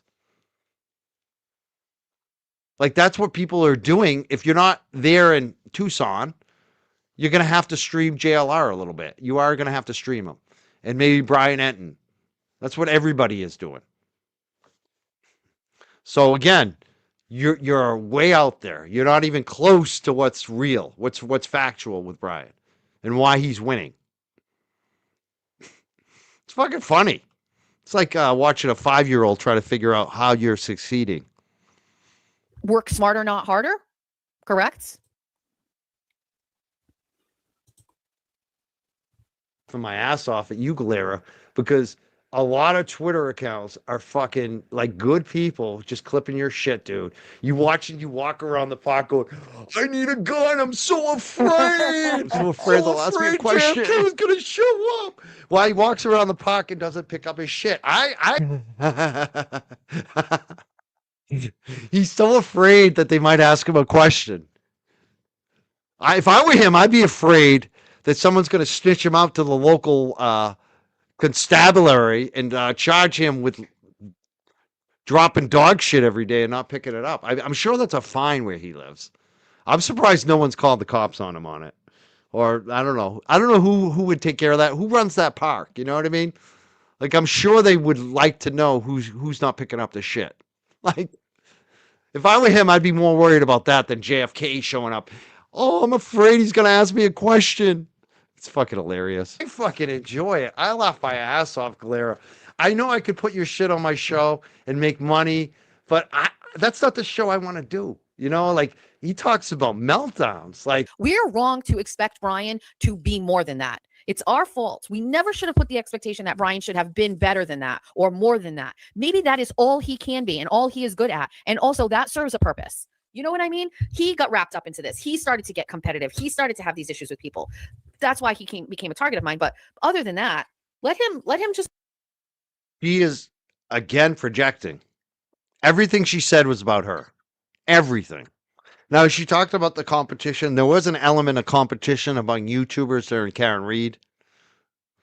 And I think Brian felt it more than other people. He's kind of he's a little sensitive on this stuff, the personal relationships. And I think that he felt like people were fucking him over. And I think they were actually. Like just because you think people are out to get you, just because you're paranoid doesn't mean they're not out to get you. You know what I'm saying? It was like it wasn't a good environment. I'm a very secure guy, like I said, on all my shit. I was killing it. And I even felt what Brian was feeling. And mostly, who was it coming from? It was coming from that asshole Will the Glera. He would start, anytime, Brian or I would announce a show, he would start 15 minutes before. He would do that consistently, almost every fucking night. And then he would get really mad when we got more views than him. And there was a lot of fuckery coming from Will the Glera. Let's be clear. Let's go exist in that place where you put up generic videos like that. Who cares?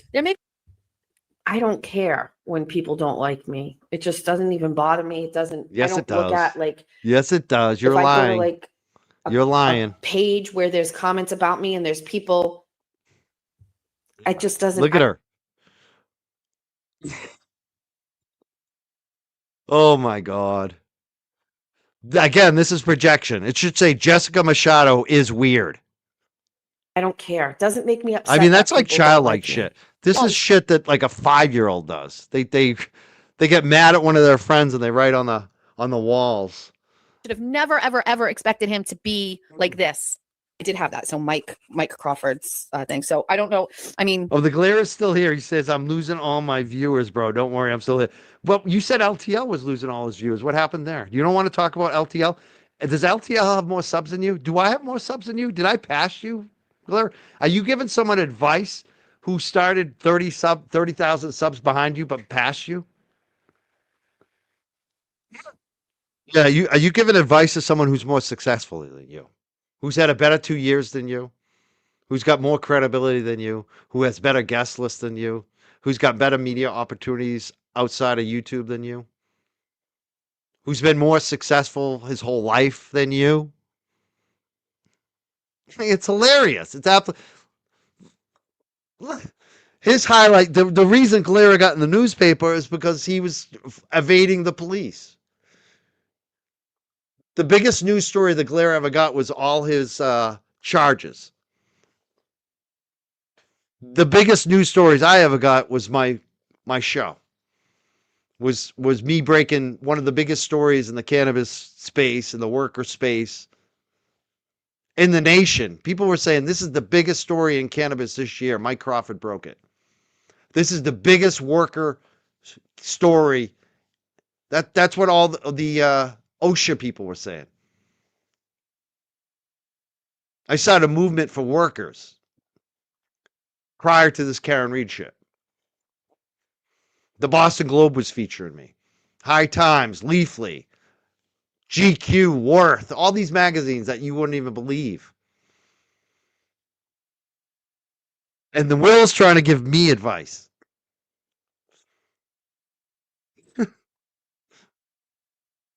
It's fucking like it's not even a competition. Like that's the thing.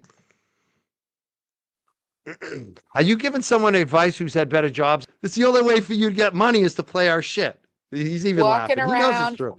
He knows walking it's around true. with his dog and his gun as if we're gonna come get him. It's just Yeah, so send us funny. a super chat, Clara. Jesus Christ. Yeah, we might ask him a question. He's worried that JFK might show up, jump out of the bushes, and ask him a question. Mr. First Amendment is afraid of answering a question. He's running. Oh my God! These people, they are lolcows. That's what they are. Because that's the only way you can make money is off of us. Oh, Go ahead, that's Lisa. great. when we were in the arena and doing these things together, the same kind of content, yes, I was beating him. But I could. So I could go do what Brian is someone doing should and ask him. the Do you know exact about the blood?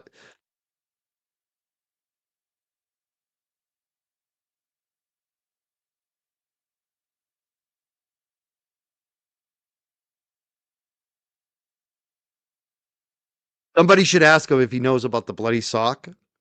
Kirk Schilling.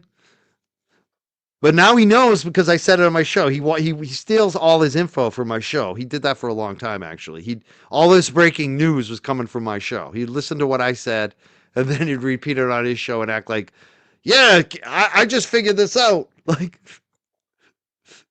same thing. Then we would have to, I guess, compete and see what the numbers are like. But give me a little bit of time. If you want me, I will do. If you want me to do it, I will do it.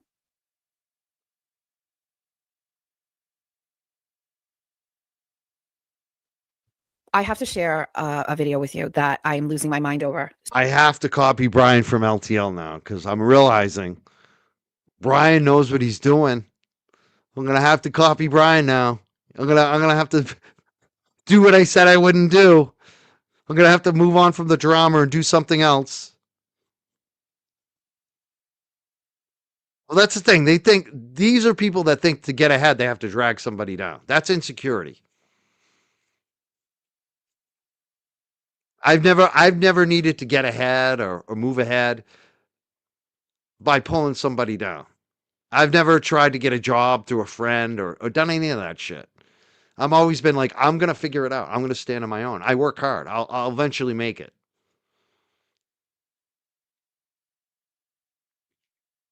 The competition is within. Well, I swear to God, there's a lot of people in this new generation that think like everything's about who you know, who you screw over, what you steal from somebody. See a lot of that. No loyalty to even themselves. They don't even believe in themselves. So there's a frat house. Did you guys see this? There's a frat house video, and it's at a frat house. A fire alarm goes off. We're seeing the body cam footage, and there's a hazing situation going down in the basement. Did you guys see this?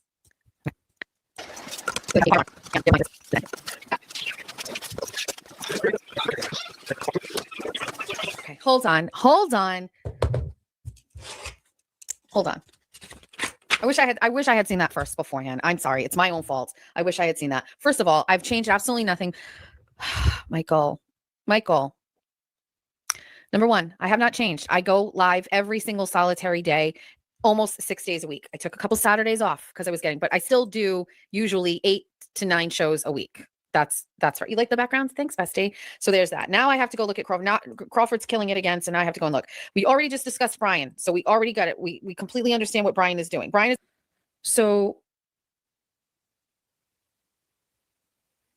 Okay. So you're here and I know we're doing a show, but obviously now I need to look at something. I need to look at something. Okay. So that was a 3-hour live stream and he got 2.5 views. So we'll just round it up to 3,000. And then he did the Canton Select Board. Does that count? Do we count the Canton Select Board as a live stream? Okay. We don't count the Canton Select Board because he's just live streaming. Okay, fine. Okay. Nancy Guthrie, retired FBI agent, joins us.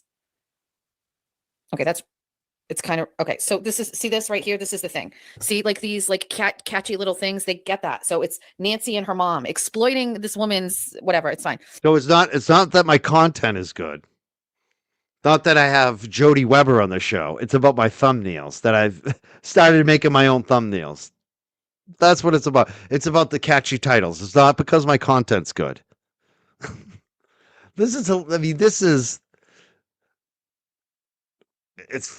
Are you shitting me? Like for the longest time, my show didn't even have the fancy thumbnails. We just throw up a picture. It's just like, it's not really what I focus on. I'm kind of quick on that. I just like,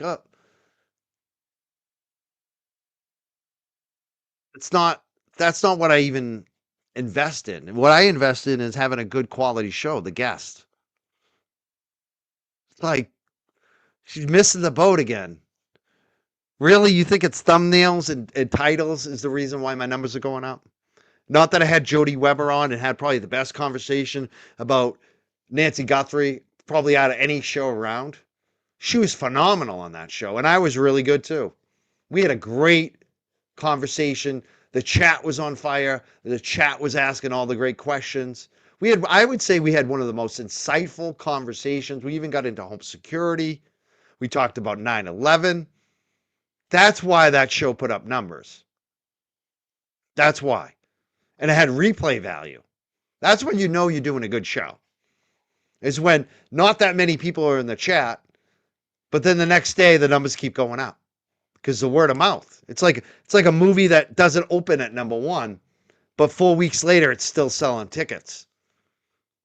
That's not about marketing. That's people saw the movie, they liked it, they went and told their friends, and some of them even came back and watched it again. That's what I'm doing. The content's so good, people are watching it. It's not drama. It's real conversation. Jody was phenomenal on that show. That show should actually have 100,000 views. And 6 months from now, it will. Just like my shows used to, live shows like that. I've done that a lot, actually. It's like there's nothing that really has changed on my show. That's the thing. If anything, I'm just doing more me. I'm doing more independent stuff. I'm having more of a variety of guests. I'm diving in deeper. I'm leaning in more into what made my show number 1, basically, in the niche. And she thinks it's about thumbnails. She thinks it's about the titles. Anyway, he got 5,000 views for that one. And 1.9, so that's 2,000 views for another Nancy Guthrie Saturday night stream. What is in it? What are they doing in the stream? But then he does a couple of... Yeah, and I think that's a very all right, they're talking about it. Okay, so that one was that. Then Nancy Guthrie Saturday stream was 4,000. And then Nancy Guthrie late night action,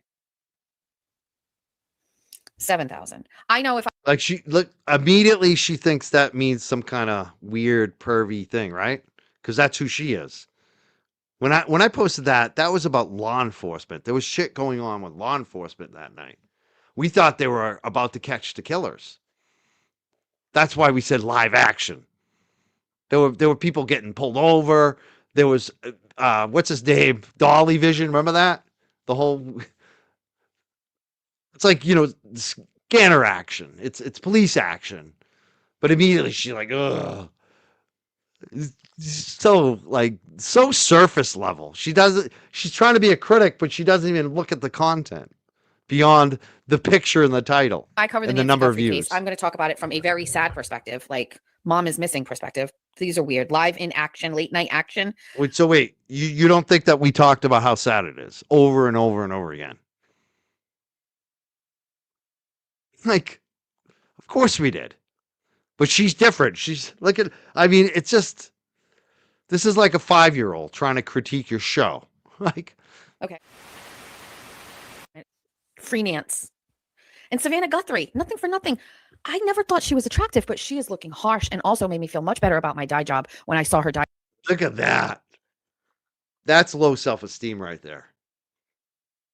You're looking at another woman who's going through a hostage crisis with her mom, her elderly mom who's been kidnapped. And it makes you feel better that your hair looks better than hers? Are you shitting me? And you just said that, yeah. This is low life. You'd never hear me. I never once said, you know what, Savannah Guthrie's looking kind of haggard. I felt terrible for her watching those videos. I watched that and said, this woman is suffering. And I feel so bad for her. And this is real. Yeah, I could feel it in her.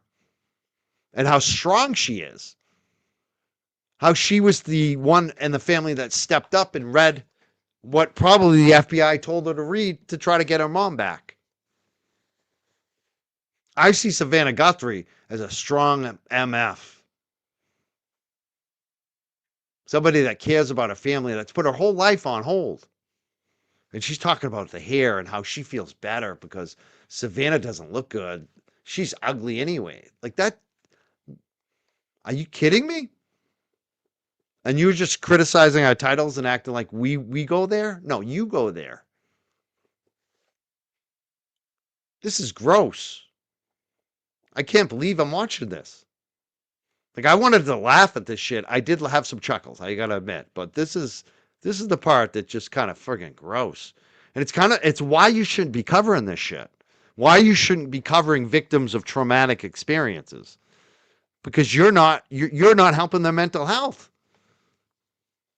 You're not being a supporter. You're tearing this woman down, and she's worried about her mom who's been kidnapped? Are you kidding me? This is why, if I was Kelsey's family, I wouldn't let you near my daughter.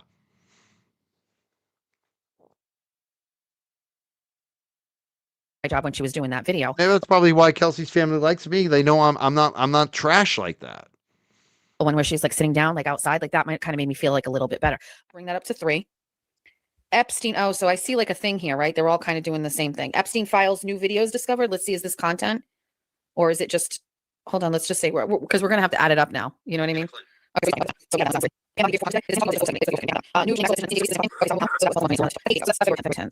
Sorry, we have to do this, but I'm sorry. We have to do it because I don't know. I don't even look at this stuff. And now this shots fired. What do you want me? We're in war. This is wartime. This is battle prep. Stand by. It's war because I laughed at you, because I chuckled at you. It's war. I'm not at war with you. If I see you at court next time, I'm going to say hi to you. I'm going to be very nice to you, Jess. Because I want to see how you react. Because I'm not at war. All I've done is have a few chuckles at you. And note how lame you are. And how I thought you could do a lot better when you were doing your journalism. It wasn't bad. Some of it. When you weren't all full of yourself. Now this is just trash. You just trashed Savannah Guthrie. I can't get over that. I can't. This woman, her mom is being held for hostage. What fuck don't you get about that? Her career is completely on hold. How is she going to go do a morning TV show and be all happy now? And you think she gives a shit about her hair? It's vile.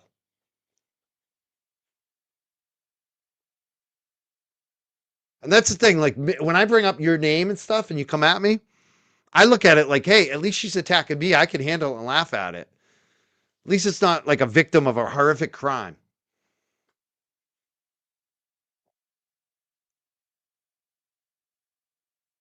I can't believe people support this trash. It's embarrassing for you if you're watching and supporting and commenting on this. You comment on this shit, people are noticing it. It's embarrassing. You should be ashamed. You should have a family member step in and say, hey, what are you putting in your brain here? You're listening to this lady? She's insane. Look at her. Listen, you think Mike Crawford is on a dip or a decline? We're on a steep decline, okay? Steep decline, because his followers that were Turtle Boy followers are not following him anymore. So he's like this. Sinking ship, it's on its way down. So let's add this up. 3 + 5 + 2 + 4 + 7 + 3 + 3 + 2. So Ryan's just over there doing his own thing. He's getting his views. He's doing his thing. Not even on a decline. Meanwhile, she's counting my views up because she's so jealous. thinking about me. He's busy. He's busy live streaming Newsmax. And then you've got Mike Crawford, and Mike Crawford is just like, Brian's killing it. Take that, Jessica. I'm on the upswing too. Are you sure though? Yeah, I am it sure. doesn't Over seem 100% like it, on so it live doesn't feel stream like this it. month. And this is the funny thing. Just as much money on Facebook. He actually thinks LTL bought bots. I mean, Galera, that's how delusional you are. You are so freaking delusional. Like, you think the Galera's the LTL is going to do bots when his channel's monetized? That's the worst thing you can do to your channel. Look at Aiden. Mike, I love you. He's focused on the shit that is going to get him the views. We talked about this a long time ago. We talked about what Brian is good at. We talked about him being good at framing things technologically. He is good at things, all of that stuff. Totally get it. He is good at that. I don't know what to think about this. I'm not sure. I don't know what to think about it. I think it's authentic. I know you guys are being protective and you're saying don't think that. That's the only smart thing she says. Compared to the Galera who thought it was bots, Jess is at least smart enough to figure out that Brian, his success isn't bots. But then she misdiagnoses it and says he's just streaming. What did she say? She said she was streaming some like network he wasn't even streaming. I mean, and that's not even his biggest rise has been the Epstein files. which is not streaming anyone else. It's going through the documents one document at a time with Brian talking about him. Like, so she's wrong on that, but at least she's a little closer to the target than the Glera. So I'll give her like a D minus compared to Glera, who gets an F. And really, no, she gets an F too for what she said about Nancy Guthrie, Savannah Guthrie. Like, that's unacceptable. She does get an F. She almost got a D minus. She got 1 point right, but it got taken away because what she said was so vile about Savannah Guthrie. So she fails too. Both of them have failed on this.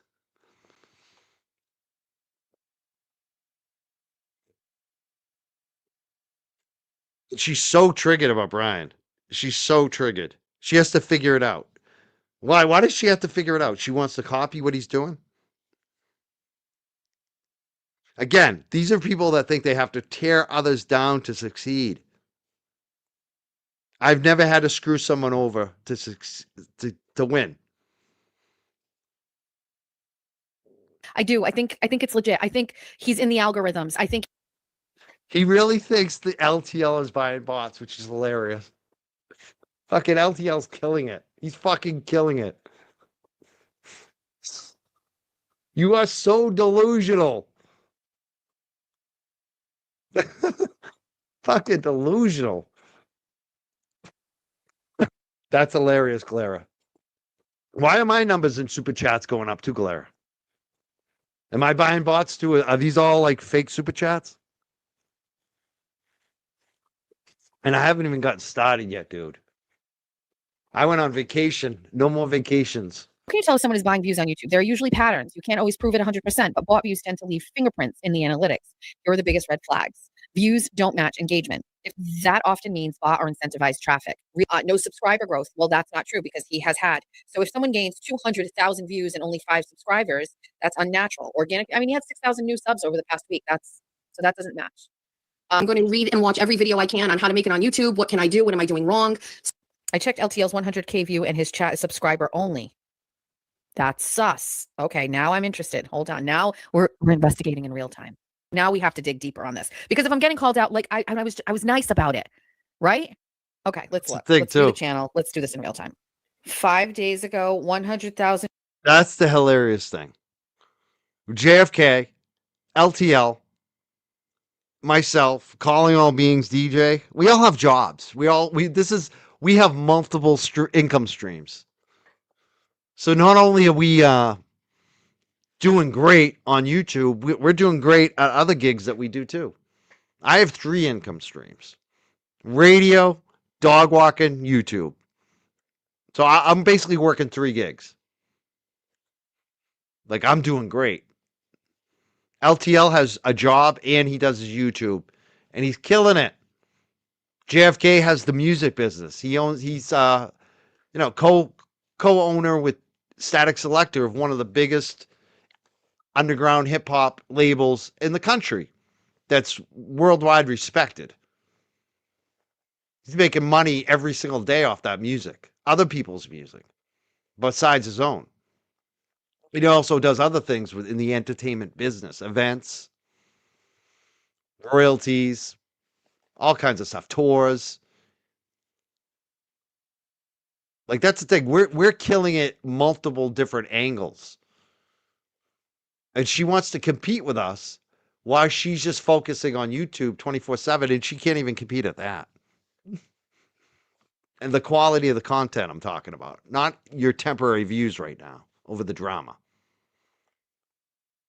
It's fucking hilarious, actually. And we work hard, all of us. We work very friggin' hard. We work hard. That's what all of us have in common.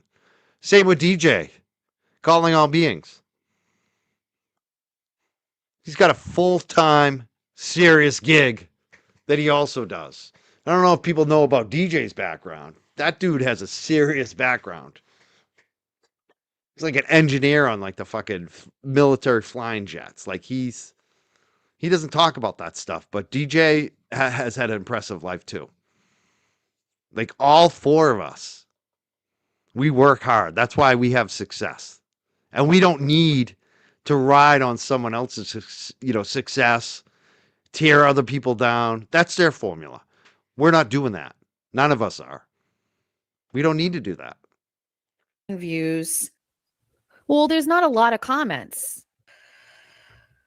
I'm feeling really good after the eye surgery. It's like a big boost for me. I can see Okay, better so out let of me this give you an eye than example. my good The eye. chat doesn't look like the chat on a Turtle Boy Live. So let's look for the one that has 25,000 views. She's Because trying that's to figure around out what what she's Aiden gets, doing right, wrong. on a show. So let's So go she here, wants to copy 25,000 us views. again. Some of this looks normal. I can't. This is hard to tell. I can't.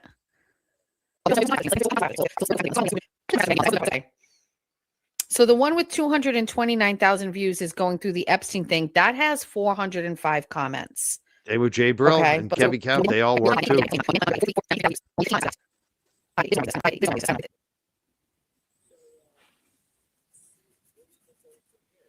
I don't know. I don't think we're ever going to know. Let me look at Turtle Boy with 23,000 views. Funny After Dark, After the Fact comments, 59.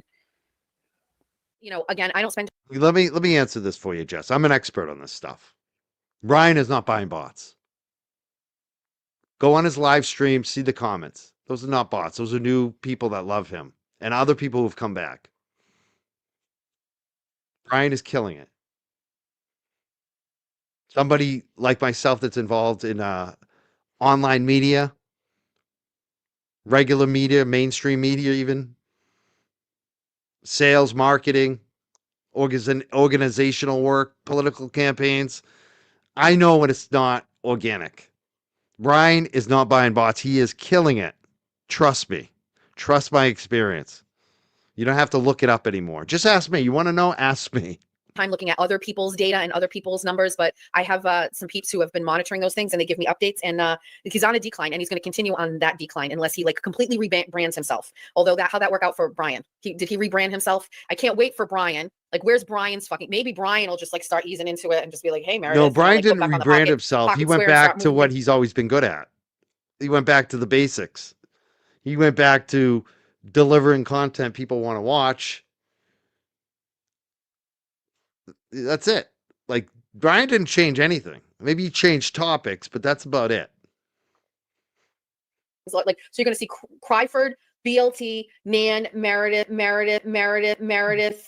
JFK seems to be staying above the fray. I don't know. I don't pay crying? attention to that shit. But It's funny because JFK's gone the hardest at some of those other people. Maybe not her, but it's funny. She says he stays above the fray. Oh, if you stay above the fray, I won't talk shit about you. Even though you talk shit about them. I don't like that one. I don't like to go after looks. I didn't mean to click on that one. Oh, this was around the Wiretap song? Yeah, some of this is a little older.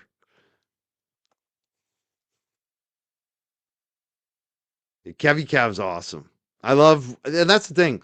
That's the other thing JFK has going for him. He finds good people to be on his show. I mean, I can't believe how he found Jay Brill after he found Kevy Kev. Kevy Kev's from his life, so he's known Kevy Kev forever. But he brought someone in from his real life onto his show, and it worked. And then he found Jay Brill through what happened up in Haverhill, and it worked. And then he had this Chimmy. Is it Chimmy on the show? She's amazing. I need to get Chimmy on the show. If anyone knows Chimmy, tell her I want to have her on the show. She's freaking amazing. That's the thing.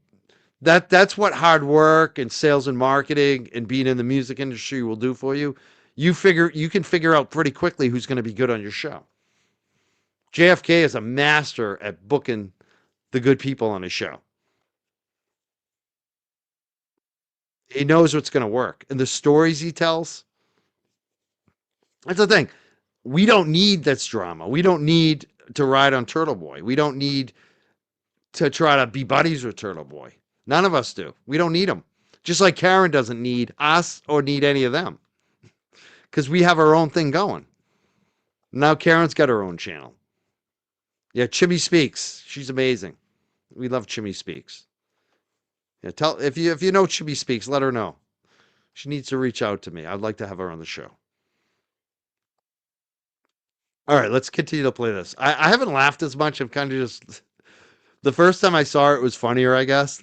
This is funny though. It's what's hilarious about it is because the 360. It's finally like dawning on her that maybe she wasn't so right about all this stuff. And I triggered her. It was almost like a trap. It was a trap. I knew she would start talking about it. And I knew that she would go here. And it's just hilarious because now she's realizing live on her show that she was wrong. That Brian and I are going to be doing fine. And we are doing fine. She thought it was over for us. She thought she was going to ride on us. She has no respect for people who have done more than her. And it's come back to bite her.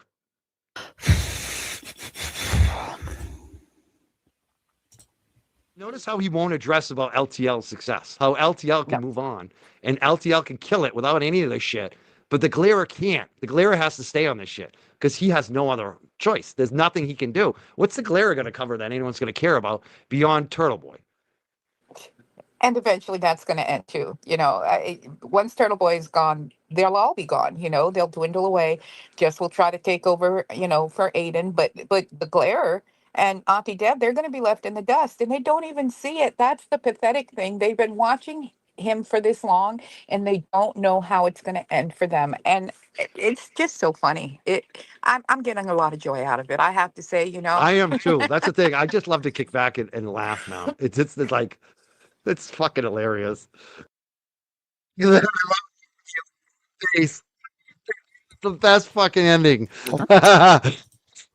I'm getting That's a the lot truth of it. Look at me. I am so happy because like they thought they won. And it's like, do you know what a rope-a-dope is? Do you know what Muhammad Ali did? A rope-a-dope? I posted the rope-a-dope a few months back on Twitter and people didn't get it. I think now they might get it. And that's the thing. I prefer to be the underdog. I prefer to have lower expectations and over-deliver. Even when I was a financial advisor, especially with any business I've ever run, under promise, over deliver. That's how you win. And I prefer to be the underdog when I was in sports, especially wrestling. It got harder for me my senior year in my mindset when I was undefeated. Like I had like maybe 15 matches in a row where I didn't lose.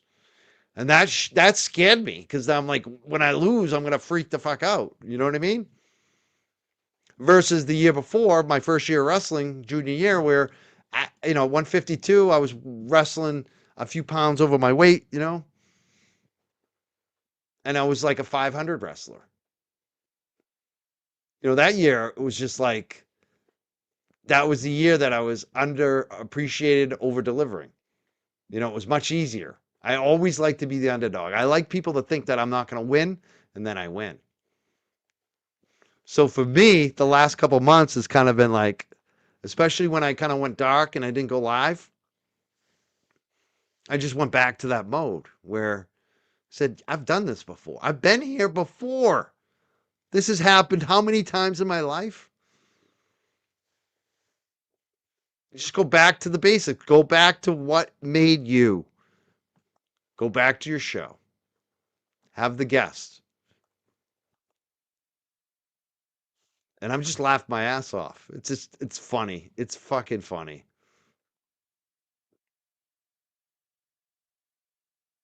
I mean, instead of worrying about what Brian's doing or what Michael's doing, she should worry about her channel.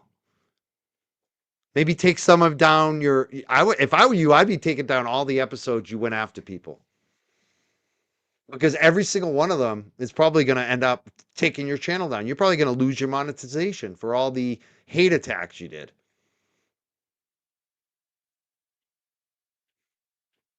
That's what I'd probably be trying to protect my channel right now, if I were you, Jess, because it's pretty obvious people are starting to complain about your channel.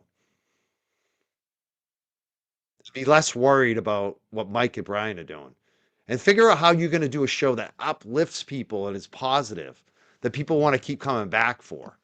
not something that is negative and drama and you attacking people 24/7. Because that shit don't last. I mean, it's amazing Turtle Boy has lasted as long as he had with all of his various scandals and fires and lawsuits. If that's the way you want to live and worrying every month that your channel's going to get canceled, if you're going to catch another lawsuit, if you've saved enough money to to get a lawyer, that's not what I want.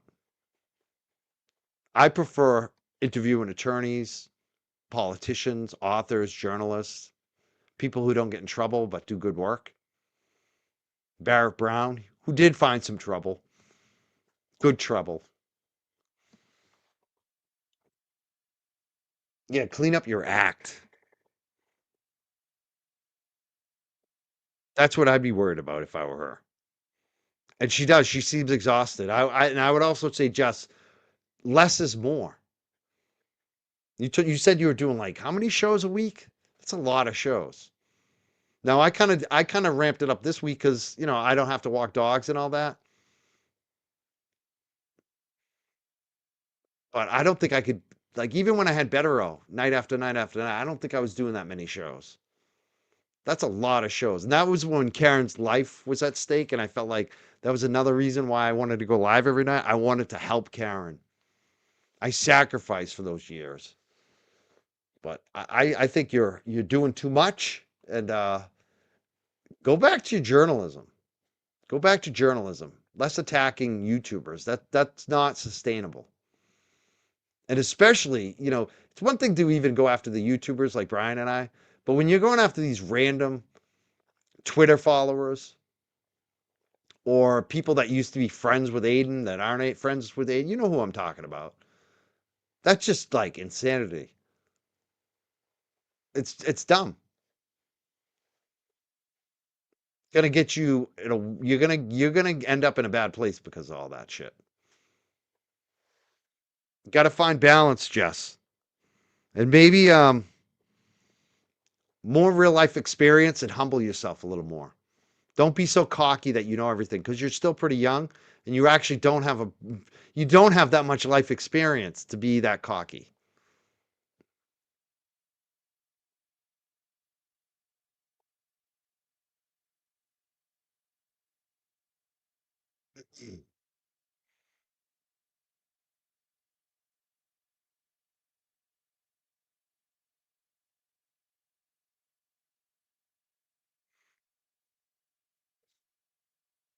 Yeah, that's what I found her valuable when she was giving us updates from the court. Yeah, she won't, but I try so I can laugh later when she doesn't listen and she fails.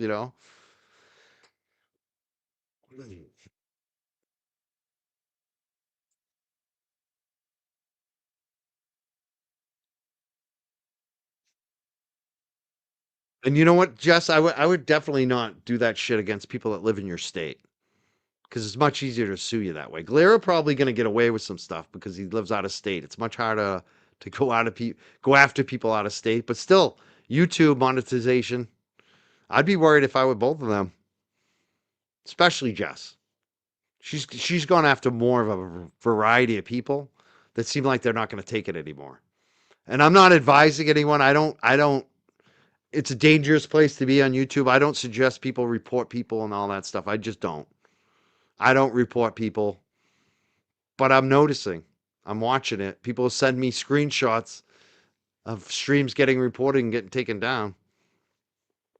Terry says, Mike, kindness matters. God sees. Let's not feed the ugly. It's what they desire. Attention. Keep being real.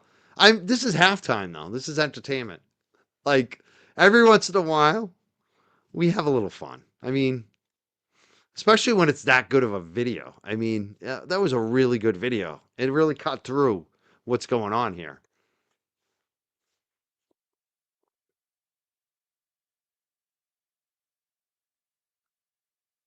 The one the person who's the loudest and thinks they're the smartest in the room, they never are. That's like, I think we all smart people recognize that. Smart people doubt themselves. Smart people don't think they're the smartest people because they realize that it's the same with wrestling. When I was a wrestler, I would never say I'm the greatest wrestler. I don't even think Dan Gable would say that. He lost the match. Dan Gable, the greatest, allegedly the greatest wrestler ever, he lost the match. Like, there's always somebody that could be smarter or better than you at any time. Yeah, I don't put my shit behind a paywall either. I don't need to. I don't need to try to squeeze people for money. That's what that's all about. That's about trying to squeeze the money out of the people who want the drama. Some people love the drama. They need that fix. It's like the National Enquirer. That's not the audience I want. That's not the life I want. If smart people don't have to keep telling everyone. That's the other thing. Just kind of obvious. But I feel like I've been even saying that, like showing they're not smart. That's kind of what I've been doing. Maybe that's a little bit, but I think at this point it's almost needed. It's like a lot of dumb people thinking they're smart. All right, I'm going to get back to what we started with here.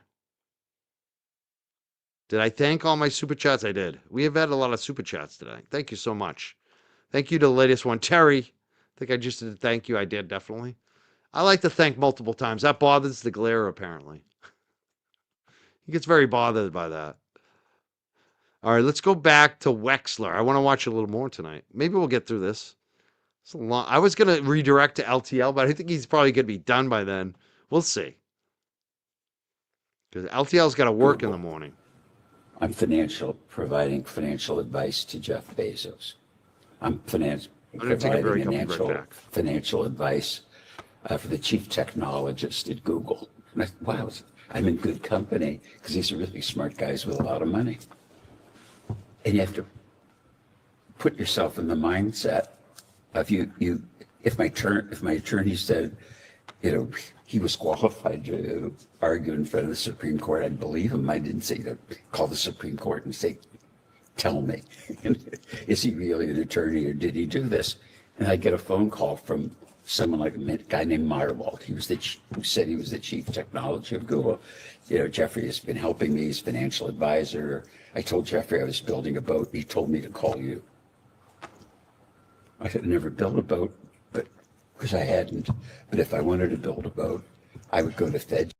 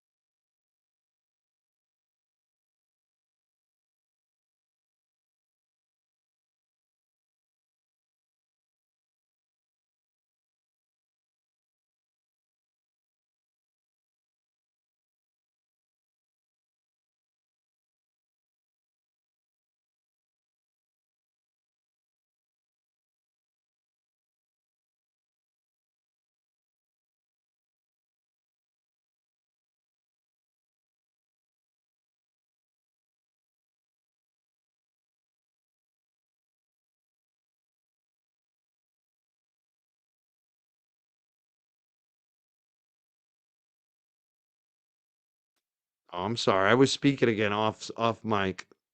Sorry. This is the last thing I'll say about Jess tonight. No, I didn't go get a chocolate. I was speaking. I didn't realize I wasn't on the screen. I removed myself and then I decided to come back and I wasn't back. Sorry. It's like a different type of mute. When you guys said I was frozen, I'm looking at the mic. I'm like, I'm fine. And then I'm like, oh, I'm not on the screen. Another red flag. Is that the second or third red flag tonight? It goes back to this, like constantly telling her followers how beautiful she is. Brings me back to that Savannah Guthrie thing. When you tell people how beautiful you are all the time, that's a sign number one of insecurity. If you have to tell people that, like really beautiful women, they don't tell people I'm beautiful because they already know it. They know by the way people treat them, right? And if anything, a lot of beautiful women will downplay it because sometimes there's a lot of cattiness and weirdness even for men to beautiful women. So they might even downplay it a little bit because they're tired of being just focused on because of their beauty. They might have other things to offer that just isn't beauty, right? So beautiful people generally don't talk about it. That's my experience, anyways, and just human nature. But also, you could see she doesn't really believe that when she talked about the Savannah Guthrie, when she compared her hair to Savannah Guthrie, who's going through a hostage situation with her elderly mom, where she said, Savannah looks like shit. At least that made me feel good. Like, you have to feel good about a woman that is suffering with her mom health. That really bothered me. I'm glad this is one of the reasons I don't watch her. It would just bring me down. And I just found that so vile when I saw that. It's just like, but it again shows her insecurity. Like she felt good because Savannah Guthrie isn't all gussied up and beautiful and trying to look good on camera because she's got other concerns. Her mom has been kidnapped. That's sick. That's really kind of gross. Gross. It was very uncomfortable and very gross. Like that's I played all of those Savannah videos and they were heart-wrenching. Like all I thought is how strong is this woman? And she's reading the script and you can see she's uncomfortable. And she had tears in her eye and I just felt for her. And you could tell she's the leader in the family on that because she was the one that was in the center. When the three of them were together, she was the one that talked the most.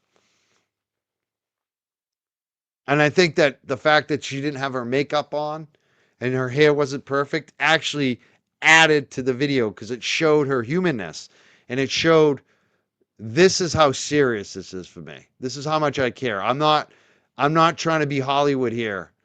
I know millions of people are going to watch me in this video, but I'm not trying to look my best because all I care about is getting my mom back. Mom's missing. She's been kidnapped. I'm going to do everything I can to get mom back. It's horrible. She's talking about her looks. A very shallow surface level and missing the biggest story, which she said earlier she wanted to cover, which was the human thing. And the fact that Savannah Guthrie has shut down her entire life. Her husband is flown in. She's not going back home. She's not going back to the big TV morning show she does. How is she going to do a morning show anymore and be happy when her mom... I just can't get over that part of it. I really can't.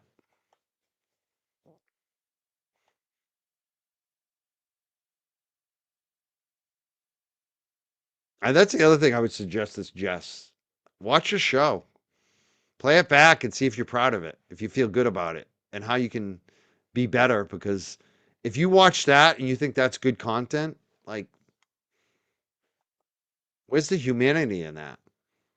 And that's probably why you shouldn't be covering victims in cases like that, because you're looking at their looks and their... She'd lost her mom. Her mom's been kidnapped. Yeah. And you're so catty that you're like, at least I feel good. My hair looks better than hers. That is just the lowest level. That's so inhumane.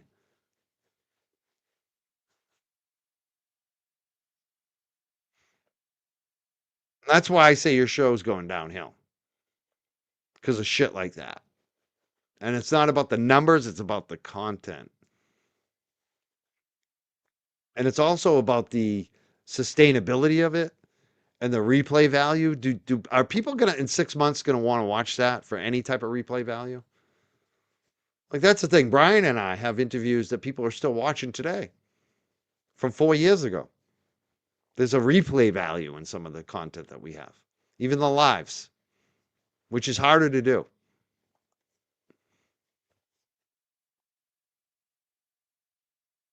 All right, I'm going to play more of this. I'm going to shut up and go away for a little bit. I'll be back. Because reputationally, they're the best boat builders. then, it was, and that's the part that is so embarrassing, is what a commie was. And if I don't know, you believe your priest, your minister, your rabbi is what they are, you believe them. And people would, it was mostly phone calls that people would say, or if you'd bump into somebody, Jeffrey's my advisor, or Jeffrey's talked to me about stuff, or Jeffrey's helped me with financial things. I can't remember specifically, but as I look back at it, it was part of the con. So I never met Meyerwald. Can I have 1 second? Because I think it will move this thing along a little faster. Telling stories, okay? Just answer the question. Mr. Wexner, you mentioned some of these phone calls from other individuals, boasting about their ties with Mr. Epstein. Do you have a recollection of when most of these would have occurred, these phone calls? Pretty regularly, but I can't remember any of them. Understood. In Majority Exhibit 3, your statement from this morning, your written statement from this morning, you mentioned on the second page, I believe it is, second paragraph, approximately middle of the paragraph, that you consulted Ace Greenberg and Jimmy Kane of Bear Stearns, Epstein's former employer. Did I read that correctly? Correct. What did you reach out to Mr. Greenberg and Mr. Kane about at Bear Stearns with regard to Mr. Epstein? Checking references. And as far as checking those references, did anything come up surprising to you about Mr. Epstein's background? All positive. And you also mentioned, let me take a step back. Bear Stearns has mentioned and previously reported that Mr. Epstein didn't have a degree or some of the proper qualifications for his job there. Did you have any reason to doubt the qualifications of Mr. Epstein when it related to being your financial advisor? I don't recall that I ever questioned that. That is, he had a degree. I don't remember asking the question. And so going off of that, other than making some phone calls to some individuals, did you ever formally check into Mr. Epstein's past? Not beyond talking to the people I mentioned. Understood. You also state, sorry to jump back and forth, the letter from Les Exhibit 5. That same paragraph, the third one in the middle there, the last sentence after the comma says, "I believed I could trust him." What about him, meaning Mr. Epstein, did he do that you thought you could trust him?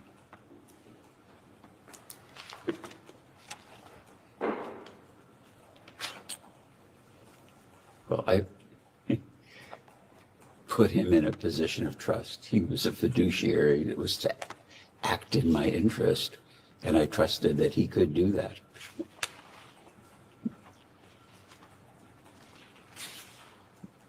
And your trust in him came before he actually handled any of your finances. Is that correct? Correct.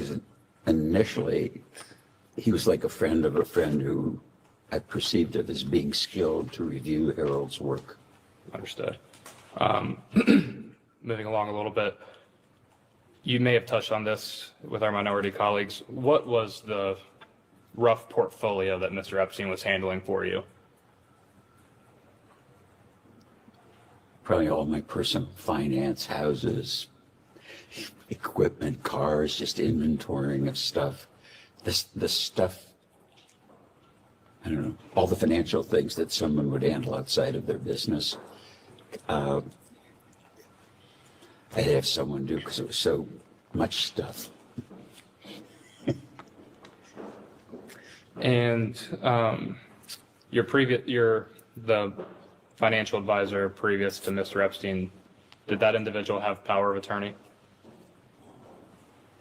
I don't specifically remember it, but I think he did. And Mr. Epstein did have power of attorney over your financial matters? Yeah, as did Dennis. And why did this become your practice to give them power of attorney?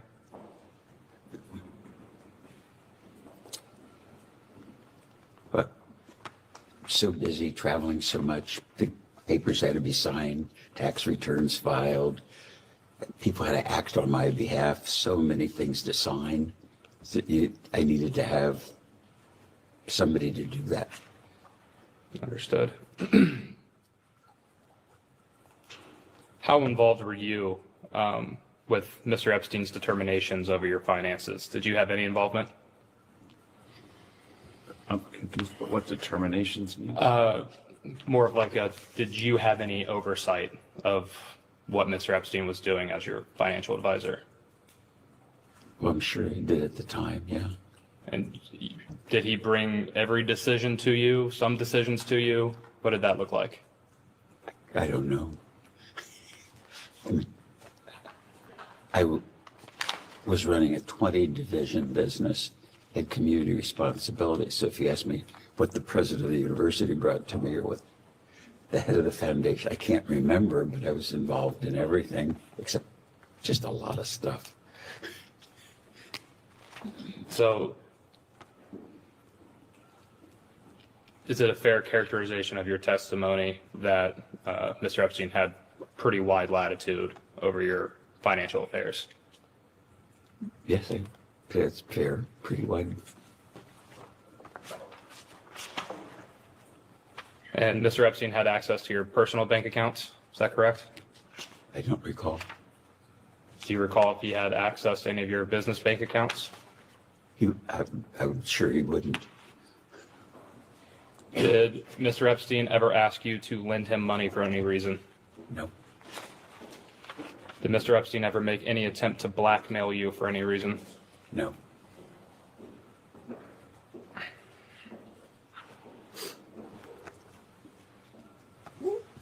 Did Mr. Epstein's control over your personal finances extend to any decisions that affected the rest of your family members?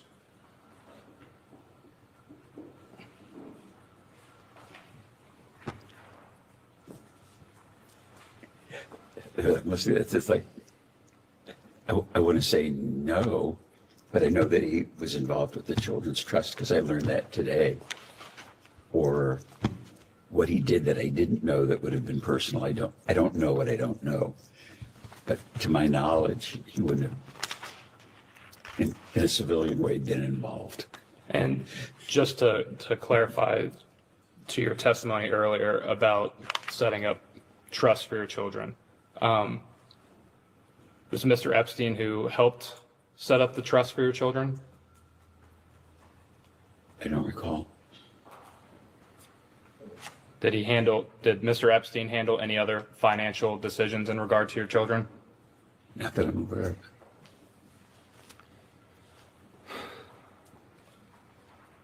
And I'm sorry, gonna switch gears a little bit here about your foundation. Why ultimately did Mr. Epstein become a trustee of your foundation? Just convenience for signing documents, financial oversight, not for the not anything that would be the operation of the foundation, its purpose or review of people. It was just part of the complexity of my personal life. And forgive my ignorance, you have usually board members of foundations and separately trustee members. Is that an accurate statement?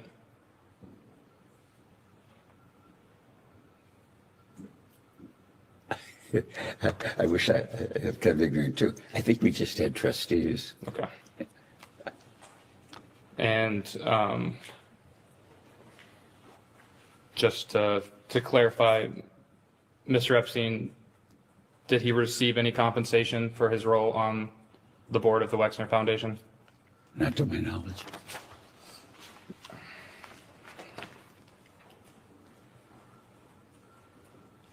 Do you recall who Mr. Epstein replaced on the board or how that board seat became available to him? No, Did your mother used to be a member of the foundation board? I think so. And was, due to circumstances, was she forced to step down from the board? No, She left her board position willingly? yes,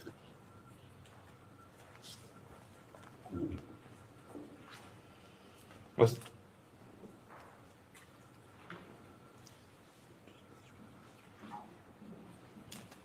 can you describe in a little bit more detail the circumstances for why your mother left the board of the Wexner Foundation?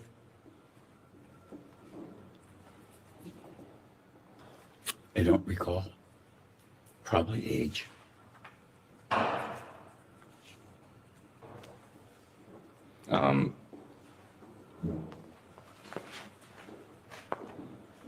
Mr. Wexner, what sort of materials did you use to prepare for today's deposition? I'm going to object to anything that counsel showed him. That's my work product. Anything he reviewed on his own, he's welcome to testify about. A few documents and smart advice, like just answer questions. Yes or no. Don't discuss what your client, what your attorney told you. Yeah, I mean, nothing. The question was, Okay. Say it again. Um, I want to be honest. Excuse me. What documents or other materials did you use in preparation for today's deposition? other than anything that your lawyer showed you. Oh, nothing.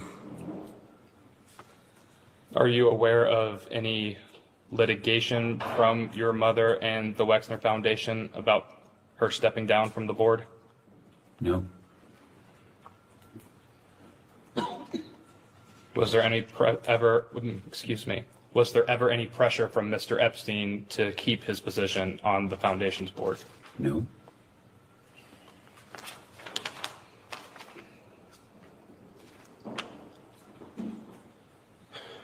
When you were in the, I'll call it the prime of your career as a CEO over your companies and corporation, would you say that you were heavily involved in the operations of the company and its related entities? heavily isn't a big enough word. Could it be described that you like to micromanage what was going on through your companies and your corporation?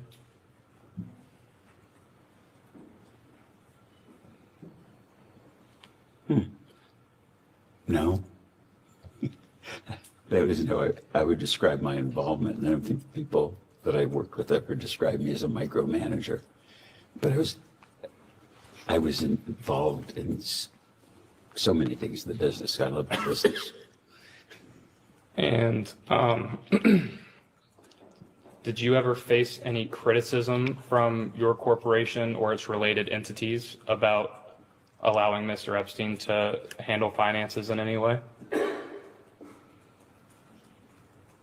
We never handled business finances, and no one in the business was critical of Jeffrey handling, his responsibilities to me personally. No one ever brought any concerns to you at all? Not that I recall.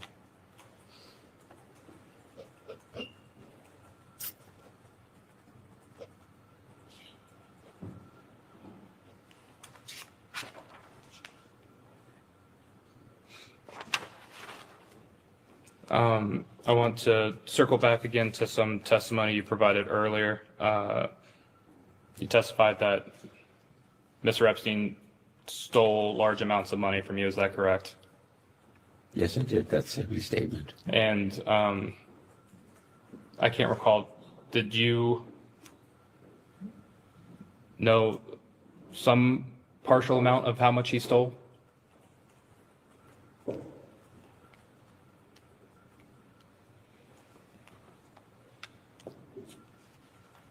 Well, I didn't know he was stealing till after we discovered that he was a crook. And my wife's attorneys told me about. Not what they told you, Okay. what you understood. What I understood. I only understood what they told me. So and I didn't discover it or count it or whatever one would do. That's the essence of your question. Does $46 million sound like an approximation of the amount that you were alerted to after the fact? I don't remember specifically initially. Abigail just told me this is really. No, not what Abigail told you, what you understand. What I understood, there was a large amount of money, and I didn't know the specific amount when it was first raised. And subsequently, I found out that it was at least $100 million. Does that represent the grand total of the amount that Mr. Epstein stole from you? I don't know. I don't think I'll ever know. Do you, understanding that you found out he stole largely after the fact, were you able to piece together how he was able to accomplish this theft of you? No. You never figured out if he was, say, embezzling funds of some sort, or how he would be allegedly embezzling funds of some sort? No.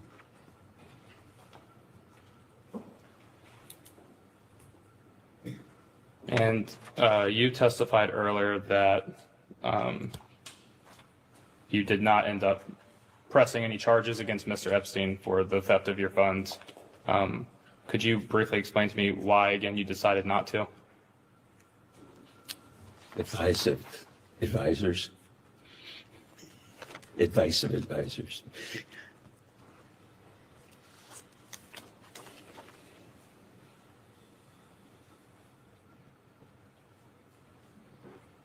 And to be clear, you never suspected any wrongdoing until you ultimately knew. Is that correct? Correct. Did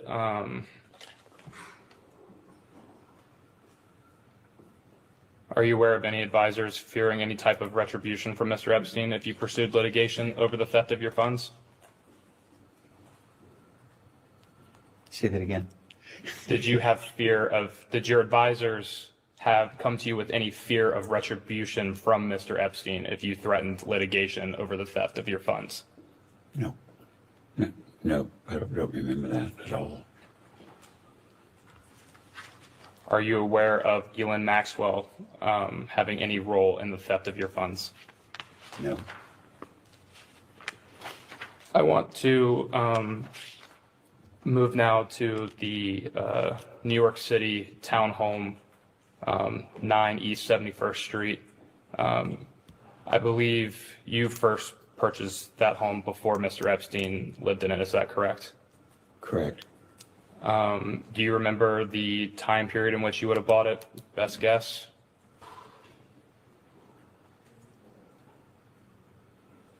I don't know, 5 or 10 years before. It was a school. And then the remodeling took 3 years. And so I don't remember when it was. But I'm guessing it was, I don't know. And in the 80s sometime. Excuse me. And you said 5 to 10 years before. 5 to 10 years before what exactly? Before I met Jeffrey. Okay. Did you ever live in this house yourself? I described I visited it, but I never lived in New York, really. I hate New York. When are you first aware of Mr. Epstein moving into that mansion?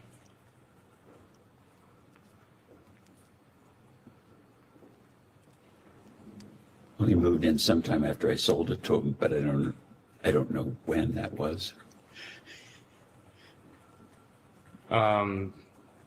Would you be able to best guess when you sold the house to Mr. Epstein?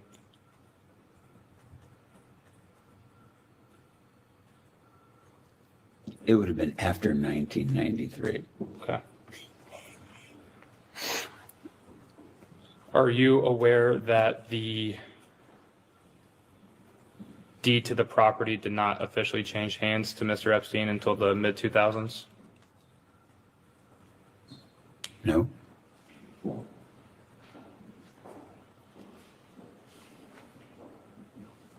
Do you recall how Mr. Epstein purchased this house from you? Paid, wrote a check, presumably. And the sale of this townhome was at the time that Mr. Epstein was managing your personal finances. Is that correct? Correct. Is it possible that Mr. Epstein sold the house to himself without your knowledge? No, I would know, or I know, didn't of course, that he bought it. Did he approach you to buy that home? Yes.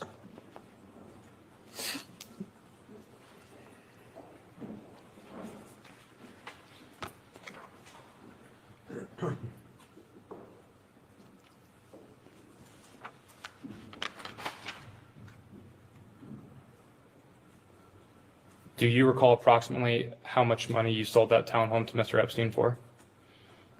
I think about $20 million. Do you recall what the market value on that home was at the time? I believe it was $20 million. So you believe you got a fair deal for selling that home?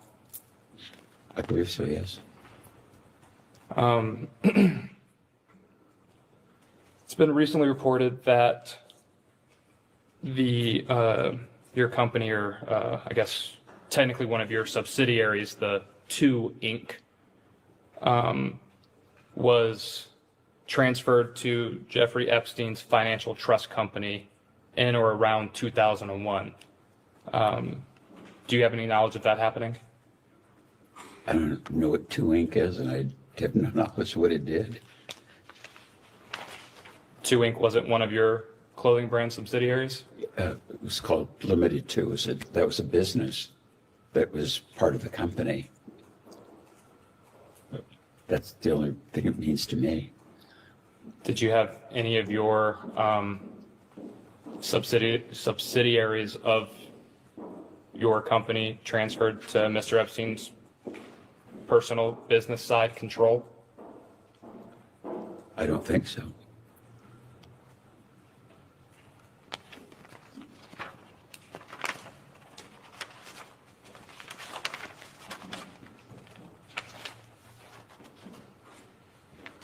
We previously, we'll switch gears on you again. We previously mentioned accusations from Maria Farmer, and there were a subsequent set of allegations from another individual. Are you aware of who Virginia Giuffre is? No. Familiar name, but I've heard it, but I don't connect it to anything. Did you ever have any sexual contact of any kind with Miss Giuffre? No.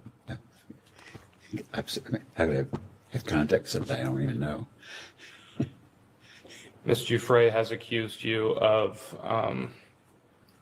performing sexual acts with her multiple times. You dispute these allegations? She must be confused. No, it never happened.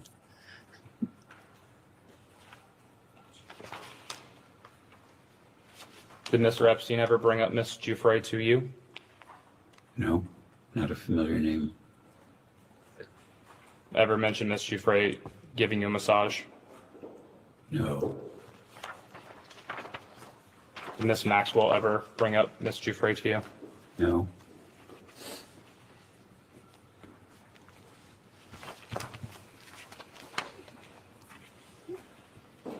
What about her former maiden name, Virginia Roberts?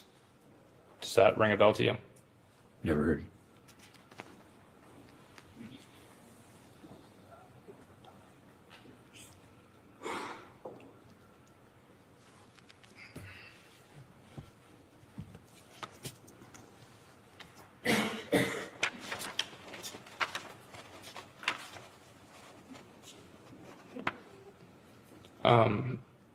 I want to return to some things we discussed earlier in the day about travels with Mr. Epstein.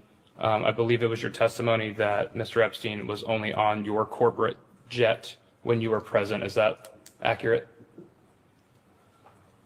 Yes, to my knowledge. And to your knowledge, I believe it was your testimony earlier that there would be surprise parties in which the jet was traveling to a location for one of those parties, but you could not recall Mr. Epstein being at the party. Is that correct? Correct. If Mr. Epstein was not attending the party, what were the purposes of his travel with you on your corporate jet? I don't know.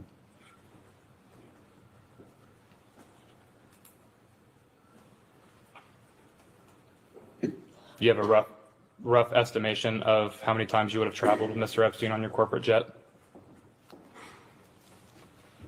I don't specifically recall any, but it would have been once, twice. It's been very few times. Because the aircraft was used primarily for business purpose. And when we used it personally, we paid for the airplane. So the notion of, of him using the plane or being on the plane for kind of social reasons or, just bumming a ride kind of thing just never happened with anybody. And I take that to mean you also never flew Mr. Epstein to locations where any of his various homes were located? Absolutely not. No, there's absolutely not. I never did that.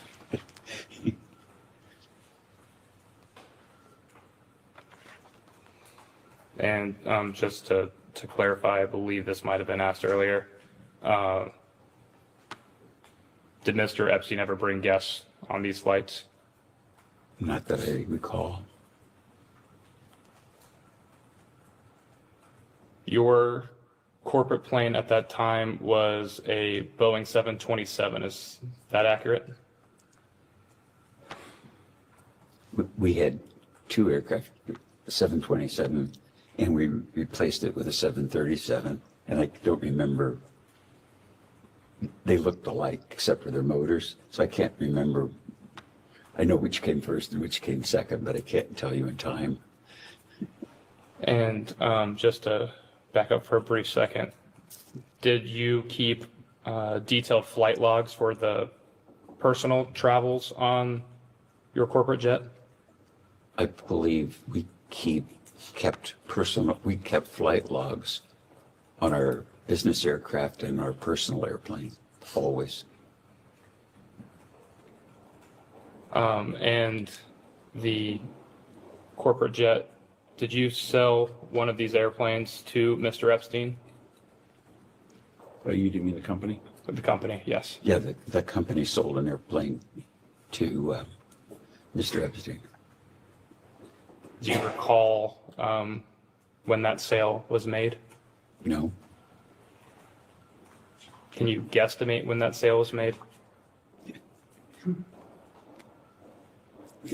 When they delivered the 737, I don't know when it was.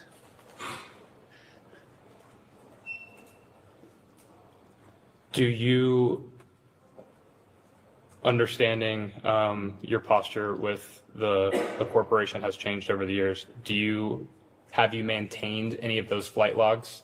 Do you have them still as records today? Never had them and don't have them. Do you know why you do not have those flight logs?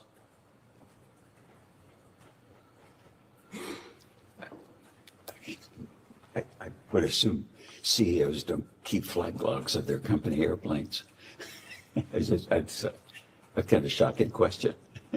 You wouldn't have the corresponding flight logs of when you personally used the jet on your own your personal finances? I think there are probably two reasons that I know we kept flight logs. And I think it's a government requirement that you have to have flight logs on an airplane.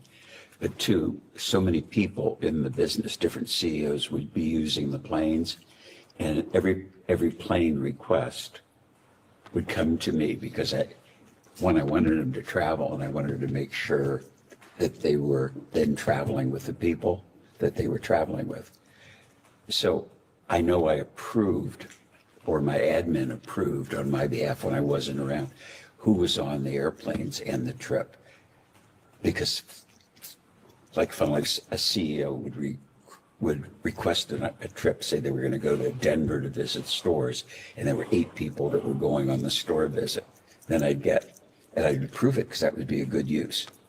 And then so it'd say, the CEO went by themselves. And it's like, no, it's not the purpose. So it was a very expensive and valuable asset to the business, and I wanted to know that it was being used appropriately. But I never reviewed the flight logs. You know, it's just that level of minutia was beyond me. Understanding you might not have reviewed flight logs or, even necessarily had a reason for acquiring them. Is that a record that would still be kept in the custody of either yourself for personal travel or for the business, if those records were ever needed for some sort of purpose? I don't know what the business kept, but if they're there, I'm sure they're welcome to look at them. And so would you be able to obtain those records, assuming they do exist? From the company? Yes. Or personally? I don't think he has access to them at the company. You guys have subpoena authority. Do you recall how much you sold the plane to Mr. Epstein for? The company? The company sold, sorry, my apologies. Yeah, I did. It was approximately $6 million. And what would have been if you recall, what would have been the market value for that aircraft at that time? $6 million. Do you believe you got a fair deal for that aircraft? The company got a fair deal? Sorry, yes, the company got a fair deal for that aircraft. Yeah, I thought it was a very fair deal.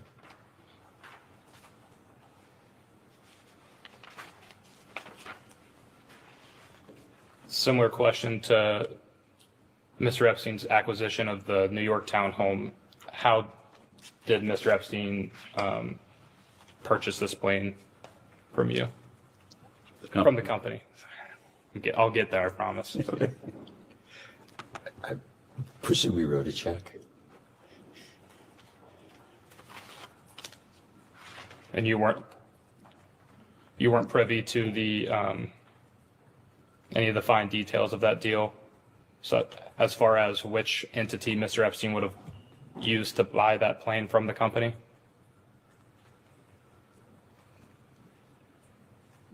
No.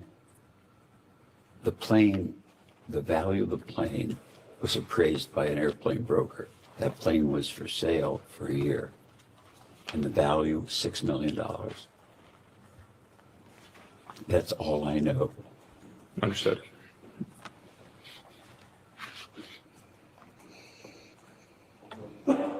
And excuse me, this is repetition, but did Miss Maxwell ever travel with you on the plane? On the company's plane? Not that I recall. Did you ever fly on an aircraft owned or operated by Jeffrey Epstein? Absolutely not. Did Mr. Epstein ever invite you to fly on any of his aircrafts that he owned or operated?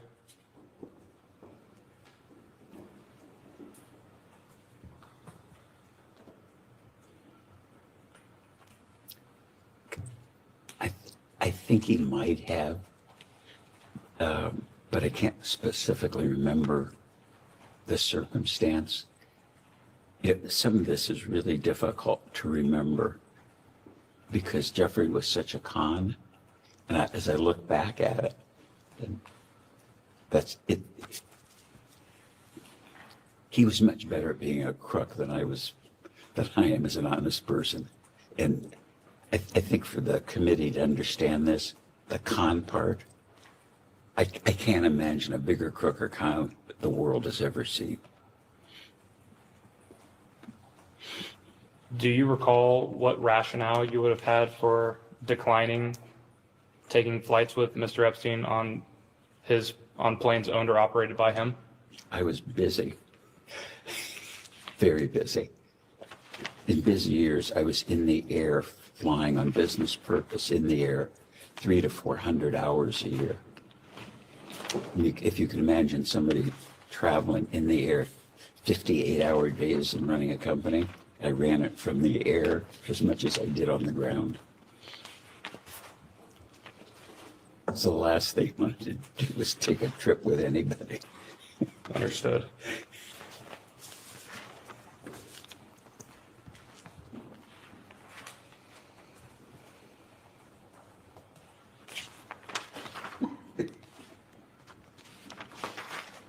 So the same people? I don't recognize all of them. Oh, okay. Just focus on one. Okay. One of the subsidiaries of your corporation was Victoria's Secret, is that correct? Correct. And what is Victoria's Secret known for primarily? I said the biggest, best lingerie brand in the world. And kind of like Nike is to running shoes. Understood. And what type of events would occur to market or advertise that company while you were in control of it? It was print advertising, it was TV ads. A lot of the marketing was point of purchase, the design of the stores, and of course the fashion show was kind of a magical thing for the brand. And I believe you touched on this a bit earlier. Were you aware of Mr. Epstein holding himself out to be affiliated with Victoria's Secret? Only once. When were you made aware of that? I don't remember when. Do you recall who brought that to your attention? Somebody in the company, probably. I don't remember specifically who. Do you recall how he was holding himself out to be part of Victoria's Secret? He was a talent scout looking for models. Did you ever have the sense that Mr. Epstein had a certain odd interest in Victoria's Secret? No. Would he discuss the models at Victoria's Secret with you? No.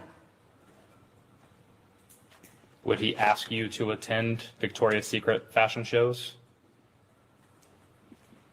Would he ask me? Correct. No. Did you ever personally invite him to any Victoria's Secret fashion shows? No. I never invited him to any business event, let alone the fashion show.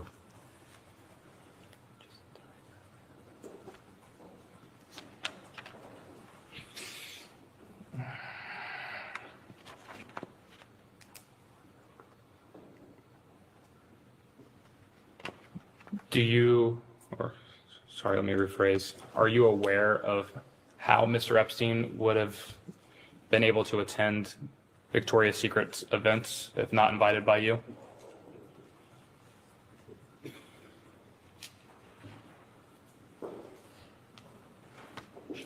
I would presume he would have called somebody in the business and said, could I come? Could I get a ticket? I know that we were, for business reasons, very careful about the audience that was there, and about, I would guess, 2/3 of the audience were employees, store managers, people that had, done heroic things inside the brand, because it was a big company event, and all the CEOs of all the companies in the company were invited. And so the people that were outside the company wasn't what I was concerned about. I was more concerned about internally that people came, or that should come, or were at least invited, because if not, it would have been like the right thing to do. So.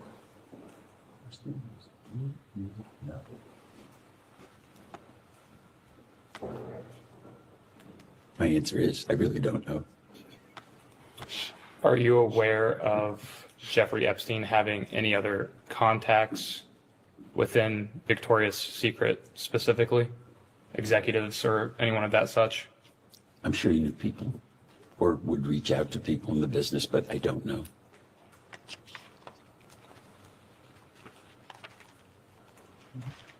Did you ever make executives at Victoria's Secret aware that you would prevent Mr. Epstein from coming to any fashion shows or around any models? Not that I recall.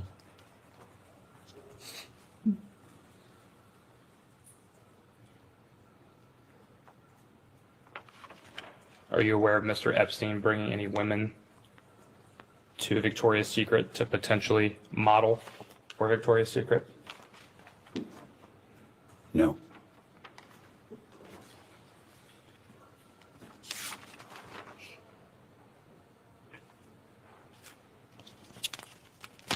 Do you know who Jean-Luc Brunel is?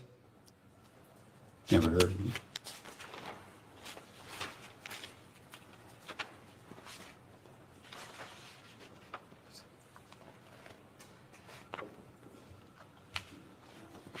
Did you ever take a recommendation from Mr. Epstein or Miss Maxwell about hiring young women or girls for any of your companies or subsidiaries thereof?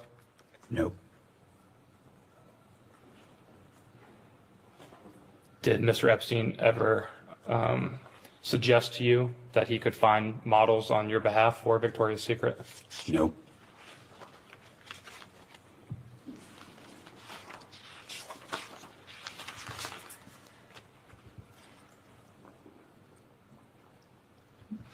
Did you ever consider cutting ties with Mr. Epstein, professionally or personally, after he was caught lying that he was a scout for Victoria's Secret?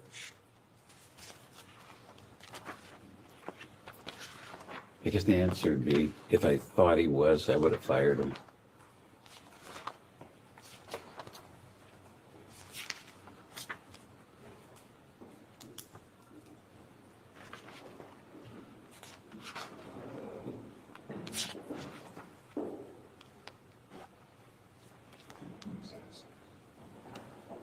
I am now going to enter as Majority Exhibit 6, a letter from a birthday book compiled for Jeffrey Epstein's 50th birthday in January of 2003.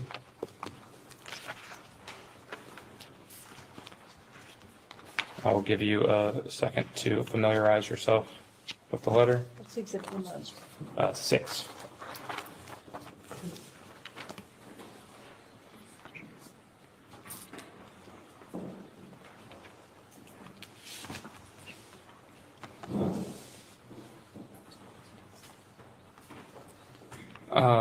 Mr. Wexner, is this letter familiar to you?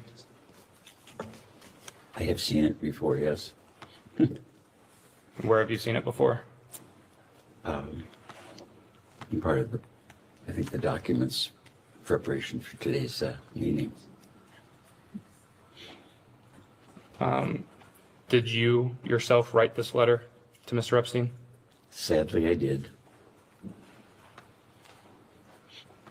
Did Miss Maxwell approach you to write this letter for Mr. Epstein's birthday? I think the request was to write a card or a note or something for a birthday book. And did that come from Miss Maxwell? I don't remember.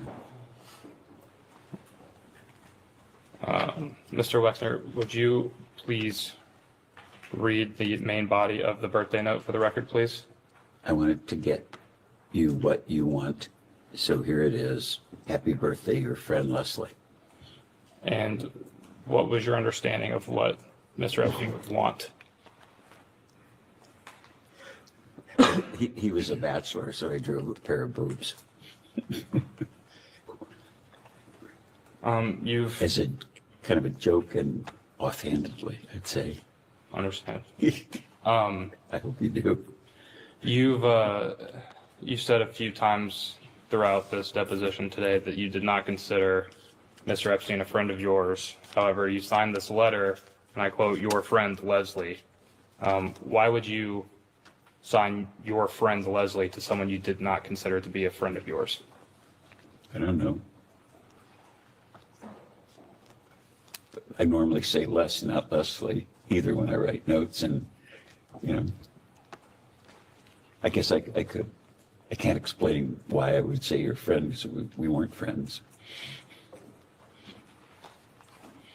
Did you ever speak to Miss Maxwell directly about this particular letter?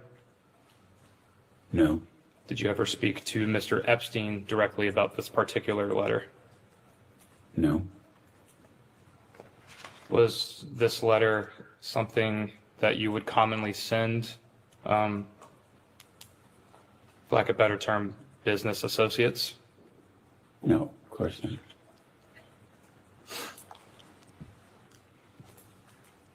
I was trying to be funny.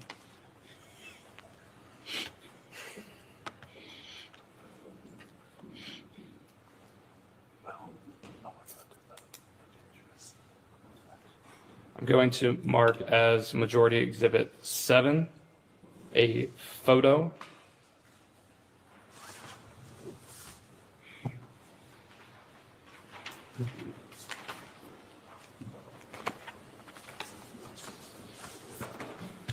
I'll give you a second to review. Give one more. One more.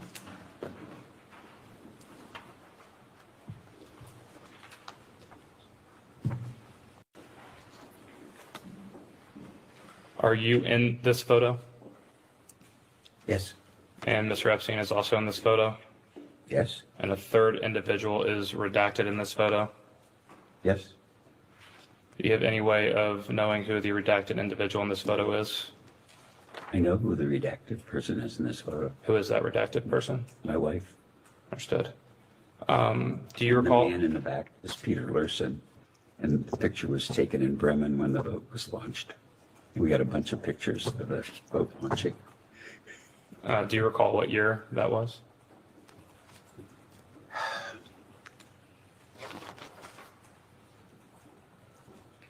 We had 2 children,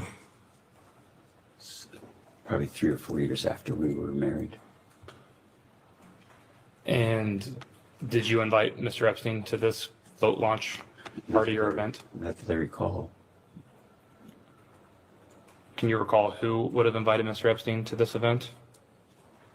No.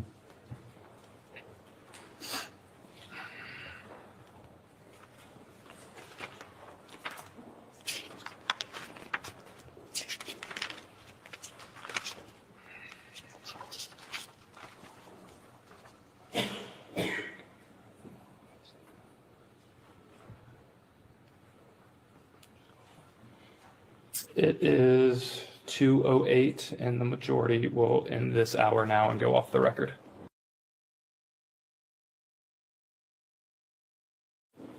We can go back on the record. Welcome back. Got just a couple of follow-ups about some things you've already touched on. The New York City house. Do you remember when Epstein first had some kind of ownership interest in the home? I think you may have said after 1993. Yeah, when I sold it to him, but I don't remember the date. The sale is reported as 1998. As far as you know, would that be the first time that Mr. Epstein had any kind of ownership of the home? Do you know? I don't know. I was just thinking, if you could tell me any date. I know it was after we were married. And whether it was a year or two, I don't remember. But was that 1993? We got married in 93, yes. Do you recall at all Mr. Epstein talking about why he wanted the home? No. With respect to the home, I think you were asked whether you felt like the sale price was a fair deal for you. And I think your answer was yes. Is that right? Yeah, yes, that's right. And with respect to the plane, I think you were asked whether you felt like the company got a fair deal at $6 million. And I think you said yes. Is that right? Yes, that was because that was the asking price. I think the your counsels represented to DOJ in 2019 that Mr. Epstein sold himself both those assets at deeply discounted prices, and that was part of his theft from you. I never heard that before. Do you have any sense of why that discrepancy would exist? Not a clue.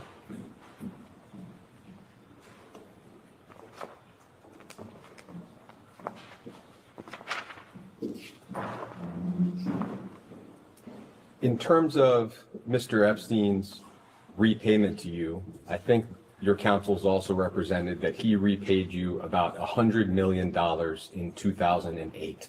Would you have any knowledge of exactly how much he repaid you or how? No. There were a few other physical assets I just wanted to quickly touch on. Sure. There was a second home in New York City at 11 East 71st Street, so it's right next to the home that we've been discussing. And it sounds like you bought the home in 1988. Epstein bought the home from you in 1992. Do you have any recollection of that home?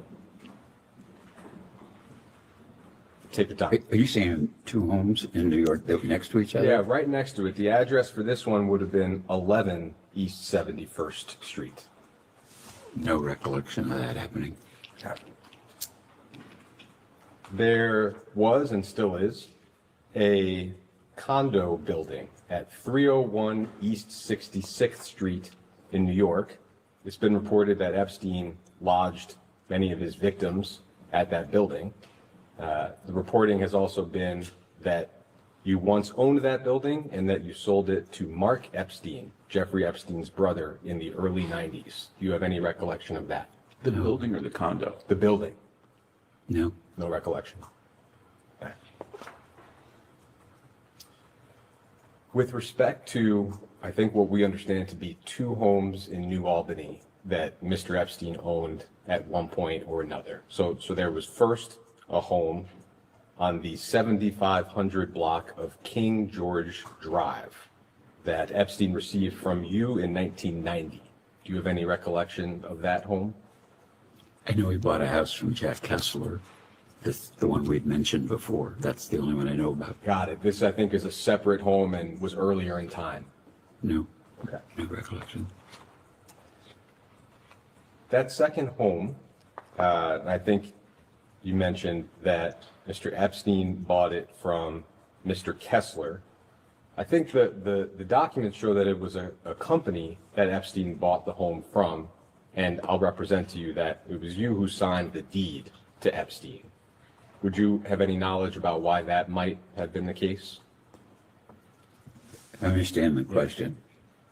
I signed the deed to sell the house to Jack Kessler's house to Jeffrey. Yeah, and it was in your capacity representing an entity of some kind that seems to have been associated with yourself and Mr. Kessler. Just shocking. Okay.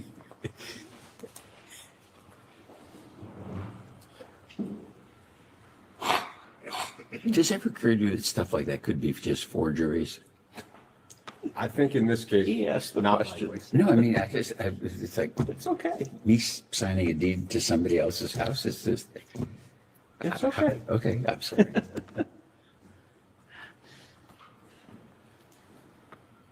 And the entity for that sale was JW and CPK and Company. Does that ring any bells for you? No.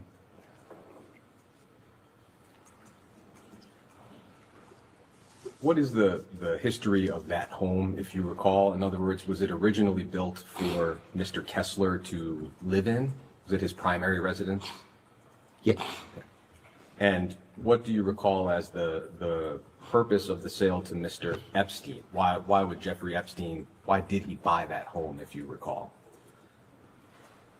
First of all, I didn't recall that he bought it.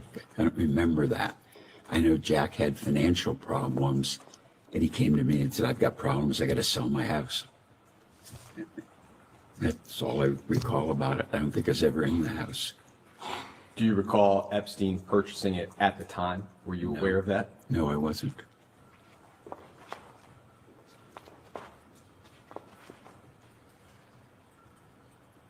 I'd like to ask a little bit about your personal relationship with Mr. Epstein. Some of the reporting has described you as close. I think that's been mentioned earlier today. I would just like to ask about a few examples that have been reported and just understand your knowledge of that. Sure. The New York Times, for example, has reported that sometime in the late 80s, Mr. Epstein managed the design and construction of your yacht, the Limitless. Do you have any recollection of that being the case? Furthest thing from the truth. Not true. I worked on the design for 10 years, me. And it took 3 years to build the yacht. And the only person that was there beside me watching the construction was Abigail. Period. And a gentleman who represented himself to the New York Times as your former captain, Craig Tafoya, seemed to be of the understanding that Mr. Epstein had a role in designing the yacht. Mr. Tafoya, from your point of view, Mr. Tafoya is simply mistaken. Absolutely mistaken. You wanted to, I can draw it in detail for you right now. The Wall Street Journal has reported that Mr. Epstein would sometimes do personal tasks for you, such as helping your wife Abigail find a nanny or showing up at a restaurant with a gift for a mutual friend. Do you have any knowledge or recollection of those types of activities? Never happened. No recollection, or you believe that those things did not happen? I have no recollection and believe they never happened. Vanity Fair has reported that Mr. Epstein once broke up with a woman for you here in Columbus by going to her house. This, of course, was before you met your wife. Do you have any knowledge or recollection of that? No. Did I break up with a woman? Yes. Did Mr. Epstein perform the act directly or indirectly?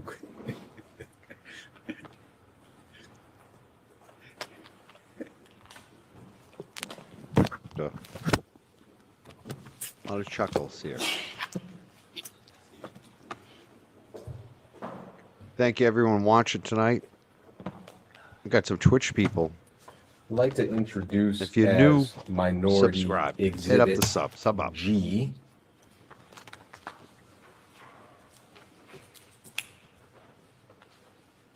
How's our poll doing? An email. 85% don't I'll give believe you a he's moment telling the truth. to look at it.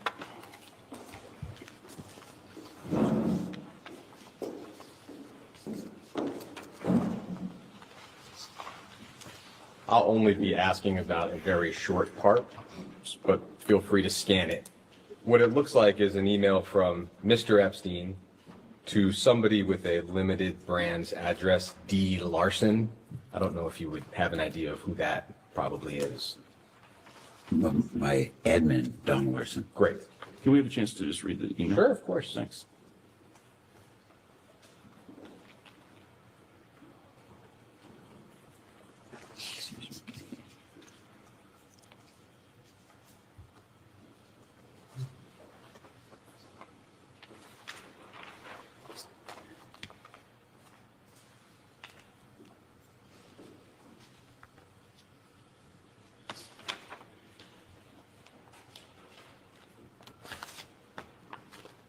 How much would you charge for that service?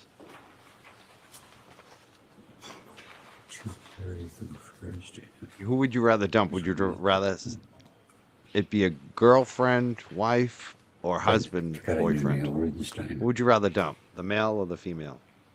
What would be easier? I think it would be easier to dump a dude.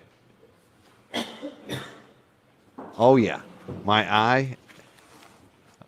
I don't know if people have heard all my eye updates, but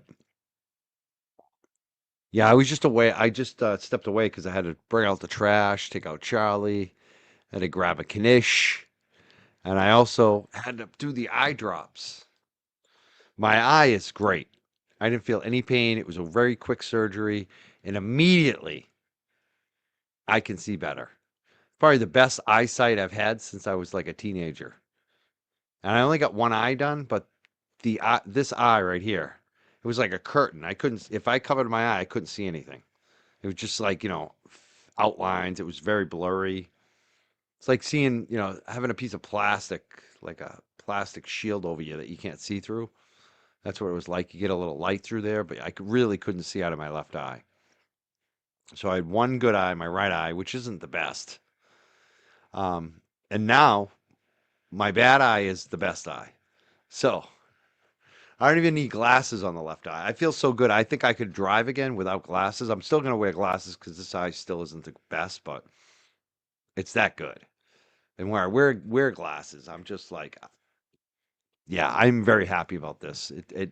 No, it didn't hurt at all, and it was the easiest anesthesiologist. They said they were going to give me some mild sedation. I'm sitting in this chair. They told me they were going to bring me into the operating room. So I'm with one nurse, and I'm with an anesthesiologist, and the doctor's there, and I'm kind of in the setup room. They put the IV in you, they put a blanket on you, they put the breathing, they do the whole 9 yards. And I'm sitting there, and so he's like, "I'm going to give you the anesthesia." So they get the IV, he gives me a little of the drugs. Next thing I know, I'm waking up at the same spot. They said they were going to roll me in the operating room, and I would meet the operating nurse.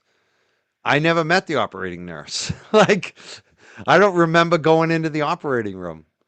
Next thing I know, I don't know, maybe like 20 minutes later, a half hour later, I'm awake and it's done. And I'm like, and I didn't know it was done. And they're like, "You're all done." They're taking my shot. I'm like, "What?" And I didn't even feel it. And then I looked around and I said, "Oh my God, I can see."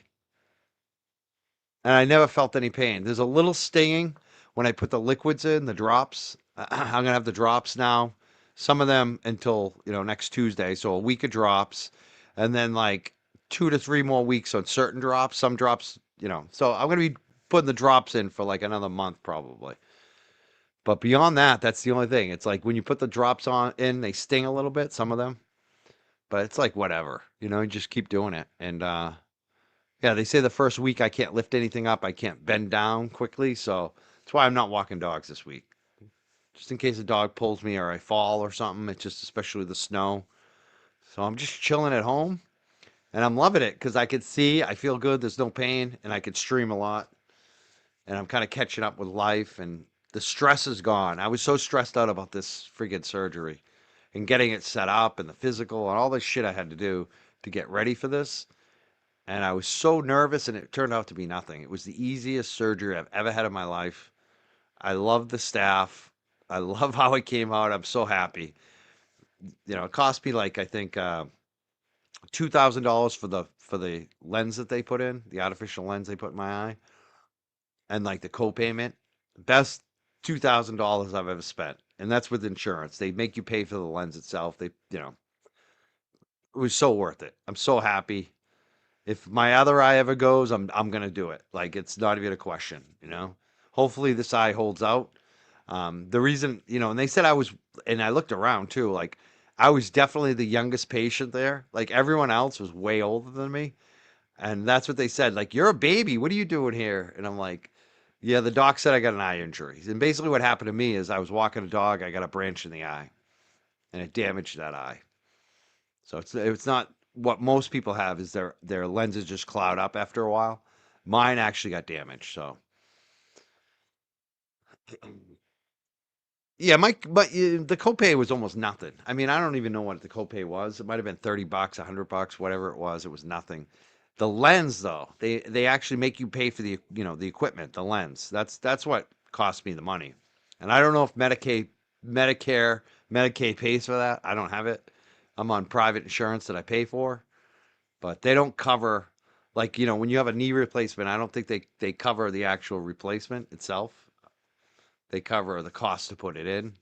So that, everything else was covered. I got a good deal considering, because I had insurance, thank God.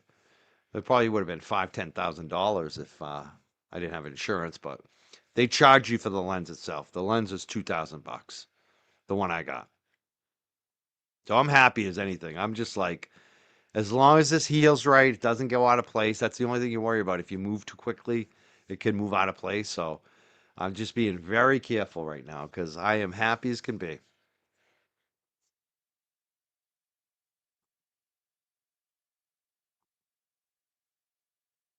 You know, it's funny, Massachusetts, man, I was paying quite a bit for insurance. And I don't know if it's the Biden rebate because they do pay a portion of my insurance, which is weird because my income isn't like low or anything. But they do pick up a piece of it. I don't know if it's a state of Mass or it's the Biden thing because I thought Trump canceled that. I don't know. But my insurance costs actually went down. Like it used to be more expensive. And it's also the plan that we have. We have like this Mass General option where you can just go to Mass General and it's, they're basically all covered. And it's a Mass General insurance. So it's like partners, any of the partner facilities.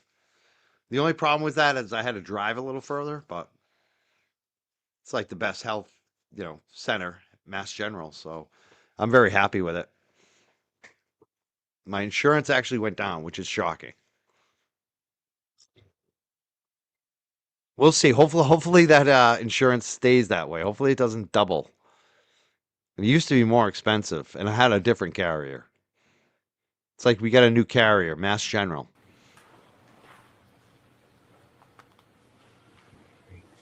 Yeah, I think we have good At a certain insurance point, here. I'll just I think direct your that's it. attention to We have a sentence. competitive market. No, that's fine. It's just, he's not on this, so. Yeah. So Just trying to get it. at the very end of this email, Mr. Wexner, I would say close to the very end, there's a sentence that starts with, "I believe that this information." And if you see that, I'm sure your counsel can guide you to it. And I'll read that out loud. This is a long email. It seems to relate to business topics and people. But Epstein signs off by saying, "I believe that this information belongs to you, and under gang stuff rules, I cannot simply be the repository of people's hushed calls and not share with you." And the subject of the email is, "For Les's eyes only, please do not circulate." So the phrase gang stuff rules, is that a familiar phrase to you in this context?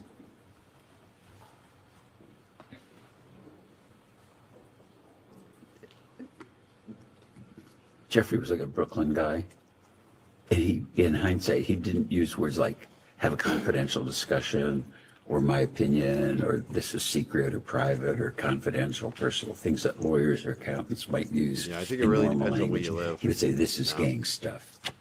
Got it. So But that was just how he talked. So it was a phrase that Mr. Epstein would use to mean confidential conversations. To me, yes. Okay. And this, I don't think I never used the other words, which in hindsight, I didn't. But my wife would never say, "It's between us, dear." But you just, they're words or phrases that you associate with some people. And to me, it was just kind of funny that this Brooklyn guy would talk about gang stuff and gang stuff might be what he ate for dinner or something. would he use that phrase pretty commonly, whether it's in a verbal conversation or a written email? I don't specifically remember, but I don't think he ever said confidential or private. It was like his language. Thank you. With respect to, we can move on from that email. With respect to the power of attorney that you gave Mr. Epstein in 1991, I know it was discussed earlier. Could you just flesh out for us a little bit the theory of an unfettered power of attorney? In other words, it wasn't conditional or restricted to a particular account or a particular type of asset. It covered, as we understand it, all of your assets, which is an enormous, I think, step of trust. What is your recollection of why you made that choice? Funnily enough, I think power of attorney is that. So the notion of having a limited power of attorney was kind of, and that's just not how I would think about it. So Harold had a power of attorney, Jeffrey had a power of attorney, Dennis Hirsch had a power of attorney, because they needed it to do their work. And that's, did the advisor, as you recall, it sounds like the previous advisor before Mr. Epstein and the subsequent advisor after Mr. Epstein both had the same scope of power of attorney? I don't know specifically, but I would think they were. I don't recall what the words say, but I think power of attorney is that.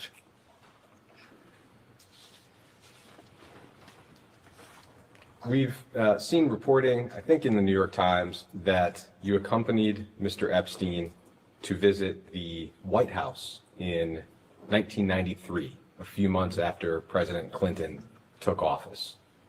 Do you have any recollection of that? Absolutely didn't happen.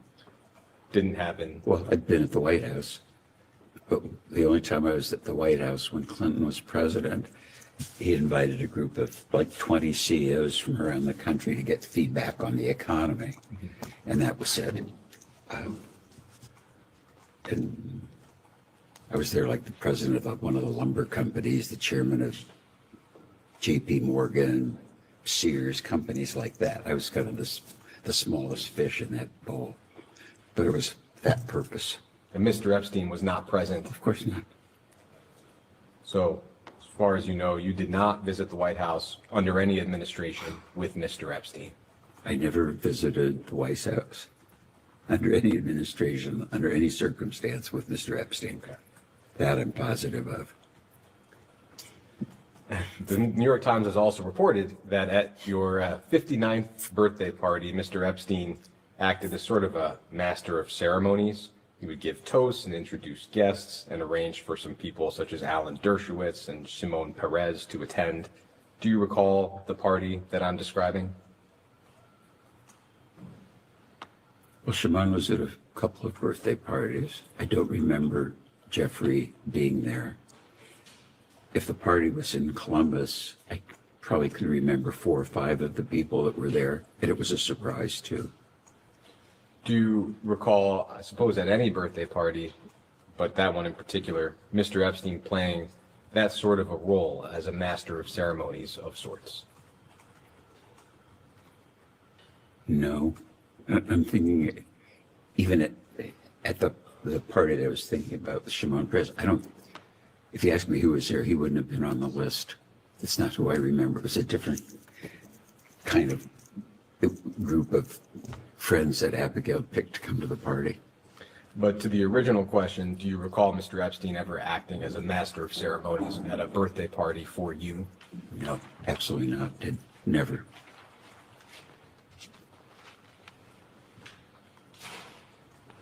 Blinking. You're gonna keep Blink, quoting blink, the New York blink. Times? This guy denies everything and then laughs. Blink, blink, blink. Deny, deny. Laugh, laugh, laugh. Chuckle. Look at his face. He's wearing that leather vest. I'm not buying any of it. Neither are you. 80+% of you aren't buying what he's selling here. It's a good thing I don't read newspapers very often. Yeah, he. That's crazy.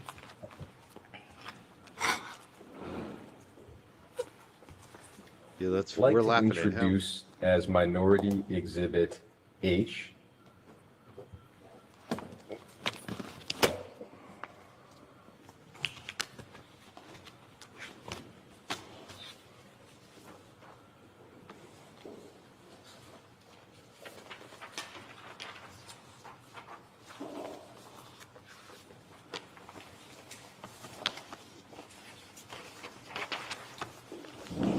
I'll give you a moment to look this over. It's just one page.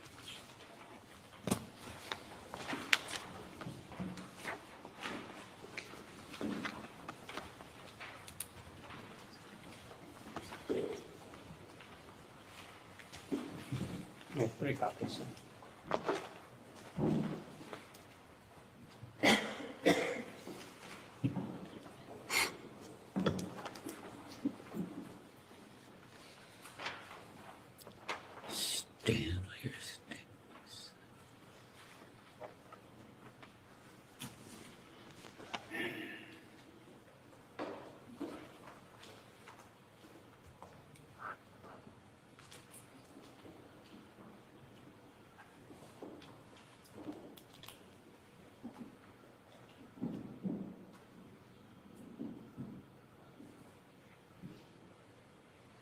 So this is a file that was part of the recent DOJ release, and it's some kind of draft or fully composed email from Mr. Epstein. It appears to be intended for you.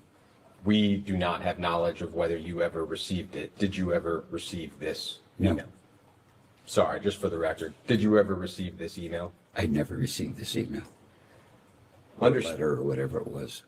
Understanding that you have not received it and therefore have not previously seen it, is that correct? Other than anything that council may have shown him. I would like to touch on a few discrete parts of it.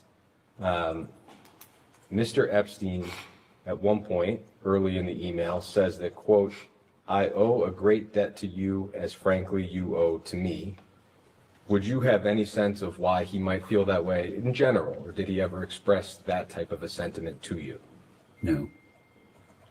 When I saw this, like, I know what you do or people do, they write letters to the file. I've never written one, like a memo to myself. And so I read this and I thought, this is like cover your ass kind of thing. And it just doesn't even sound the way he speaks. And just nonsense in it. He also said, quote, "As I'm sure you recall, you didn't sit with your mother or sister or Sharon when the conflict arose, as I did it for you. You didn't sit with Jack Kessler, Stanley, or Stanley's son. I did it for you." Do you have any sense of what Mr. Epstein might be referring to there? Well, I don't know what he's referring to about my mother or my sister. I know who Sharon was. Stanley, I presume, was our previous attorney, Stanley Schwartz, and his son worked in our business and, you know, worked in it until he retired. So that I don't know what the hell he was talking about. Did you ever ask Mr. Epstein to mediate a dispute or otherwise insert himself into a dispute with the individuals he mentioned here, your mother or sister or Sharon, for example? No. Mr. Epstein also says that, quote, "Abigail and I sat, she asked many questions, she made many unfair, aggressive, and false accusations, none of which could have been fully answered without violating a confidence with you." Firstly, do you have an understanding of what he's referring to in terms of Abigail and he having a conversation? Yeah. My wife and I have no secret, so the fact that he's having a secret, it's just nonsense. He goes on to say that you and I had gang stuff for over 15 years, a great deal of it that she was unaware of. I had no intention of divulging any confidence of ours, no matter what accusations she made. So Mr. Epstein at least seems to be asserting that there was something confidential between you and he that your wife was not aware of. Do you have any sense of what that might be? No. I'm going to object to the whole thing. This is why we have the hearsay rule, but keep going. A lot of gang stuff. Mr. Epstein goes on to say that, quote, "I always told you I would never under any circumstances give it up or put you in harm's way, no matter who, what, or when." Do you have any sense of what he might be referring to there? And I'll need a verbal audible. No, absolutely not. I mean, this is cover your ass psychobabble as far as I'm concerned. Crazy.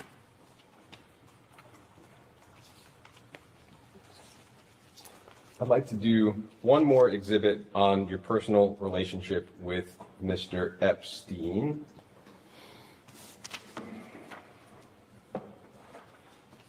So this will be Minority Exhibit I.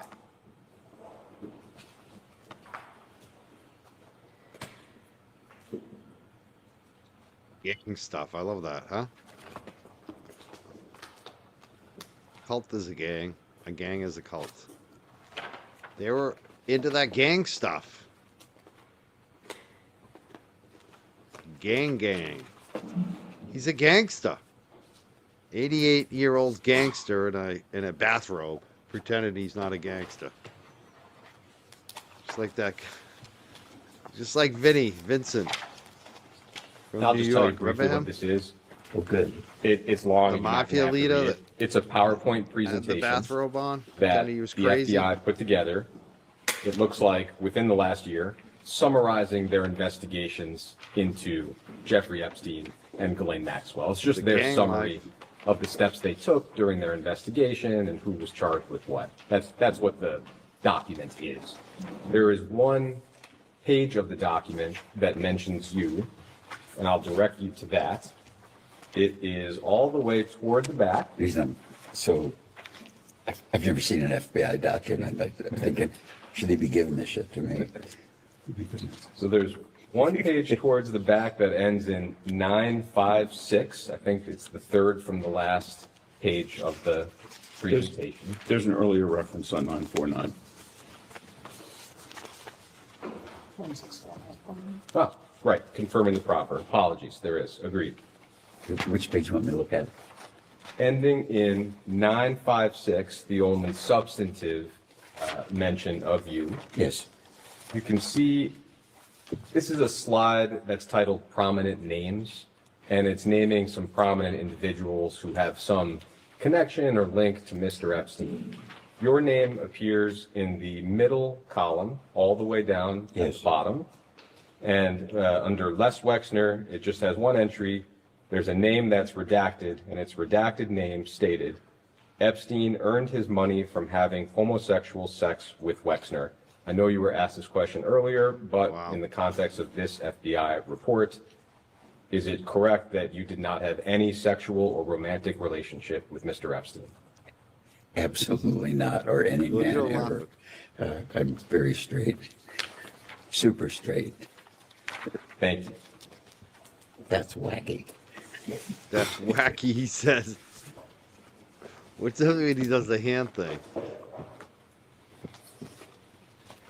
Do you guys think that he did? What do you think? I think he might have. I think he might have. No. He looks like he might have. I just never read an FBI. Now the leather vest has a new connotation. Now I'm like, oh, he's like one of those cowboys. Oh my God. Is he hanging out at the YMCA? Is his favorite song YMCA? At the Y. You know what happens at the YMCA, right? With the cowboys and he's like, oh my God, they got me. I'm finally outed. Thank you, Mr. Wexner, for your testimony here today. Just wanted to start with a question. Yeah, leather vest is a around, giveaway. Definitely. U.S. Senator John Husted. Epstein didn't discriminate. He liked it all. Reported that you gave He's a him, freak. something like $117,000 Holy shit. in donations. Is that correct? I think you mean John Husted. I'm John Husted, yeah. I don't know how much money I gave him. Oh my God. Would that sound about right? It's a substantial sum. 88-year-old man just got outed. I met John when he was a The state bracelet. representative. Oh my I'm God. sure I helped him. Politically. Yeah, I guess that bracelet is like ridiculously expensive, and it's like a $2 bracelet in materials, but it's like $1,000 or some shit. Yeah. Yeah, the bracelet and the vest. Ran for lieutenant governor. I probably contributed to senatorial campaigns, so is it possible over time I would have given him that much money? It is. No. Let me maybe be But more I don't accurate. I think remember it was recently reported that you gave him $117,000 sometime shortly before he voted no on releasing the Epstein files. Would that sound familiar? No. No? Imagine that. Did you or any of your representatives ever lobby? He gave a rep somebody in Congress over $100,000 right before they voted no to release the Epstein files. That shows you how sold out these Congress reps are. They're taking money not to release the Epstein files. Holy shit. How shady is that? Whoever that rep is should resign. Senator Husted or anybody else in the federal government to prevent the release of materials related to the Jeffrey Epstein files? Absolutely not. Did you or your representatives ever request that the Department of Justice redact your name in any files? No. Absolutely not. Wanted to move on. Now, I remember the document we referenced a little earlier mentioning former Prime Minister Ehud Barak. Did you ever have a relationship with the former Prime Minister? Can you define relationship? Sure. Any relationship? Do you know Prime Minister Barak? If so, could you elaborate on how familiar you were with him? Well, I was only with him a couple or 3 times in my life. I happened to be in Israel when he was elected, but before he was sworn in as prime minister. We had a brief meeting in his political office. It wasn't the government office. May have met him in Israel when he was prime minister, but I don't recall. I know that I had dinner with him and I think his wife and daughter and Abigail in New York after he was out of office, I think. I don't think he was prime minister. Did you ever communicate with the prime minister outside of personal meetings, phone calls, emails? He came here once, I think, for Jewish community stuff, and we went to a football game. That's all I remember. Did you ever communicate by email or phone call or other correspondence? No, I don't think I ever had his address or phone number or email address or text number or whatever. Are you aware of the Wexner Foundation or any other trusts or foundations or organizations affiliated with you ever donating money to the former prime minister? No. Would it surprise you if I told you that an FBI report stated a report that the Wexner Foundation transferred at least $2.3 million in US dollars to former Prime Minister Ehud Barak? Shocked. Shocked. Okay. I want to move to a different topic here. Are you familiar with the gentleman named Richard Adrian? Who? Richard Adrian. No. Do you remember anybody being a bodyguard from you by that name? No. No? 1991 to 1992? No. How many bodyguards have you had over the course of your career? I don't. Hundreds, dozens? No, not hundreds, but I don't know. Still going, bro. Okay, now Mr. 50 or Adrian 60. reported that he had accompanied you between I take little breaks, James. I've done a lot tonight while I'm watching. I took out the trash. I ate some food. Took out the dog. Did some laundry. So I've been back and forth. But we had a great halftime. We played a funny Jessica Machado video and had some laughs. You should check out halftime, James. Halftime was where it was at, people. We've been watching. This is tough. We're watching this video. It's 4.5, almost 5 hours long, of this guy doing a deposition about the Epstein files. This is the big billionaire that funded Jeffrey Epstein. But we did a halftime. We did a Bonnie video. Bonnie made a great video, and it featured Jess Machado and myself in the glare to a certain extent, and talking about LTL too. It was fun. Good laughs. It really shows what's going on in the community. Great video, Bonnie. Check it out. Check out halftime. Scroll back a little bit. Did everyone enjoy halftime that was here? Thank you, Bonnie. Let's hear from Bonnie. She does great videos. Yeah, halftime was great. We had this is the serious stuff, the serious content. It's like playing the football game. This is the serious business, but we had a fun halftime. We enjoyed halftime. So if you want to get picked up a little bit, go rewind and watch halftime. Or just go watch Bonnie's video. It's awesome. It's on Twitter. Or she's got it on YouTube as well. 1991 and 1992 when he was your bodyguard to Epstein's Palm Beach home. You guys want to see it again? That's 111. not what it says. That he accompanied Mr. Epstein, Mr. Wexner to Epstein's property. No, it doesn't say that. You want another halftime? ESPA 1241249191? Yeah, it should. I don't have it. Oh, there she is. No, There it she says, is, raccoon girl. that he did accompany him, Mhm. and then it says the bodyguard was at the Epstein residence. It Mhm. doesn't say the bodyguard was at the Epstein residence with Mr. Wexner. I'm sorry. Did you ever accompany the bodyguard to Epstein's Palm Beach home? Everywhere went I had So, yeah. security. And so would it surprise you then, I believe that this is correct, that the bodyguard said that he noticed I gotta get my chocolate. a number of young girls there, noticeably young. You've never seen young girls at the Epstein property? What kind of knish? We got the what we call them, the yellow knishes. Those are just the regular meat knish. It's like ground beef. those are the main ones we got, but I also got a pastrami today. I love the pastrami ones. Sometimes they have chicken palm. I love the chicken palm ones. Those aren't traditional, but I like them. I like this place. They got a lot of good knishes, but Charlie, my little dog, he broke in and got a knish today. One of the yellow ones, one of the ground beef. It's bad dog. I can't believe he got one over on me. It's been a long time, but it's been a long time before he's gotten one over on me. I was not expecting it. He's so good, and then today he broke in. He got one of my knishes. I can't even believe it. He was a dog. He robbed me today. He was a little whitey bulger. He did a hold up. Oh, it's good to have you back. I can't believe you were blocked that long unintentionally. If anyone gets blocked unintentionally, definitely hit me up on Twitter and let me know. I will fix that. And even if you were blocked for a good reason in the past and you want back in and you can behave yourself, you can always send a message on Twitter or even email. The email's at the top on the Twitter profile. Just send me your URL for your YouTube. We'll hook it up. All right, let's watch some more of this. We still have a long ways to go. We have like over an hour left of this. Hour and like 10 minutes. I was only there once for an hour, and I was there with my wife and another couple. I'm going to be up late. I have one last question. Especially if I and keep I'll talking. Kick it back.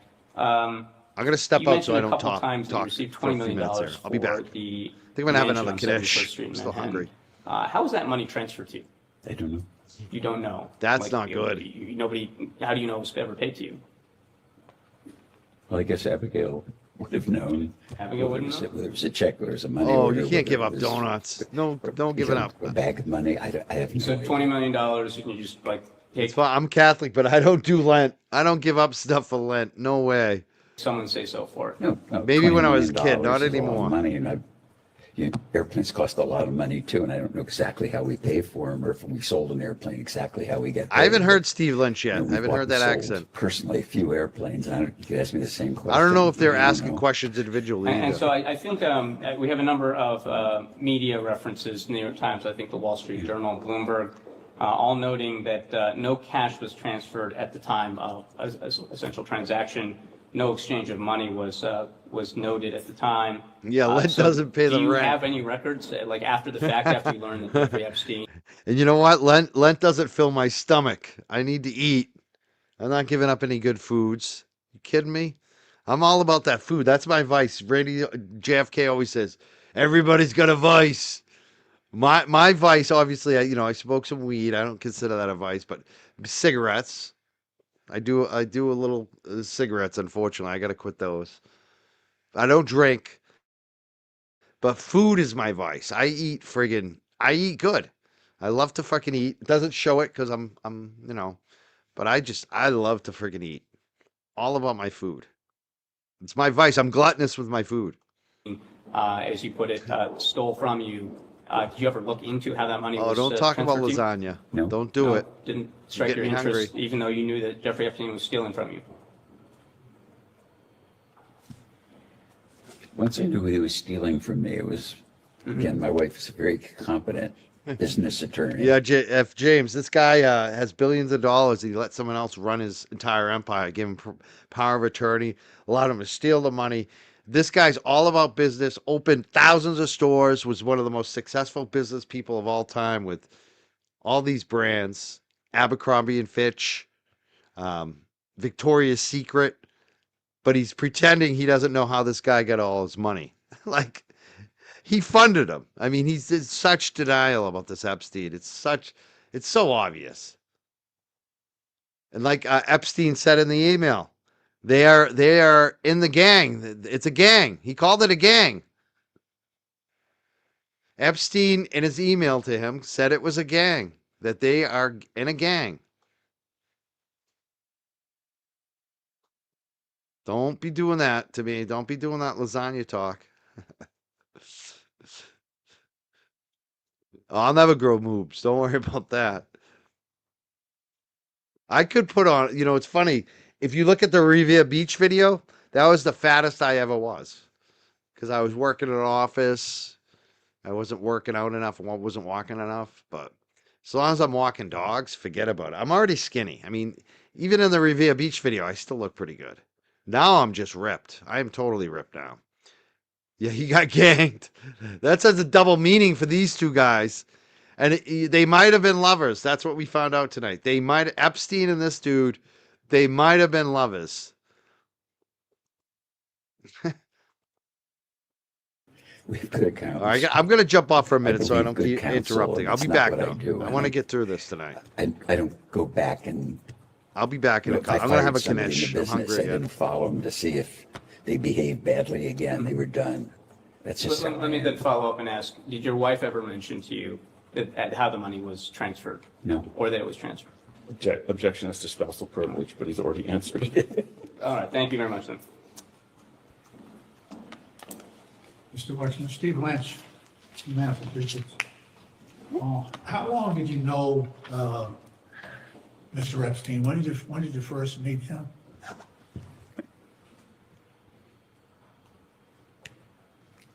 I think they asked me that question earlier before you joined this group. I think it was like 5 years before I got married, about early 80s, I would guess. Early 80s? I think so. I don't remember precisely. And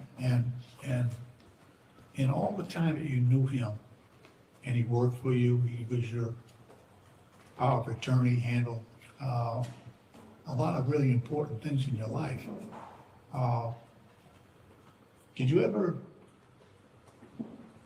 Do you remember him ever having a romantic interest or women in your presence as his guests or associates? Yeah, I mentioned earlier, too, the first one was Dr. Ava Anderson. I met her, and Jeffrey said When was that, sir? when I first met her, whenever that was, So 80s? early 80s. And my understanding, because meeting her, is that Ava was a very attractive woman. I think she was in med school, so and so she was a serious person, and she is a serious person. She's an oncologist. She's married. She has children. I get you. And then I don't know how many years later he broke up with Ava, and Glenn came into his life probably about the time I got engaged. And When was that, sir? I got engaged I got engaged on September 8th, 1992, because I got engaged on my birthday. And so at that point, Mr. Epstein's relationship with Ghislaine Maxwell was romantic at the time. It was about then that I met her, and they said they were going to get married. And it was, I was getting married, Jeffrey was getting married, so it seemed like, everybody was going to be in Happy Valley in terms of their life. And both women, they were grown-up women. Ghislaine is exactly the same age as Abigail, and very smart. She said she was like an honors graduate of Cambridge or Oxford, and quite charming, and English accent, and an attractive woman. So I was very happy for them. Do you ever remember spending time with Epstein, any of his other romantic interests or girlfriends, especially younger women, in your presence? No, there were no others that I was present or mentioned. Ever in his presence with women who may have been of teenage or minors? I thought about that. What did I miss about this guy? And I don't think I was ever with him, or he was ever with anyone. It's vague in my memory that I would say was under the age of 28, 30. I mean, he was with adult women, or women that they looked adult. They said they were a lawyer, an accountant, or something. I know this name has come up earlier in the deposition, Virginia Giuffre. Giuffre, I'm sorry. Do you recall ever meeting her in Jeffrey's presence? Absolutely never. I don't. or Virginia Roberts, I think her maiden name was? No, absolutely not. How about Miss Farmer? I thought Miss Farmer might have made allegations about something that happened here on your property. We've actually covered it. It wasn't his property, it's an adjacent property. An adjacent property. Thank you for the clarification. Or certainly No. on the next door. No, never. Was that Mr. Kessler, Whose property is next door? I'm sorry. my friend was business partner in New Albany, Jack Kessler. So no women who seemed unusually young then? Absolutely. Okay. We also understand from your counsel's proffer that you interacted with a number of other prominent people who knew and had dealings with Epstein, including Prince Andrew, various professors at Harvard, perhaps a sultan of some sort in Dubai, perhaps Howard Lutnick. With respect to Prince Andrew, who has also been accused of sexual misconduct in connection with at least one woman trafficked by Mr. Epstein, did you ever see or become aware of this interaction between Prince Andrew and one of these young women? I never met Prince Andrew, so I wasn't aware of anything other than. No chatter about that in terms of you're dealing with either introduced by Mr. Epstein or by Ghislaine Maxwell. That whole interaction between those two and Prince Andrew. You have any knowledge of that? I had no conversations, interactions with Prince Andrew about women or anything. I had one brief, like 2-sentence phone conversation. He called me here in Columbus. And what was that for? To me, it's a funny story. I'm getting ready to go to work. I think I was in the garage, and my wife or somebody came out and said, "You have a phone call." Maybe it wasn't my wife, but it was somebody. And they said, "It's a guy that says he's the Duke of York." And I thought, the Duke of York, what the hell is that? So I went in the kitchen, hello, and this is Andrew. I don't think he said, "This is Andrew, Duke of York. This is Andrew Windsor," or whatever he called himself. And I said, "Hello."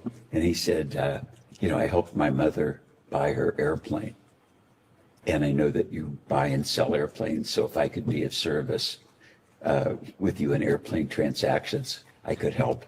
And I said, "No, thank you. We're covered. And have a nice day." And hung up. Just kind of laughed my ass off that the Duke of York called me about. So he cold called you to sell you an airplane or to help you buy an airplane?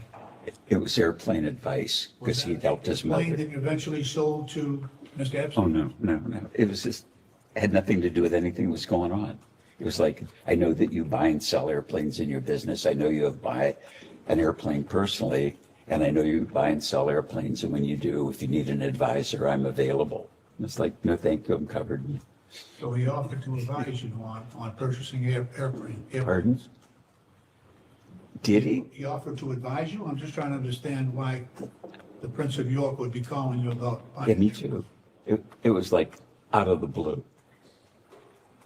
I mean, you could have called me up that day and said you were the Prince of York and you want to advise me on my lunch or something. I was like, what the hell is this? You would have recognized the difference in accents. Yeah, maybe. And with respect to those other figures who I mentioned, did you ever see or become aware of any prominent academic figures or this so-called Sultan of Dubai or Howard Lutnick or any other notable person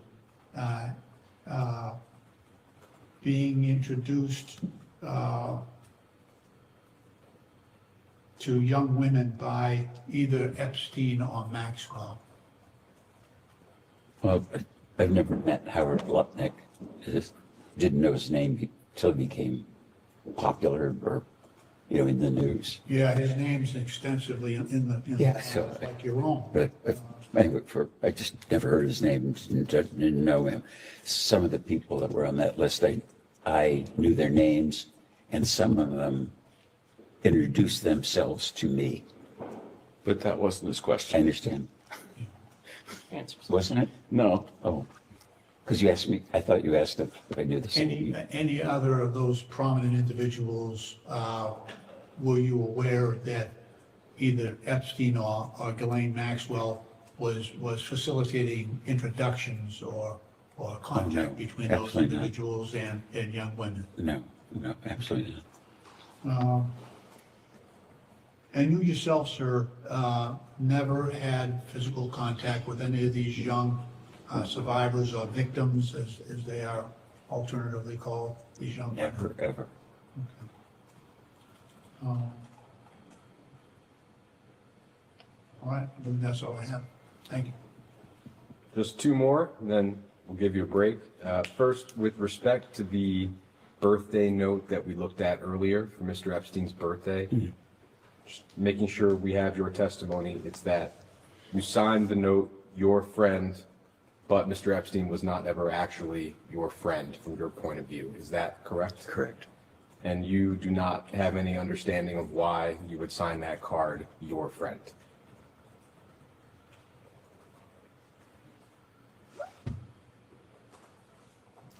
I think I was sending a birthday note to somebody, I'd say your friend or something. I wouldn't just sign my name. It would be like I don't know. But it's not a salutation, is it? It's the end of a letter or something. Yours truly best, something like that. Do you recall ever drawing a pair of women's breasts on any correspondence with any other business associate of yours? No. We can go off the record.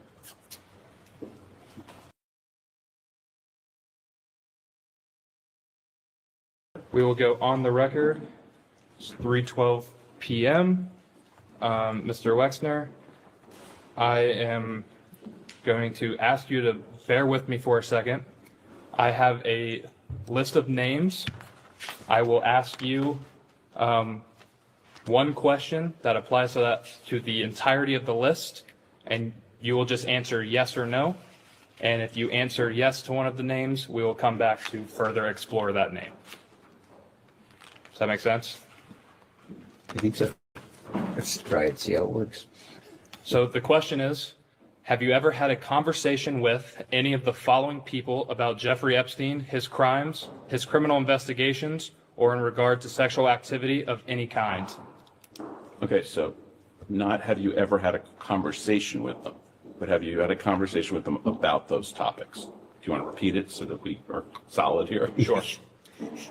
Have you ever had a conversation with any of the following people about Jeffrey Epstein, his crimes, his criminal investigations, or in regard to sexual activity of any kind? The first name is Ghislaine Maxwell. No. Richard Kahn. No. Darren Endyke. No. Sarah Kellen. No. Leslie Groff. No. Nadia Marcinkova. No. Kathy Rumler. No. Andrew Mountbatten Windsor, formerly Prince Andrew. No. Peter Mandelson, former UK ambassador to the United States. No. Stephen Hoffenberg. No. John-Luc Brunel. No. Jess Staley. Nope. Paul Morris. No. Stephen Cutler. No. Mary Casey. No. Justin Nelson. No. Leon Black. No. Glenn Dubin. No. Eva Anderson Dubin. Kind of put those as question marks because think, I'll tell you the answer later because I want to be completely, Understood. you know, Bill Gates, nope, any person elected or appointed to any federal office, nope. any foreign. See, to me, what this shows is what Jeffrey Epstein's real role was. This dude, to me, seems like the boss in a way, you know? And if you look at Maxwell, Elaine, her father was Robert Maxwell. He seemed to hold the same position in this little spy ring, this blackmail ring, this billionaire fix-it club. And Ghislaine and Jeffrey took that role. And look at this Wexler guy, this billionaire. Doesn't need to know any of these people. It doesn't need to meet them. He has Jeffrey Epstein doing all that for him. Like this reminds me of that mafia boss that walked around in a bathrobe to make people think he was crazy, that he was just a harmless guy. He wasn't really running anything. It reminds me of that a lot. Jeffrey Epstein took the heat. You can have the money, you take the heat. You do the work for us. Gang. They're all part of a gang. That Knish was good. I almost want to get another one. I'm thinking about doing the I'm eating late. I'm up with you guys late. I might as well eat. Thinking about doing some coleslaw. I got some coleslaw from that place too. I love the coleslaw. That'll be good to finish it From off. government officials. Nope. So you said you wanted to clarify on Glenn Dubin and Eva Anderson Dubin? He was the billionaire fix-it man. Have Network. clarification on that? He did everything for them. Yeah. I know both of them. I met prime operator for Ava them. when I thought like she the and CEO. Jeffrey were engaged and gonna You know, get a lot of married. times the CEO doesn't own the company. He's just a hired gun that they have managed the company. That's like what Epstein was. He was like the CEO of this enterprise. Meanwhile, the owner doesn't have anything to do with it, but they're making all the money. They own it. They're just sitting back going to the golf club, letting the CEO run the company. Sometimes the CEO owns the company. He owned it, you know, he ran and owned his own company in the past, but now he's letting Jeffrey Epstein do it. That's what this seems like to me. He's pretending, oh, I'm just an old guy who got duped. I'm all about the business. I made all this money. I opened all these stores, but now I just gave it to this guy and I just let him steal the money. I didn't know about any of this. I'm in a bathrobe. And I met Glenn at Harvard, I don't know, 10 or maybe 20 years ago. He was acquainted with someone there. And I was at David. The interesting thing about Ghislaine is even though she's in jail, she didn't get knocked off like it looks like Epstein did. And looks like her father did. Her father died mysteriously too. He was the previous Jeffrey Epstein in the crew, it seems like. You know what I mean? Like they basically inherited the job that Robert Maxwell seemed to be doing in the past, and it seemed like he got murdered. A lot of people getting killed. Brunel ended up dead in a prison cell too. So many of these people are gone. Whether it's the victims or the perpetrators, you know? A lot of mysterious deaths. Between Miss Dufresne, Jeffrey Epstein, Robert Maxwell, Jean-Luc Brunel. They all died mysteriously, didn't they? There's all a question of who actually did themselves in and who actually was murdered.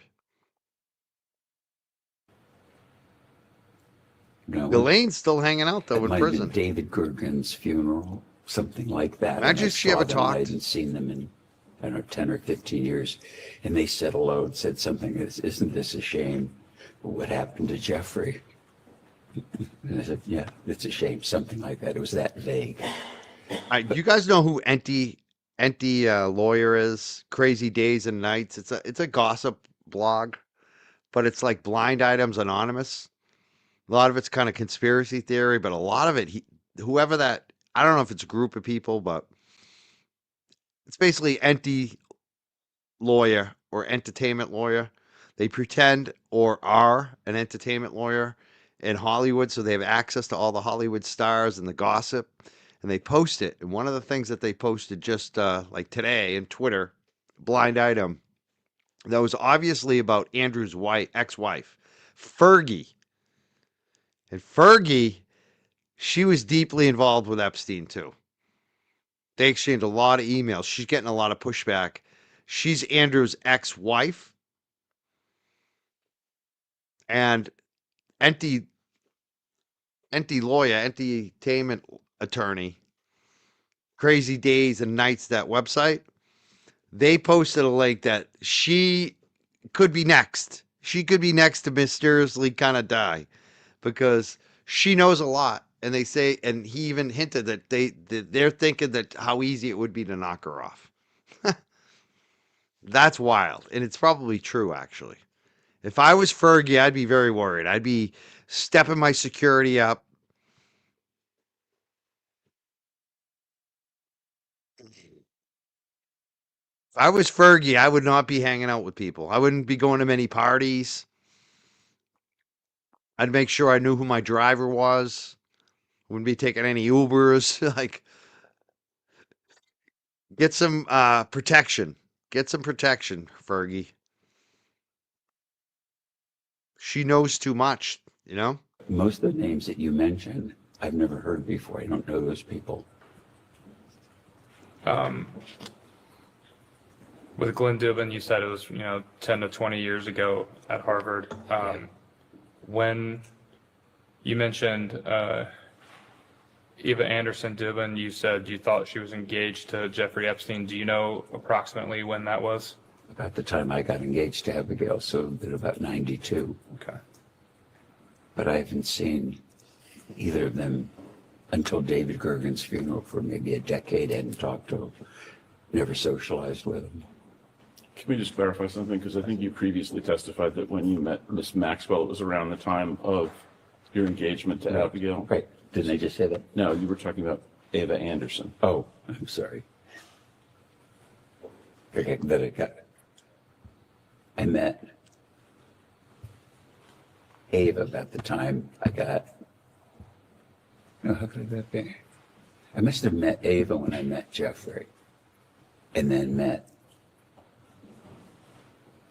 Glenn when I got engaged. That's So Ava would have been 10 years before, early 5 early years. to mid 80s. Yeah, whatever it was. And I think I was only with her once. With them once.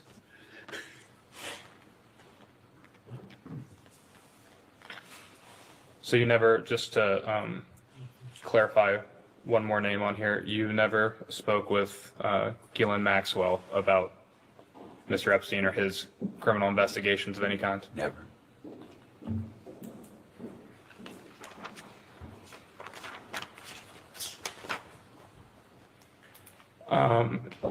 It had come out a few years ago now that Ohio State University did a review of their donations, and they identified a little over $300,000 in donations directly from Mr. Epstein and one of his foundations.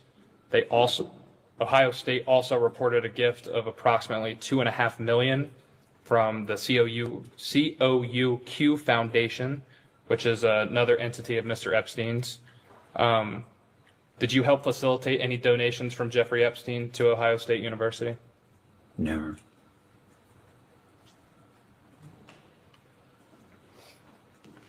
Did you personally ask Mr. Epstein to donate to Ohio State University? Never.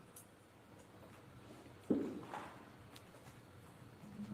you ever speak to any Ohio State University Board of Trustees members regarding Mr. Epstein or his donations to the university? Never.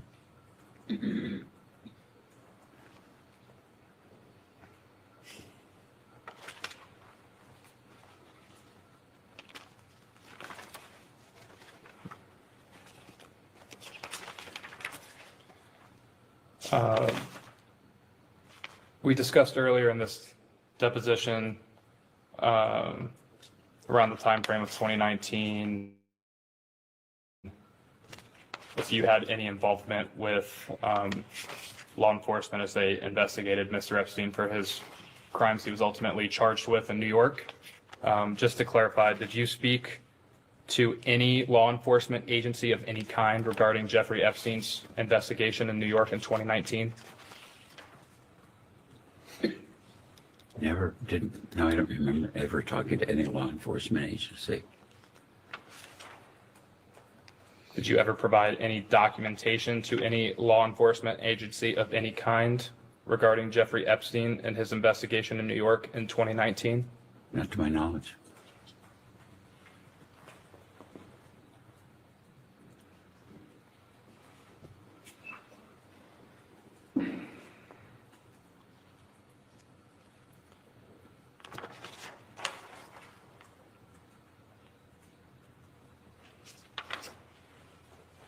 And just to be clear, you never formally interviewed with anyone from the FBI or Department of Justice about Jeffrey Epstein or his criminal investigation in 2019? Never.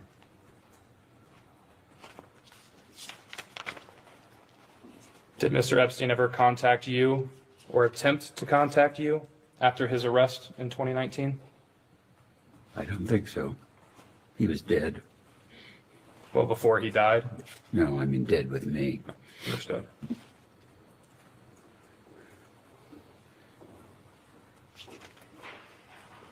Did anyone affiliated with Mr. Epstein ever reach out to you in 2019 regarding his investigation in New York? Never. No.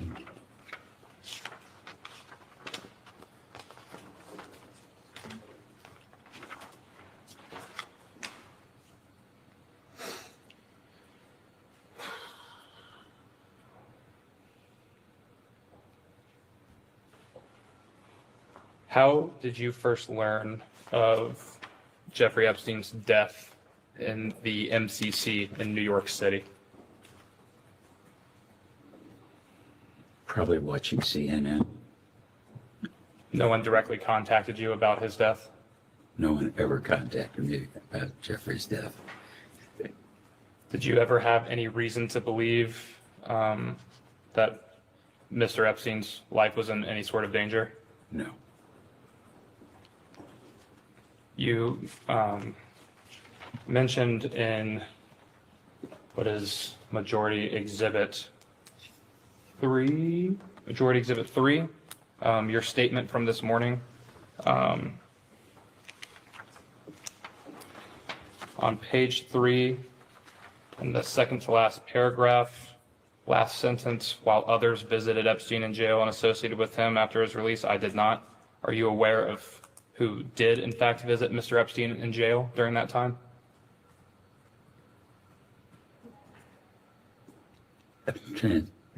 Directly, David Gergen told me he did after he did. And can you remind us who David Gergen is? David Gergen was professor of practice at the Kennedy School. He was advisor to 4 presidents of the United States, TV personality. And did he tell you? My friend. Sorry to cut you off.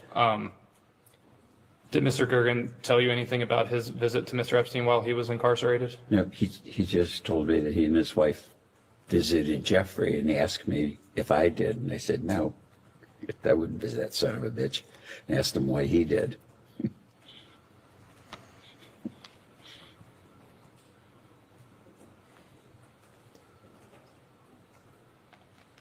Did Mr. Gergen inform you just like as Epstein to had why his he went to deposition. visit Mr. Epstein while he was incarcerated?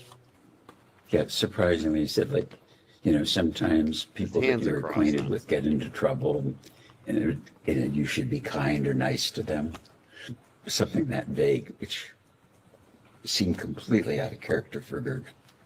Did you, what was your response to Mr. Gergen when he posed that to you?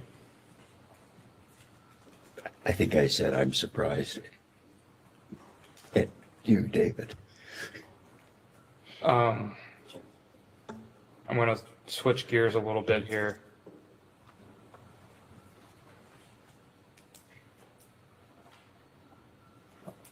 You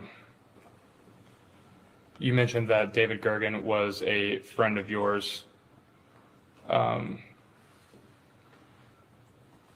do you characterize that Mr. Gergen was a friend? What made him a friend to you?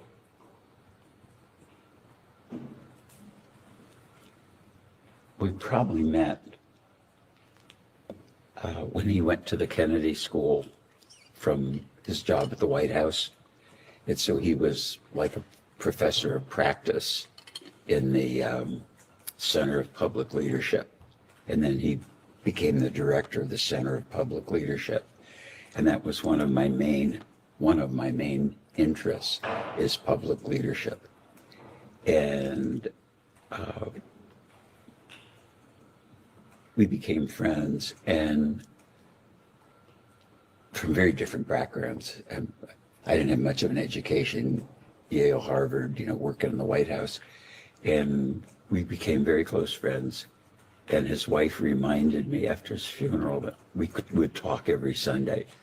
And it's like, I know you might have friends or acquaintances you talk to regularly. I didn't even realize that we did that. We'd share books, talk about what was going on in the world. And it was very much a part of my life.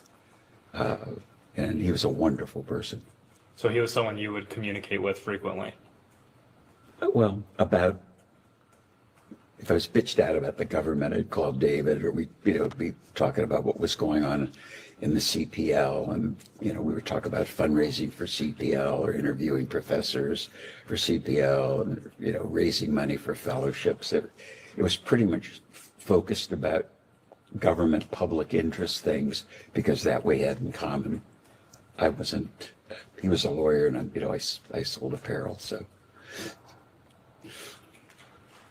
Would you say that you talked to Mr. Gergen more frequently than you talked to Mr. Epstein?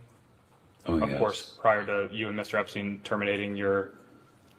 Yeah, I talked to him more regularly. I wouldn't have remembered the repetition or the curiosity.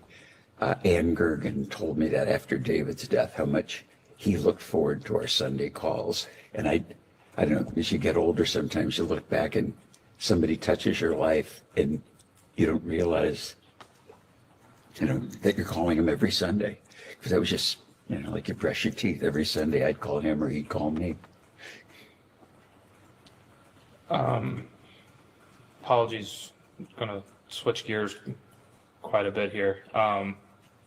We're discussing a lot earlier that the property that Mr. Epstein had owned that was, I believe you characterized as adjacent to your property, formerly Jack Kessler's house. When, at any point, did people need to use your gates or go through your property to access that house? No, the properties weren't connected. There's kind of a woods between them and fields. There was no driveway. They were separate. It would be a struggle to walk between the two on foot. Understood. Speaking about your boat design and manufacture and boat launch has been mentioned a couple times here today. Did Mr. Epstein ever travel with you or board your yacht at any point? Not that I recall. Did Miss Maxwell ever travel with you on that boat at any point? Absolutely not. Were there any other boat trips that you and Mr. Epstein would have taken together at any point? None. I don't think I ever went anywhere on that boat without my wife and family. Understood. Do you use any aliases or nicknames when you communicate with people you're associated with? No, less. Sometimes LHW, that's it. Are you aware of Mr. Epstein having any aliases or nicknames that he would commonly use? No. Are you aware of Miss Maxwell having any aliases or nicknames that she would commonly use? No.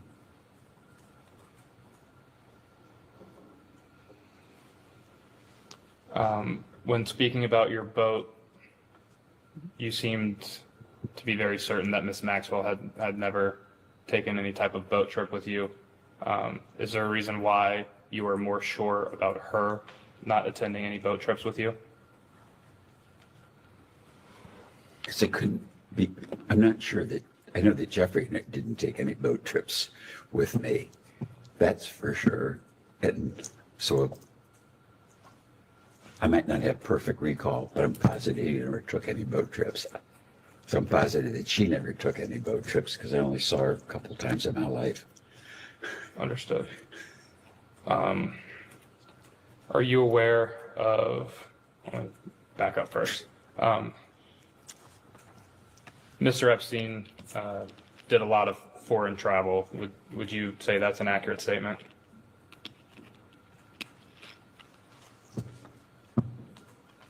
That's kind of I want to answer because I don't want you to be tricking me. I thought he traveled a lot. When I thought he traveled a lot, once I knew he was a fraud, I don't believe he traveled at all. I mean, he'd tell me he was in Switzerland, he'd tell me he was anywhere in the world, and I believed him. That son of a bitch could have been in bed. I didn't know where he was calling from. To the best of your knowledge, he would inform you that he was traveling all over the world. Oh yeah, I'm in Saudi Arabia working for the king. I'm in Switzerland talking to banks, and I'm really busy and I'm tired, and he'd hang up. So he would reach out to me erratically and sometimes frequently, but I never believed that he said, I didn't if my wife told me she was in Chicago, I would believe it. If my lawyer said he was in Columbus, I would believe it. If I call Matt up, I don't ask my lawyer from Columbus. I say, are you in Columbus, or are you, in bed, or wherever the hell you are? And I think that was part of Jeffrey's con. And it just grinds the hell out of me that he was so busy. But I don't believe any of it now.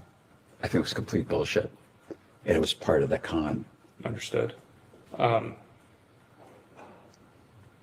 Is it fair to say that Mr. Epstein would flout that he had foreign contacts, whether it be foreign dignitaries or,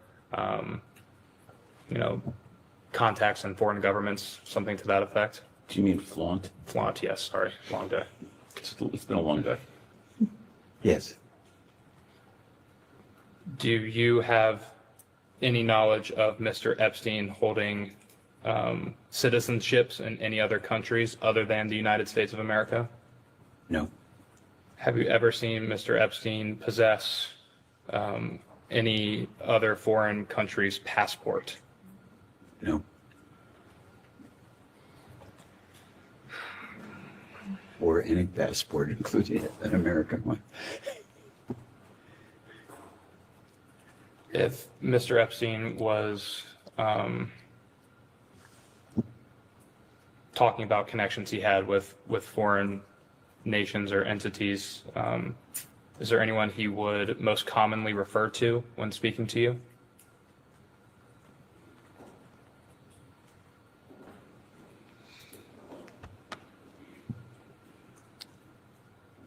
He, over the period of time, mentioned a lot of them, and some he would repeat at some periodicity, some he would mention once, but it's kind of a muddle of, but it was a pretty regular flow, Was there anyone he mentioned more often than others? More often?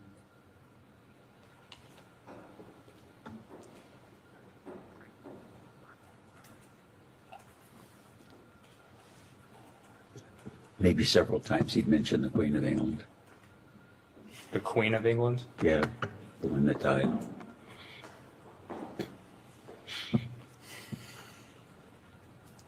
Did you ever get the impression that Mr. Epstein was trying to get close with people of power, influence, wealth to better shield himself from any type of scrutiny?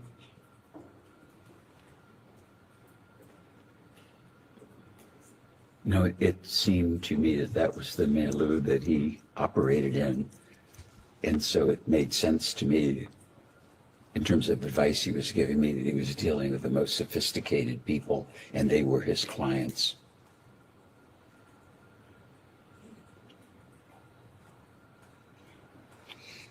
And so, based off that response, would it be fair to say that you would believe that could be part of his con, was touting all of these connections he had all around the world?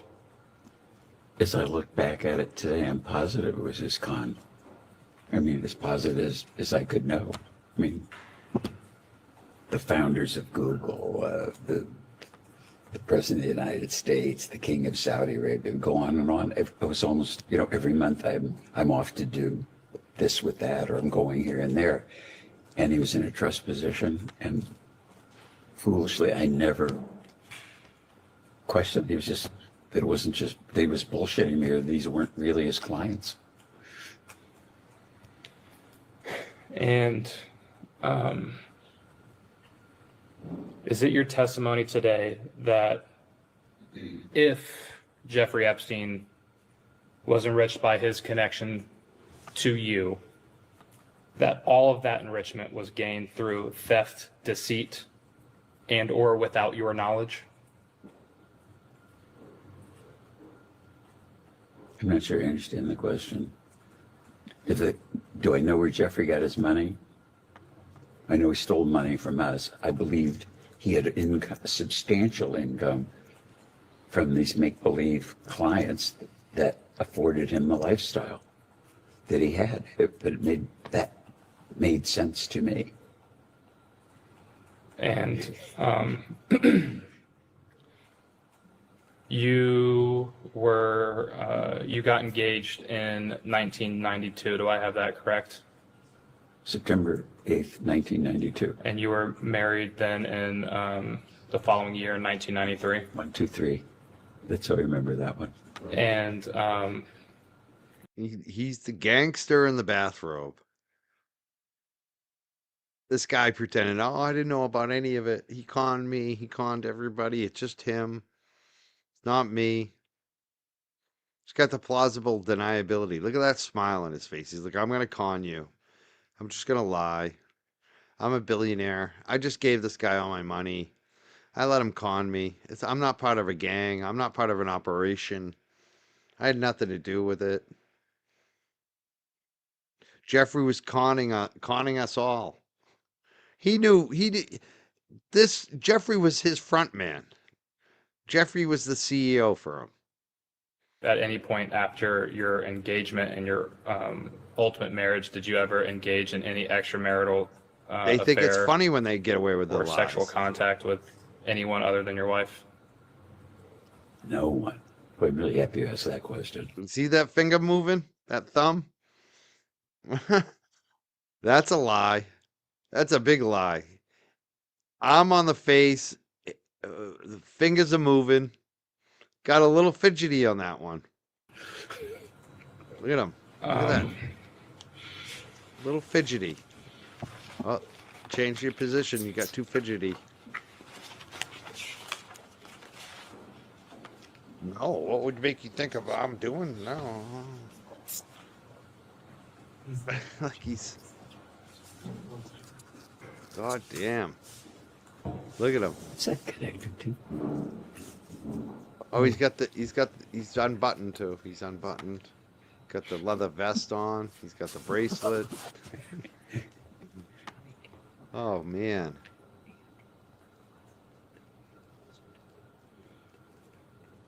We're looking at it.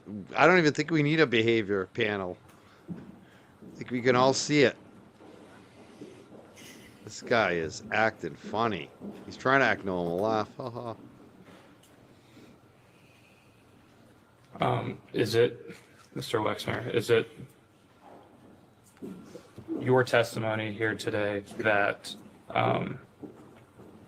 Mr. Epstein's wealth came from not only yourself, but also this extensive network of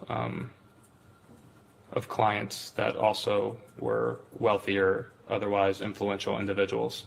You should. No question. Absolutely. And, you know, sitting here today, with the benefit of hindsight being 2020, how do you think that the United States Congress could prevent the crimes and, in your words, cons and deceits that Mr. Epstein and by extension Ms. Maxwell committed on victims around the world and specifically in the United States? Maybe the next Attorney General, Well, if I he's would still hope alive. that If Les is still this alive. interview or whatever it is today would help you to understand that he was a crook and a con man. And in hindsight, looking back, he would make Bernie Madoff look like a Boy Scout. So complete, so diabolical. I mean, just incredible. He's just a diabolical Bernie Madoff. I just got conned. Billionaires don't get conned. I'm sorry. That's not happening. We don't believe you. Minister, if I were giving the government advice, I told the IRS to look into Jeffrey. He couldn't have made all that money and spent all that money, had the lifestyle he did and be the crook that he was and pay taxes. So if he would do the things that he did to those women and do the things that he did to me, then anything is possible, I believe. And so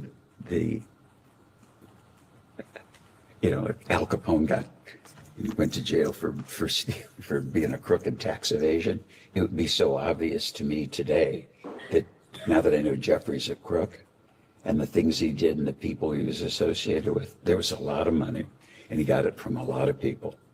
I can't believe that he had time to really work because he was playing so goddamn much and I never knew it. If my attorney or your attorney, I don't even know if I would assume you're an attorney, but if you had one, and every time you talked to him and he said, I'm in the office working on your stuff, I don't think you'd run over there to see whether he was working on your stuff or believe that he wasn't in the office. But the con was so just crazy. I mean, I've searched my memory and say, why didn't I pick up clues? And I think he could trick me all over again if I was, if I was in that position of trust with someone like that. Really bad, I think, unbelievable stuff. You know what's interesting about this? The blackmail angle? And the emails, it doesn't really show what you would think. Like, it doesn't show you that he's like blackmailing people through email and through his communications. But I think it was unspoken. It's kind of like being in a gang. Think about being in a gang. Gang members don't blackmail each other, but they end up getting dirt on each other because they know who did what crimes. And it's why you have a bond even more because you're just like he said in that email when he was mediating between the wife and Les. Epstein said, "We're in a gang. I'm not going to tell her that stuff. Don't worry about it. We're in a gang. We're a gang." So when you're in the gang, you don't snitch on other gang members. It's kind of an unspoken thing. You don't even have to blackmail them. Right? I'm sure he took video. I'm sure he had tapes and stuff. But honestly, you don't even need to. It's unspoken among this class of people. It's like you're one of us. We're not going to tell on each other. We both know that we've done this awful thing. That's what it was. It wasn't even like the traditional blackmail that we think of. And I think that's how they picked Jeffrey Epstein, honestly. Oh, this guy will go there. This guy will do that stuff. You test them. You test people slowly sometimes, too. And it's unspoken. Yeah, we cover for each other. We did things, when you do crimes with other people. I don't do crimes, but if I was a criminal and I was doing crimes with other people, it would be understood that we don't tell on each other, because if I tell on you, you'll tell on me, right? It's like mutual destruction. It's like the USA versus USSR.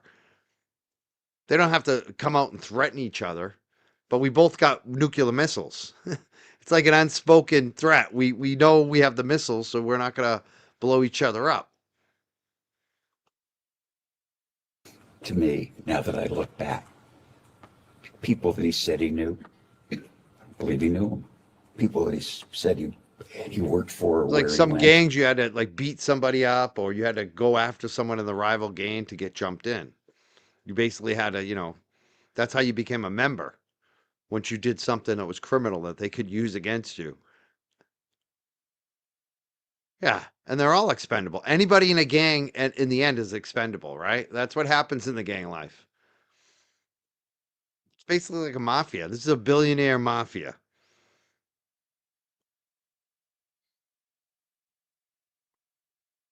And Jeffrey Epstein was running the business.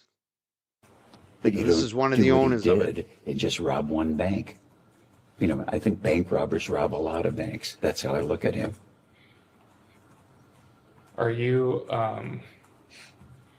Arms crossed you again, just like aware Epstein. that This is any other exactly how Epstein individual, sat too in the deposition. You notice that? come to you at any point? Arms crossed. And make clear to you that they With felt the they had been just like Epstein with the defrauded glasses or- at the end or of the nose and the otherwise arms wronged crossed. by It's Mr. exactly the Epstein same as the in Epstein any way? deposition he did. And crazily enough, no one ever called for a reference. Even the body mannerism is No the one ever same. called you for a reference? Think about that. No one.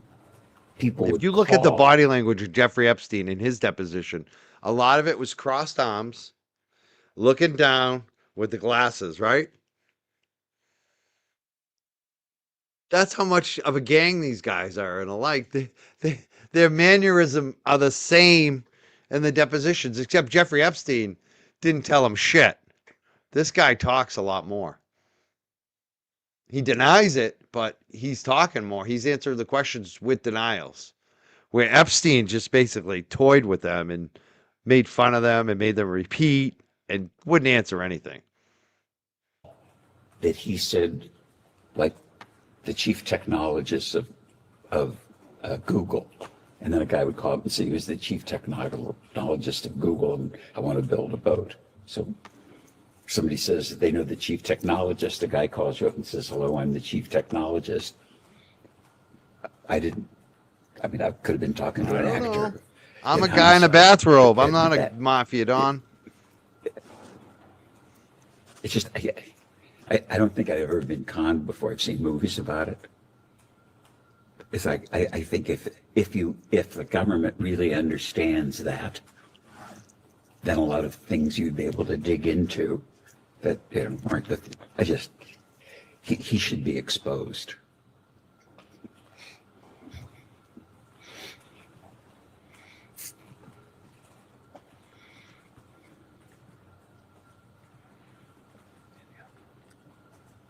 All right. I think that ends it for us right now. We'll go off the record.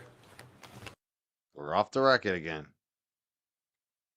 Wouldn't you like to We be can on that go fly in the wall? back on the record. I've got just a few sort of individual cleanup questions about things we've talked about earlier. I'll just move through them chronologically, going all the way back to when you first hired Mr. Epstein. If you could just articulate what you recall about what you thought you were getting from him. You described what he ended up doing for you, but what did you understand yourself to be hiring him for at the time?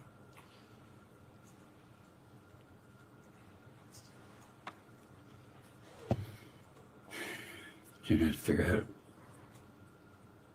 Well, when I met Jeffrey, I had somebody managing my personal stuff because there's just a lot of stuff suddenly, complexity in my personal life.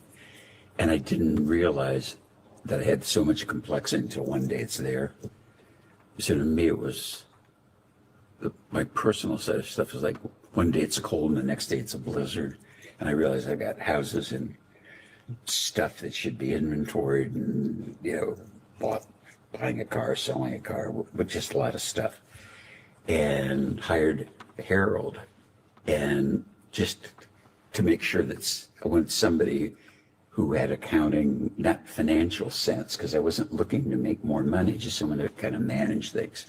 And so today, I guess you'd call it a family office person, because I wasn't looking for accounting and I wasn't looking for investment. I was just looking for someone to just make sure that everything was in order and nothing crazy was happening. And I had sense that Jeffrey, or that Harold wasn't doing a good enough job, just didn't have the bandwidth for the complexity. And mentioned to Bob and Wendy that things were a mess, or I was worried they were a mess. And then coincidentally, drove down the street, as I mentioned, met him, and I asked him, I don't know, it was 6 months later or a year later, something, talking to Bob and Wendy, they said, we should call him. So I called him and said, you remember when we met? I said, I've got a guy running my stuff, personal stuff, because I wanted to keep business away from personal. And could you take a look at it? You're smart, you're financially oriented.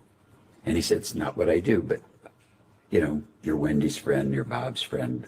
I'll come and take a look. So he started doing that and said, Harold isn't very competent. Nothing's amiss. Just it's not tidied up the way you think you should, way I think a professional would think things should be tidied in your financial personal life. And I said, well, but you looked at this. What do I owe you? And again, part of the con was I don't want to be paid. And so after 2 years of him sorting it out, cleaning it out, I thought, started to pay him for the work. And I don't remember what it was at the time, but in terms of professional fees and whatever, I thought it was fair.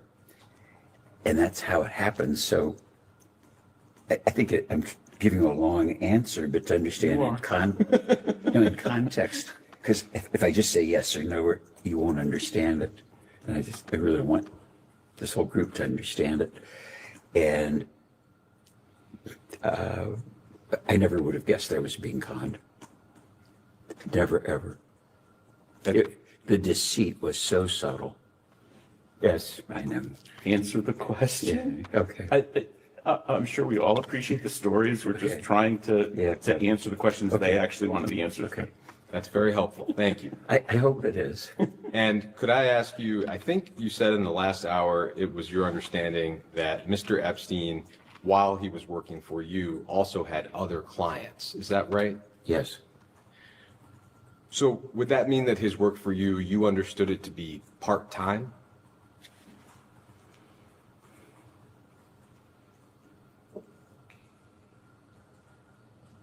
I wouldn't describe it that way. I knew it wasn't I thought it wasn't full-time because he had other clients of substance, real substance. As a listener, it sounds like substantial demands that you're describing. You were, and of course are, one of the wealthiest people in the country, managing all of your personal affairs. I would think would typically demand all of somebody's bandwidth. It sounds like that was an issue with the guy before Epstein. How was he able to do that job, but also do work for other clients at the same time? Well, like Peg does the work now. I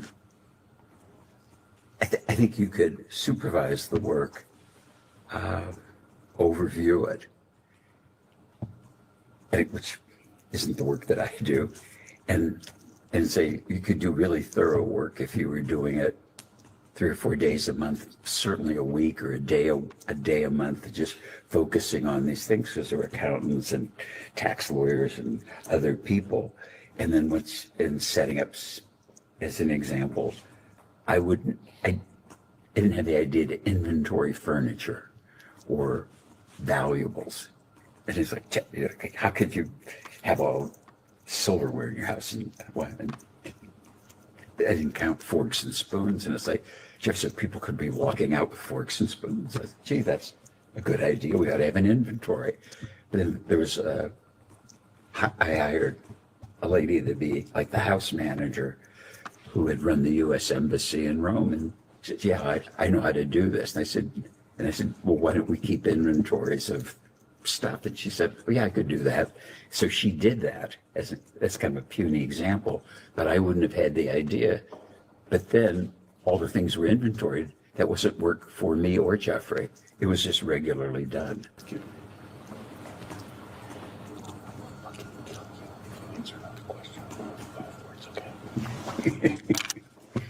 Answer the question. Okay. A discrete question on a different topic. We know that at one point you owned a property in Palm Beach. It was a large oceanfront estate. We understand that you sold that estate to a guy named Abe Gossman, and that later Mr. Trump and Mr. Epstein got into a bidding war over that property. Do you have any knowledge of, or did you have any involvement in that dispute between Mr. Epstein and Mr. Trump? No.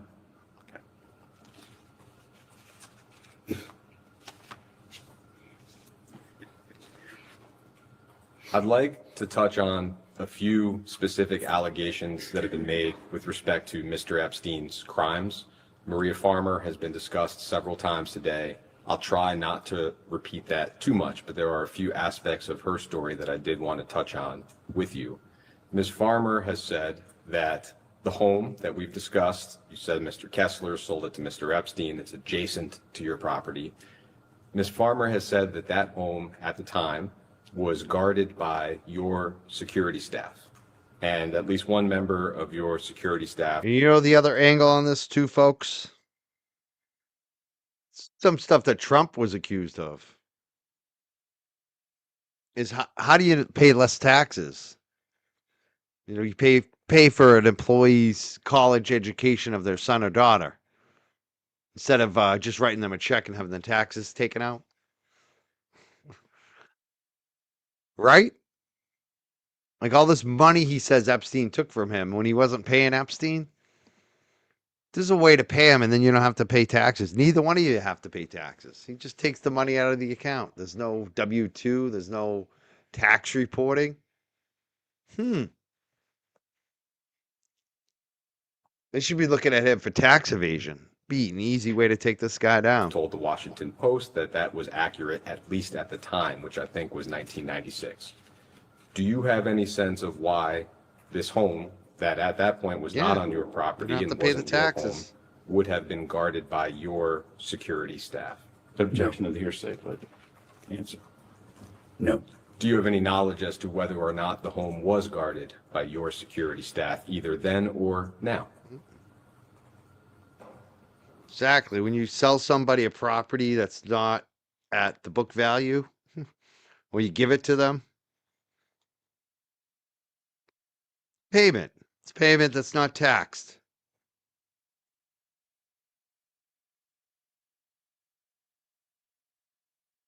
Laundering money, tax evading, all of it. I think they were doing it all. They were a gang. They're a gang.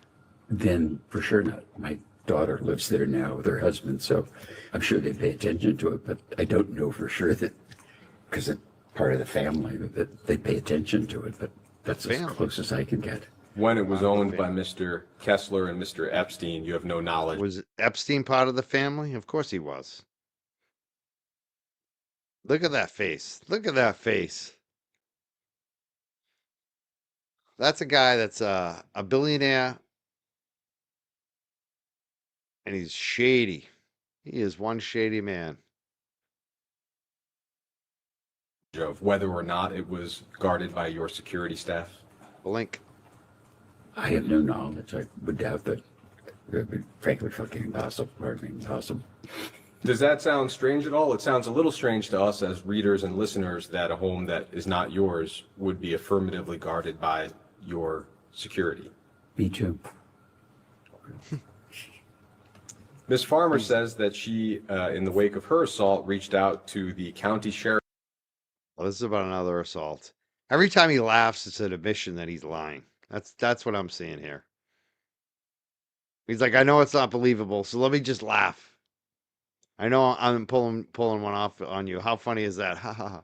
Sheriff's office, and that she was told, quote, "We work for Wexner." And the sheriff's office confirmed that at that time, Do you see that fake? That was a fake laugh. That was a fake laugh. Why would you laugh at that too?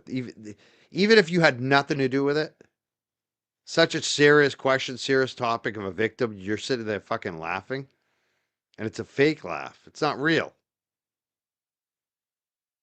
The fuck? they were contracted to assist with your security detail. Do you have any sense of why that would have been the case?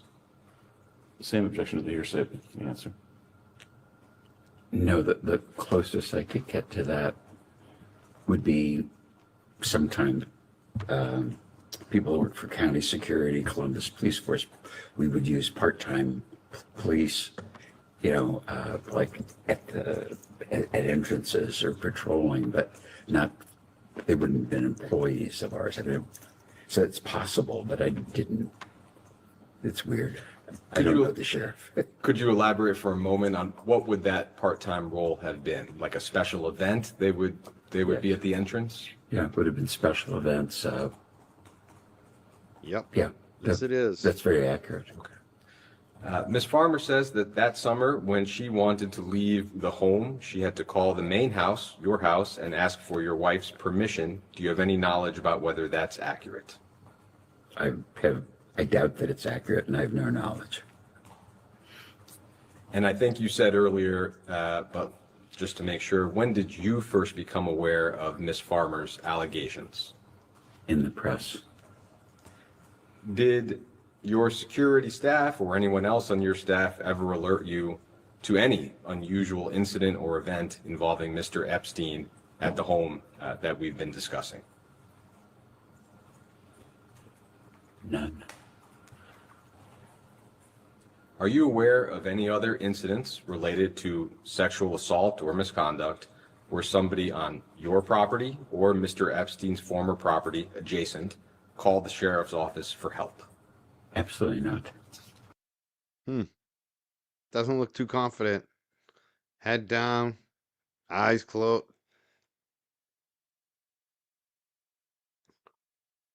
I want to thank Sue B. She just sent $25 over to me on Venmo.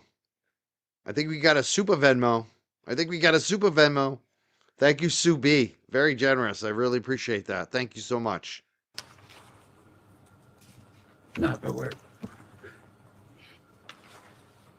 I'd like to touch on Victoria's Secret and Mr. Epstein presenting himself as a recruiter. Again, I know it's been discussed earlier. I'll try to cover new ground to the extent possible. I think you had testified that you were alerted to that issue once.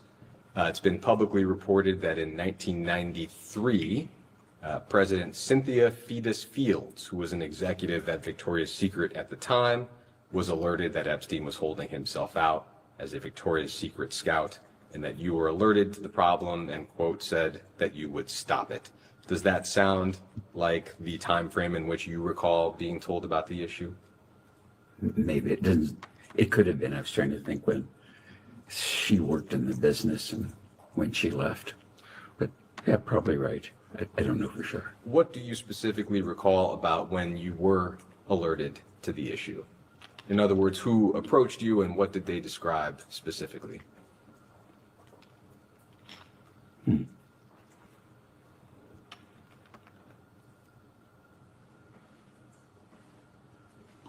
Something like Jeffrey's trying to pick up women, and he says he's a Victoria's Secret talent scout. And I said, that's terrible, or the nonsense, or I'll put a stop to it. Something like that, because it could be possible, I think, in my memory, but I didn't believe it. But I know I called him up and said, are you, Jeffrey, what is going on? He said, do you think I'm stupid? And I said, because I hope not, because if not, you'll be dead. You'll be dead, he said. That's gangsta talk. If you're telling people that you're a Victoria's Secret talent scout, you'll be dead. That's gangster talk. And I don't think he actually said that. But I think he said that to other people. Because I think he knew Jeffrey Epstein was doing that. That's part of the whole program here. You'll be dead. Interesting words to say, right?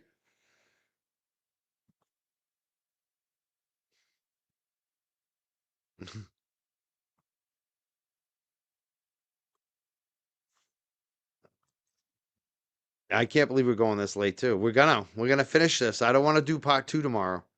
I want to turn the page tomorrow. Yeah. So they weren't really looking for like a date. They were looking for victims. That's what they were looking for. Some of the most beautiful victims in the world, right? I mean, you got models that you could turn into victims. This is what they wanted. Yeah, he said dead before too. He said that earlier. You're right. I didn't note it. I heard it, but I didn't acknowledge it. This time it just stood out to me, right? That's how, think about it. In this deposition, he said that twice now. That's gangster talk. They are a gang. That's what I've come across back from this is they are a gang and they call themselves a gang. Jeffrey Epstein called it a gang. It was a brief, very brief conversation.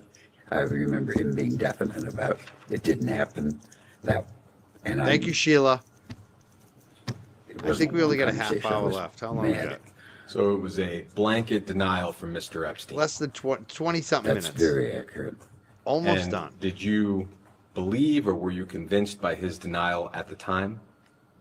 At the time, yes, I did believe it. Yeah, this is So is it right that you, you 7 were hours and not no 47 longer minutes? upset following that conversation because you believed that he had not, in fact, I've talked a held lot in himself between. out Well, we had a as half scout? count. That's accurate, yes. That's how I felt. This might Do be you my recall longest whether stream you had ever. The impression that your executives simply made the story up, or Longest stream ever. I don't For the young girls, recall. anyways. Just knowing how I think about things. I'm working over here. They I- told me I couldn't walk probably dogs. I would have still got to said put my this is 8 just hours in. Jeffrey Single, it's a thing to say, a rumor could get started, I gotta chase it down because God forbid that anybody was doing in the business, let alone outside the business, was dating people in the business or dating models or recruiting them or any of the stuff that we now know is true. I would have fired him on the spot. In May 1997, a young woman named Alicia Arden says that she was introduced to a man who identified himself as a talent scout for Victoria's Secret. That was Jeffrey Epstein. Mr. Epstein allegedly invited Miss Arden to his hotel room in Santa Monica, California, to audition for the catalog. When she arrived, Mr. Epstein grabbed her, tried to undress her, and said he wanted to, quote, manhandle her. Miss Arden fled in tears and filed a police report. It's one of the earliest allegations that are known against Mr. Epstein. Yeah. Were you alerted to this sexual assault at the time? Same objection to hearsay, but go ahead. Kind of the same answer. I don't know how I knew about it. And, called Jeffrey, like, what the hell's going on, Jeffrey? And I was like, do you think I'm stupid? Like, this was a bad girl. I was on a date. She made all this stuff up. You don't think I'd behave this way, would you? I hope not, was probably what I said, because I couldn't believe that anybody that I knew would behave like that. And what you're describing, is that the original single conversation you described earlier, or is that a separate conversation with Mr. Epstein about the issue? I'm a little confused. This question about the lady in the hotel in New York was one conversation, and the notion or the discussion about Jeffrey's interviewing models, I think, was a separate one, and they didn't happen simultaneously. I understand. It sounds like that might have been about 4 years apart from each other. You could tell me 4 years or 4 months. I don't remember. So it sounds like at that point, there would have been at least 2 conversations with Mr. Epstein about the broader Victoria's Secret issue. In 2004, a woman named Elizabetta Ty had a similar experience. She was invited to Mr. Epstein's New York home under the impression that he would be able to get her a job as a Victoria's Secret model. Mr. Epstein apparently, allegedly, undressed and handed her a vibrator. Ms. Ty threw the vibrator at his head and ran out of the room. Were you made aware of this allegation at the time? I never heard the story before.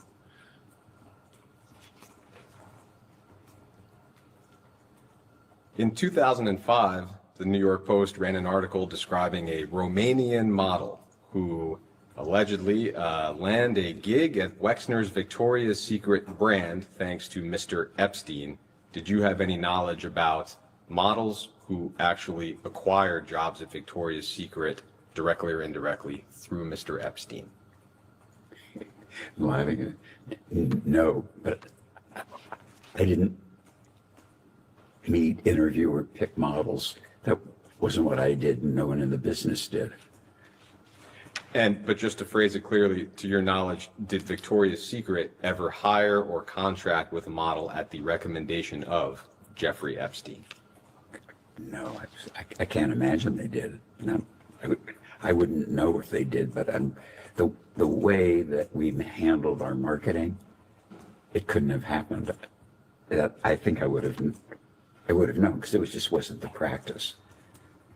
Could I ask one follow-up question with respect to that second conversation and the young woman named Alicia Arden? I know they were a few years apart, but if you recall, was there any part of you that doubted whether Mr. Epstein had been truthful in his denial with you the first time?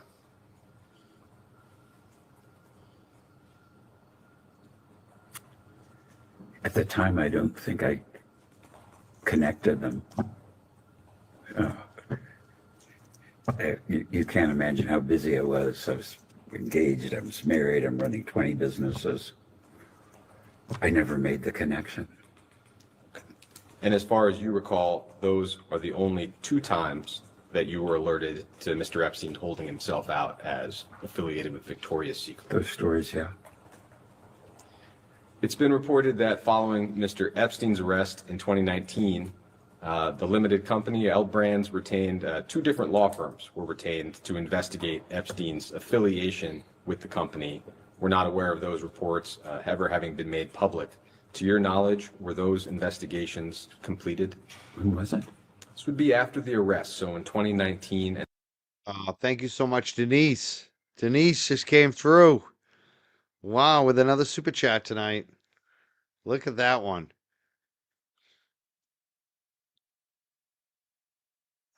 There we go. Thank you for a great stream and chat. So glad your eye's doing better. Keep being you. Thank you so much, Denise Knoll. Denise Knoll 43. Very generous. Really appreciate it. Thank you so much. I'm glad my eye's feeling better too. And then I can see. I can really see now. Yeah, thank you, Denise. Thank you, everybody who's been here, sticking it out for almost 8 hours. And all the super chatters and all the chatters. Give yourself a round of applause. Let's put up a 1 for all the chat. If you like the chat, put up a 1. The board investigated Jeffrey. And I think the first law firm investigation was for the board, broadly speaking, and then some individual board members engaged a law firm to perform a second investigation. But it sounds like you have no knowledge of either investigation. I found out about 2 weeks ago that from one of our ex-board members that he'd hired Kroll to investigate Jeffrey, and I never knew it. Could you elaborate on that just a moment? In other words, a board member described what exactly? Well, this was 2 weeks ago. That he was worried about Jeffrey, and he asked Jules Kroll to investigate him. Is Jules Kroll an investigator, white collar criminal? He was a Justice Department, FBI kind of a guy. Started his own, I think it's the largest international and private investigation firm in the world. And So he said, and I said, so what happened? And he said, he didn't think Jeffrey was a good guy. And I said, what else? He said, that's all he would say. He said, just not a good guy. And he said, he asked him for specifics. And Joel said, I don't have any specifics. He's just not a good guy, whatever that meant. Do you recall approximately what time frame the Kroll review was undertaken, or how was it described to you? Well, the way it was described to me is the board member asked Jules Kroll. He didn't tell me it was a board thing. And so it must have been, I don't know, about 19 or 20, because I know when I retired, I know when and I think I know when COVID was and all those things that happened, but I had no knowledge of it. And I was quite frankly, it made no difference to me, but I was kind of surprised that somebody on the board would investigate somebody and not tell me, or, as the founder, principal, whatever. They didn't, which is probably a good thing. So for the two law firm investigations I described and this separate Kroll inquiry, it sounds like you had no awareness of those when they occurred. Nothing.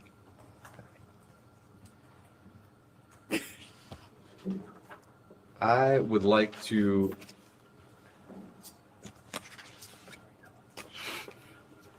introduce Minority Exhibit J.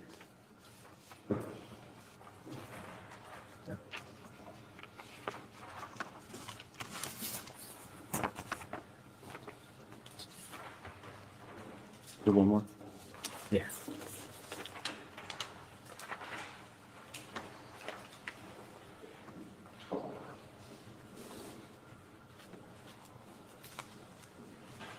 Stop laughing would be good advice from an So attorney. as you on can this. see, this is an email from June of 2008, right around the time that Epstein pled guilty to soliciting a minor for prostitution.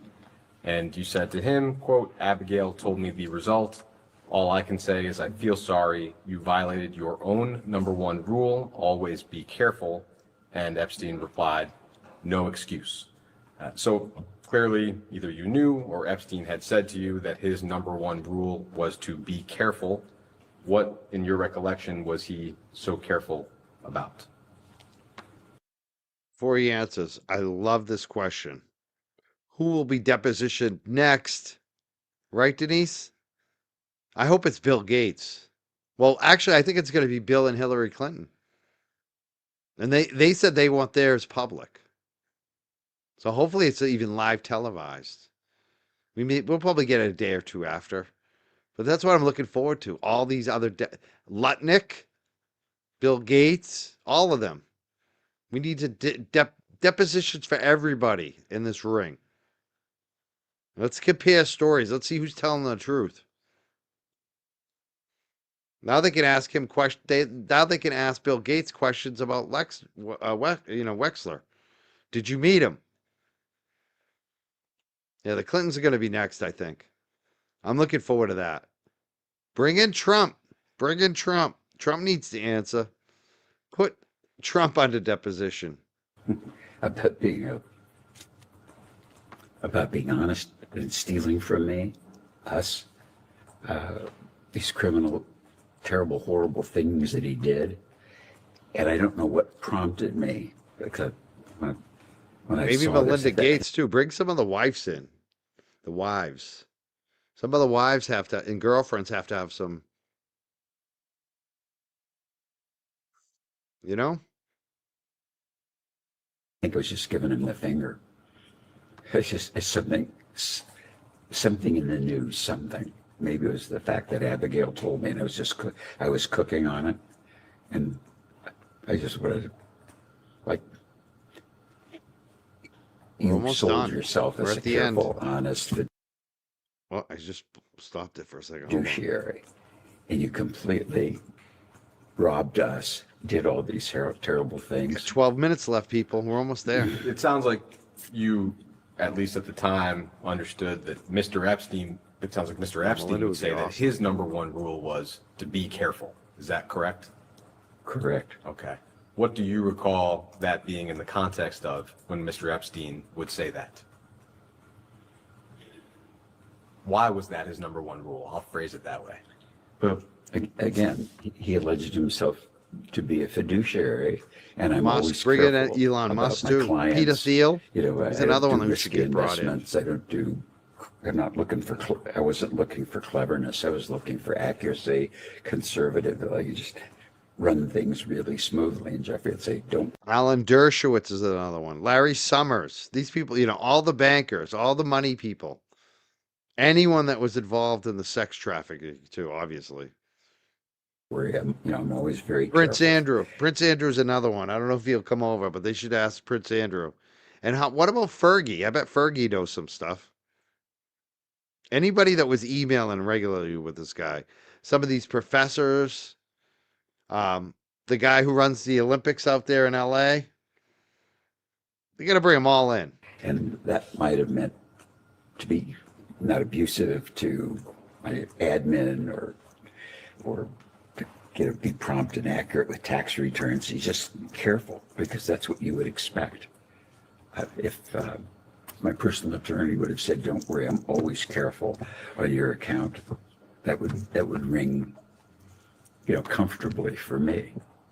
And complete crook. And you touched on it, but in terms of what you can recall about how you felt at the time, the crimes, even the crime that he pled to was not insignificant. It involved a minor. Do you recall, that would seem not to necessarily be the product of simply not being careful. So do you recall whether you felt anger, shock, or simply how could you have been so careless? I don't remember how I felt. And the Rothschilds. Probably anger. That lady Rothschild, is she person still in a trust around? They bring her in position too. So mistrusted. So there's so many people. crooked. I'm not. So There's other people I'm bad. not even thinking. A lot of people they should be As far bringing as in. you can recall, when was the last time you spoke with Mr. Epstein? Well, it was probably sometime before I gave him the finger. So it probably was in 07 or 08. Sometimes when he got in trouble, in my mind, he died. Well, definitely at this point, you two were in communication. So that's the middle of. Did you hear that again? Before it was like you're dead. Now it's he's died. Again, that's like mafia talk. In my mind, he died, even though he was still alive at that point. 2008. You have someone who spoke to him. Sure. Yeah, I'll the clarify. music artists, all any of them. form of electronic or verbal communication. I wouldn't remember. I got a that good did one. This. What I remember. The magician, David Blaine. He needs to get brought in. David Blaine. Is when I found out how bad his sexual behavior was, and he was stealing from us, dead. He said it again. If you recall, I think you had said that you initially DEAD. framed the he said. investigation to you as involving a massage and an overzealous police chief. At least that was what your counsels represented to DOJ. Do you recall that? I'll be back in a couple minutes. I gotta hit the bathroom. We're in our last 10 minutes here, though. Recall it. I'll be back for the. I don't know that he told Abigail that, and she told me. No, not what she told Okay, you. I don't know. How I know, I don't know. Do you recall when you first became aware of his crimes involving minors? I don't recall. There is evidence that Mr. Epstein tried to get in touch with you in 2010 and 2011. We don't know whether that continued later. Do you have any recollection of having any form of contact with him after 2008? Nothing. I'm positive that I had no communication of any kind. I keep repeating that from my point of view, he died. I didn't want to even think about it. Yeah, man. Starting to wrap up, are there other individuals from Mr. Epstein's orbit at the time that you think we should talk to, who might have an understanding of Mr. Epstein's crimes?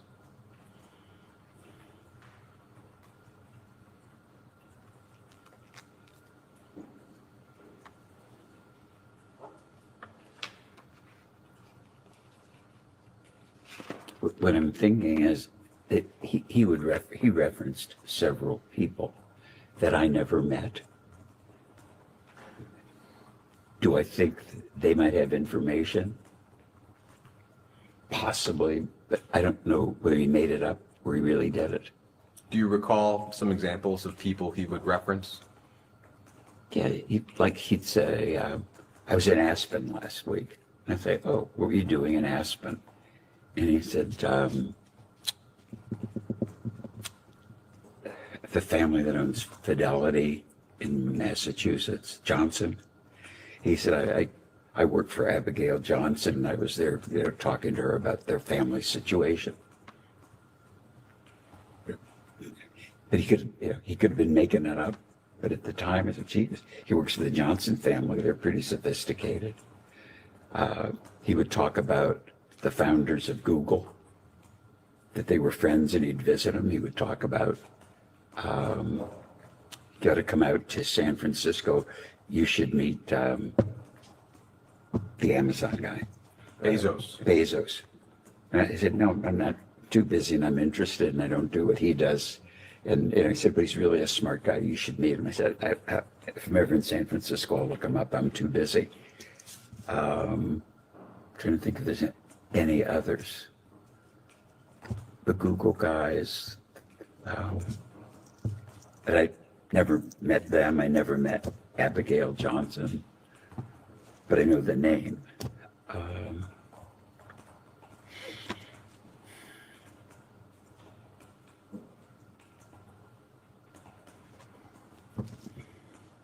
That's all I can recall. But there were so many names dropped that, and I don't know, I don't know as much interest in celebrities, political celebrities or whatever. He was just like, I know so-and-so, or I know so-and-so. I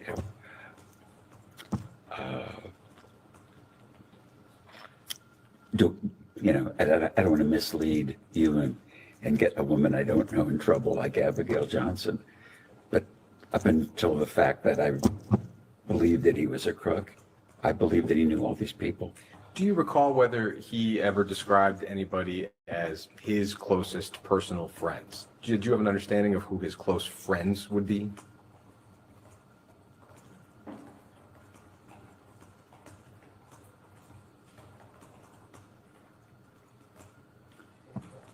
No, he would talk about friends that he had. He would say he told me how friendly he was with Ava's husband, and I always thought that's kind of funny that you're friends with your ex-fiance girlfriend's husband, but it was stuff like that. Did I believe that he knew Clinton? No, I didn't believe it. But sometimes people say that, they knew high people in high places. Do you have any reflections as we close this conversation, whether it's on your relationship with Mr. Epstein or the pain and suffering that he and his accomplices inflicted on countless victims and survivors, largely with your resources? Any reflections of any kind on the entire topic? Objection assumes the fact not in evidence. Well, I believe he had a lot of resources beside mine. I think the only thing I said earlier was that if you understand, I think he had, in hindsight, multiple personalities, incredibly smart, which I didn't really see. I mean, when you can bullshit Nobel laureates about physics and university professors and physicians and all the people that I've read about, I mean, if it was a movie, no one would believe it. I mean, but what I read about him and the connections, is so, and I think that the perspective to understand it would be to understand how intelligent he was in his as a criminal and all the things that he did. And I mean, I have trouble imagining. Is that wild? Abigail Johnson from Fidelity. I did not expect that one. I did not know about that one until just now. I used to work at Fidelity. That was my first financial job. I was a series, they trained me as a series and got me licensed as a Series 7 stockbroker and life accident and health licenses and the 63. So I had 3 sets of licenses at Fidelity that they helped me get. I worked there for a year as an equity trader. Karen Reed also worked there. My uncles also worked there. A lot of my family worked there. Some of my family made really good money at Fidelity and actually knew Abigail. Wild. I can't believe she's in there. Someone said Zuckerberg. I just look up Zuckerberg. Zuckerberg connection to Jeffrey Epstein is primarily centered on a single dinner event in 2015, which has been the subject of renewed scrutiny following the release of millions of Department of Justice files. Now, the key findings on Zuckerberg's dinner. The 2015 wild dinner, quotes wild. They called it a wild dinner with Zuckerberg. Documents released in February 2026 include a 2015 photograph and emails describing a dinner in Palo Alto attended by Zuckerberg, Elon Musk, and Epstein. Can you imagine that dinner? Musk, Epstein, and Zuckerberg all had dinner together. This was in 2015. There's a picture of it. Elon Musk and Epstein with Zuckerberg. Later, like a month later, in August of 2015, an email to a business associate, Epstein has described the gathering as wild. Epstein described the dinner as wild. Epstein described it as wild with Zuckerberg and Musk, the dinner. The dinner was hosted by co-founder Reid Hoffman, LinkedIn. So the guy who owned LinkedIn, he should be brought in too, Reid Hoffman. So Reid Hoffman had a dinner, the LinkedIn co-founder, with Zuckerberg, Elon Musk, and Epstein. Reid Hoffman at the restaurant Bame to honor MIT neuroscientist Ed Boyden. All these guys from MIT should be brought in too. Reports from Vanity Fair previously alleged Musk introduced Zuckerberg to Epstein. Musk brought Zuckerberg over to Epstein. Can you believe that? Elon Musk, who hates Zuckerberg, he introduced him to Epstein. I wonder if that was I wonder if he was doing that as in a spirit of goodwill, or it was like he was setting him up. Though Musk has denied this. Elon Musk has now denied this.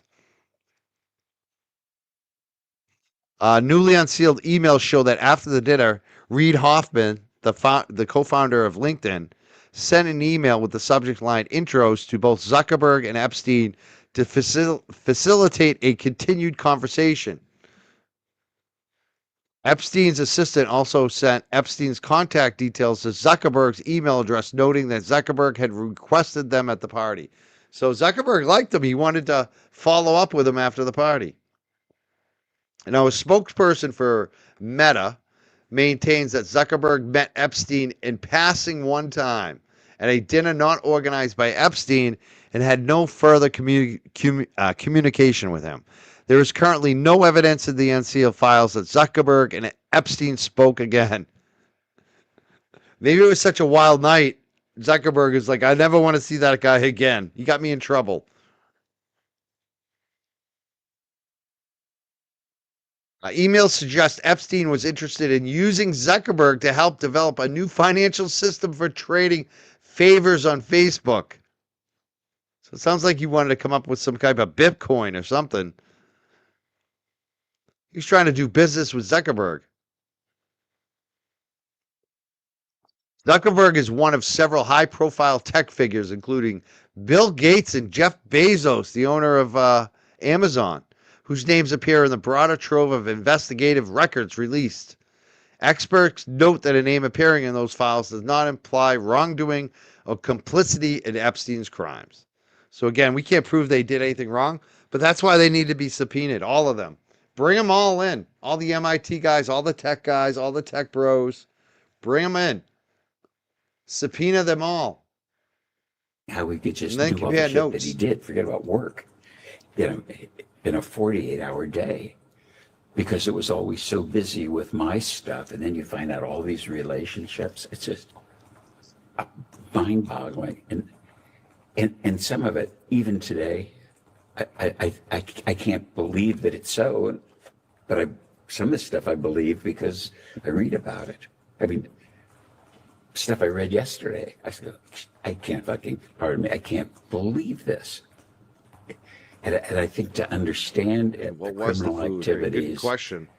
all this stuff. Yeah, Noam Chomsky's another one. Bring him in. It's like, I hope you guys are really good. And as I said earlier, I hope, probably the dismay of, Yeah, consider who said that too. Jeffrey Epstein to call a dinner wild. That's like, what is a wild night for Jeffrey Epstein? I mean, he called it wild. His whole life is wild. of my advisors to give you an accurate picture of how I am and how he was, how I perceived him. And I mean, diabolical isn't a big enough word. And I think I said early, Bernie Madoff was a Boy Scout compared to Jeffrey. I mean, if I just believe what I read in the press about people that he contacted, university presidents, Gergen, my friend, I mean, it's just crazy. But he was beyond perfect or good at doing all the shit that he did. It's just, I think it's the rumor and innuendo that goes around makes me very mad because I think I'm a very straight arrow. He's a very straight arrow. I'm not buying it, Joe. I'm not buying any of it. And a very responsible person. You gave Jeffrey Epstein all your money, dude. You're not responsible. You were in a gang with him. It showed it in the emails. All the way you talk, the way you act, dude. Not buying it, Mr. Billionaire guy. I don't want to give you a speech on my virtue, but I'm comfortable in my own skin. And I look at, I say, it's so preposterous to me what he got away with so long with so many people that I can't imagine how a mind could do that and be robbing banks. It's crazy. Thank you. And then one last question. I think your counsel has represented to DOJ that your assets accounted for virtually all of Mr. Epstein's wealth. Sounds like you don't agree with that? You bankrolled him. I wouldn't know it. I don't know anything. But I really don't know what his wealth is. But, I'm the mafia boss. I'm the billionaire mafia boss. In a bathrobe. And I don't know anything. I don't know anything about my business. I don't know anything about this guy who ran my business. All I cared about was my whole life was opening stores and killing it at business, but now I don't care. Even though if Jeffrey did something, I told me he'd be dead. Like, dude, not believable. And look at him. He's got the same exact posture as Jeffrey. This could be Jeffrey Epstein sitting at this table. Folded arms, glasses down at the end of the nose, looking down. I don't know anything. Yeah, and Epstein is dead. He said he'd be dead, and Epstein is dead. I mean,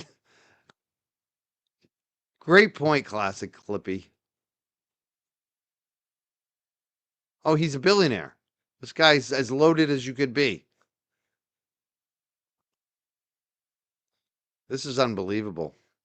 All of these people, all of them need to be deposed. Every single one of them. All the names we said tonight, and then some. Island house, all that lifestyle, buying people's gifts. And it would seem to me that having a good sense of how much money now he probably stole from us, or more than that, that we don't even know about yet, because it was disguised. It was disguised. That's a giveaway. It was disguised because it's like money laundering, tax evasion. It's the way I chose to pay this guy. It was disguised so you guys wouldn't know. You guys wouldn't know how I was paying this guy. Right? He just told on himself.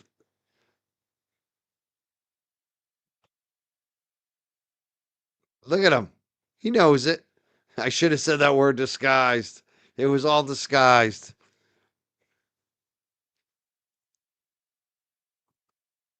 Yeah, I don't believe Abigail Johnson was doing the kinky stuff, but I'd like to hear what she has to say.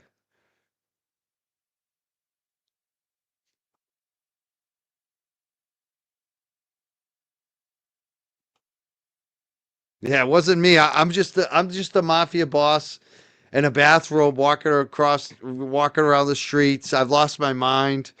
This guy took advantage of me. I had nothing to do with it. I'm not one of the ringleaders. I didn't finance this operation. I was defrauded. He's just like Bernie Madoff.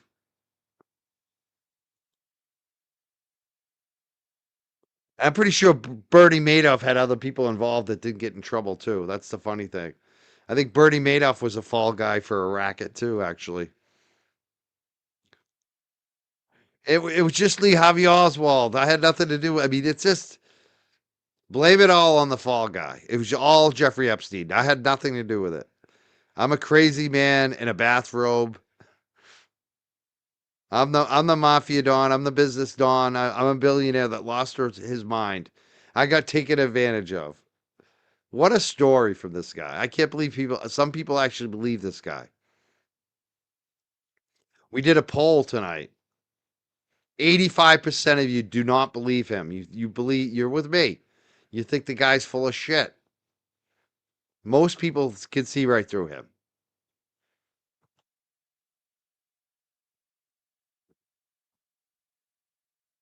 Yeah, it's harder to lie when you get older. It's harder to do everything when you get older.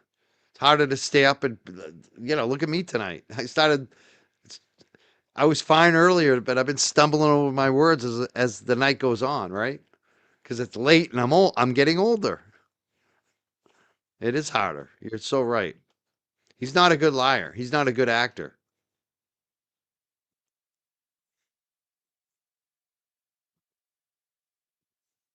That is a fact. That's why you have to have empathy. And you have to recognize that. I can't imagine what it would be like to be a woman in this world, especially in America, or black female, biggest of all. Like, I can't imagine. Can't even imagine it. All the shit that we take for granted. Yeah, I am looking forward to hearing from Bill and Hillary. That's going to be must see TV. We'll be playing it on the show, hopefully, if they release it, which I'm sure they will. I think it's a vast. I know if you said it to do all the things he did, and now I know he was. If you would have, He did all these things he did, and I had no idea. Yeah, right, dude. Yeah, right. Bank robber. Bank robbers don't rob one bank. That that was just. There's more. You paid Jeffrey Epstein all that money off the books, so you'd have this plausible deniability. If it ever went south, all the shit he did for you, you would just be like, "Oh, he stole the money. I had no idea." This was. I guarantee you, you had this planned out the whole time. There, and I can understand why people like myself who were robbed don't want to be mentioned because they don't want to talk about it. They don't want to, appear naive or dumb. I mean, when I look in the mirror, I know I see an honest person, but He's honest, all right. He's honest with his arms folded and look at the face. Even he knows it's full of shit. I see an honest person when I look in the mirror. That's really convincing, dude. yes, I was completely blind. I was completely blind.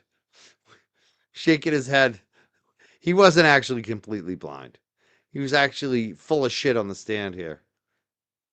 Wow. That was something to witness, to see a billionaire on the stand for 5 hours answering questions about the shit he was involved in and denying it all and not doing a good job. That was fun actually. That was, even though it's kind of depressing to hear about some of the victims, it's kind of fun to see him squirm. Yeah, right? Classic clip. You see an honest person, you wish. I know. The blind billionaire. Yeah, he's walking around blind with a bathrobe on. I don't know what's going on. I don't know what happened to my money.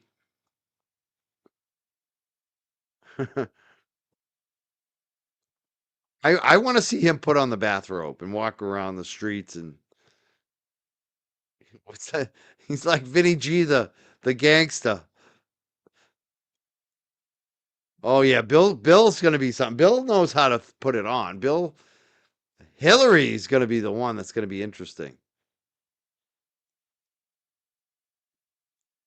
I'm looking forward to these depositions. More of them. We got to demand them. We got to make sure they go forward.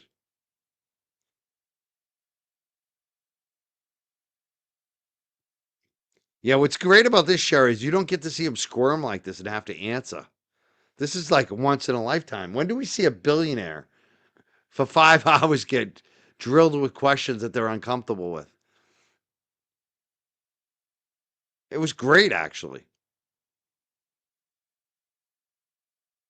Yeah, but I still have money. He's walking around. Am I still rich? I'm in a bathrobe walking around the streets. Did Jeffrey Epstein take all my money? I don't know.